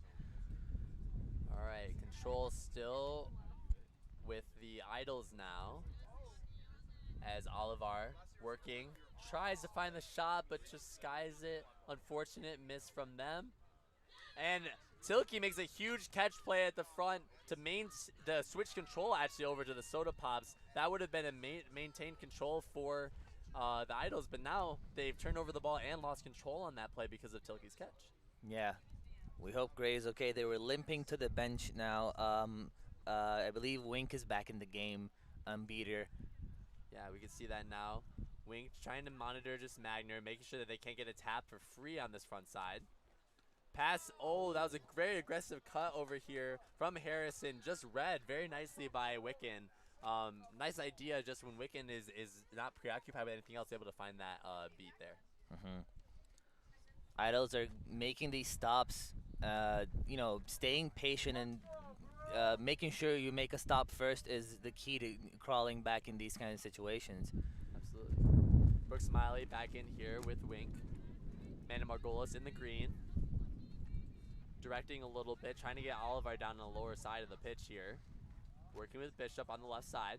Zoc, though, trying to read this pass. Both kind of let that go wide, and that will be pink ball inbounding. Sam Magner not looking to push a ton, but we see that the control comes out of that on the front side. Leary walking the ball now across midline. Hoop zone coming out here from your Idols. As Margolis steps over, trying to maintain the front of the zone here. Magner taking this tap on this left side hoop. Zoc tries to get it just over the top on that shot.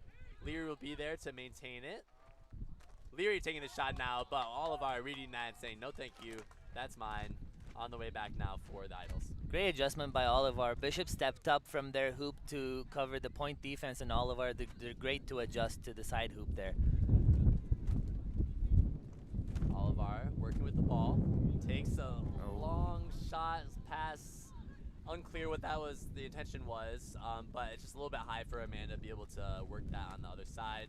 Turnover for the Soda Pops, but still control over to the Idols. Yeah, the wind is also picking up. That may have been the wind, but, you know, you really cannot waste these opportunities, especially this late in the game when Soda Pop only needs 2 more to win. Munham on the left side. Still working with Leary. They're doing this a lot of back and forth to try to see if they can get a man out of position. Wait for this tap. Magner gets his tap, but unfortunately that pass just is too far to the right, or the shot. The coordination idea is there. Magner's been wanting that tap on that left side hoop, but unfortunately is just not able to get it synced up correctly with the chasers. So that will allow the Idols to come back with 2. We'll see if they can create a more complex look on this offense. Yeah, the last couple possessions, both teams found opportunities, but either the passes are going high or the shots are missing. Again, it's the end of the game, and end of the day, it might be just like fatigue. If I have my timeout, if I'm the coach, it might be a good time to give everyone a rest. Wink there, posturing, pump faking at the defense, getting Hirsch out of the play for a moment. Working there. Rankin trying to get through, but Zoc picking off that look there. Rankin did a great job of finding that space, but unfortunately that opportunity was stolen away there by Zoc. Magner now rotating down same side as Tilke. Still trying to probably look for that tap on that left side. They really want to see if they can get a good opportunity there. Smiley monitoring Munham in the back. Margolis sliding over so Smiley can rotate to deal with Magner's pressure. B comes on Brooke Smiley. Tilke trading at the hoops as well. That means no dodgeballs. The goal is good, but that will mean to transition the other way if they can get the ball back into play. Magna Margolis calling for the ball. Will receive it. Dodgeball still on the ground for the Soda Pops as Amanda Margolis leads. Quadball going down. Gets contacted by Munham. Gets the ball out though to Rankin. Rankin fights through contact and gets it to go on the medium hoop. Nice work from the Idols to capitalize off of being scored on, maintaining control through that transition and answering. Yeah, great job by the Idols beaters to create that no dodgeball opportunity. I mean, Soda Pop beaters created that in the previous possession, created chaos and allowed for that shot to be made, but that resulted in a no dodgeball opportunity the other way. All right, we have Hillman checking back in on the beater position. Going in quickly here. Wink is going to try to get that pressure out of the way before it becomes an issue.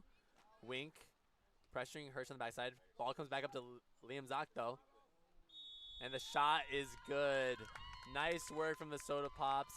Just checking that, and that will be a good game from the Soda Pops. We see there that just like that beater pressure from that's Talitha Anderson that came in and just went and blitzed Wink and got that dodgeball out of the play. When that happens and you pass the ball down and draw that other beater out of the play, when you rotate it around, now you're going to have that look on the front side, which Zoc took advantage of. Exactly, yeah. Zoc said enough is enough and wanted to end this game. The last 2 goals coming from them, their beaters, also credit to them creating opportunities around the hoops, but Zoc really making the best of those opportunities. Yeah, we saw that, just the importance of the catch in a lot of these different games. We saw it here at the very end where these teams are playing very well. For those of you who don't know, this event women and gender non-conforming players are playing after MLQ championships. Some of them, a lot of them, are on main rosters for MLQ's main teams.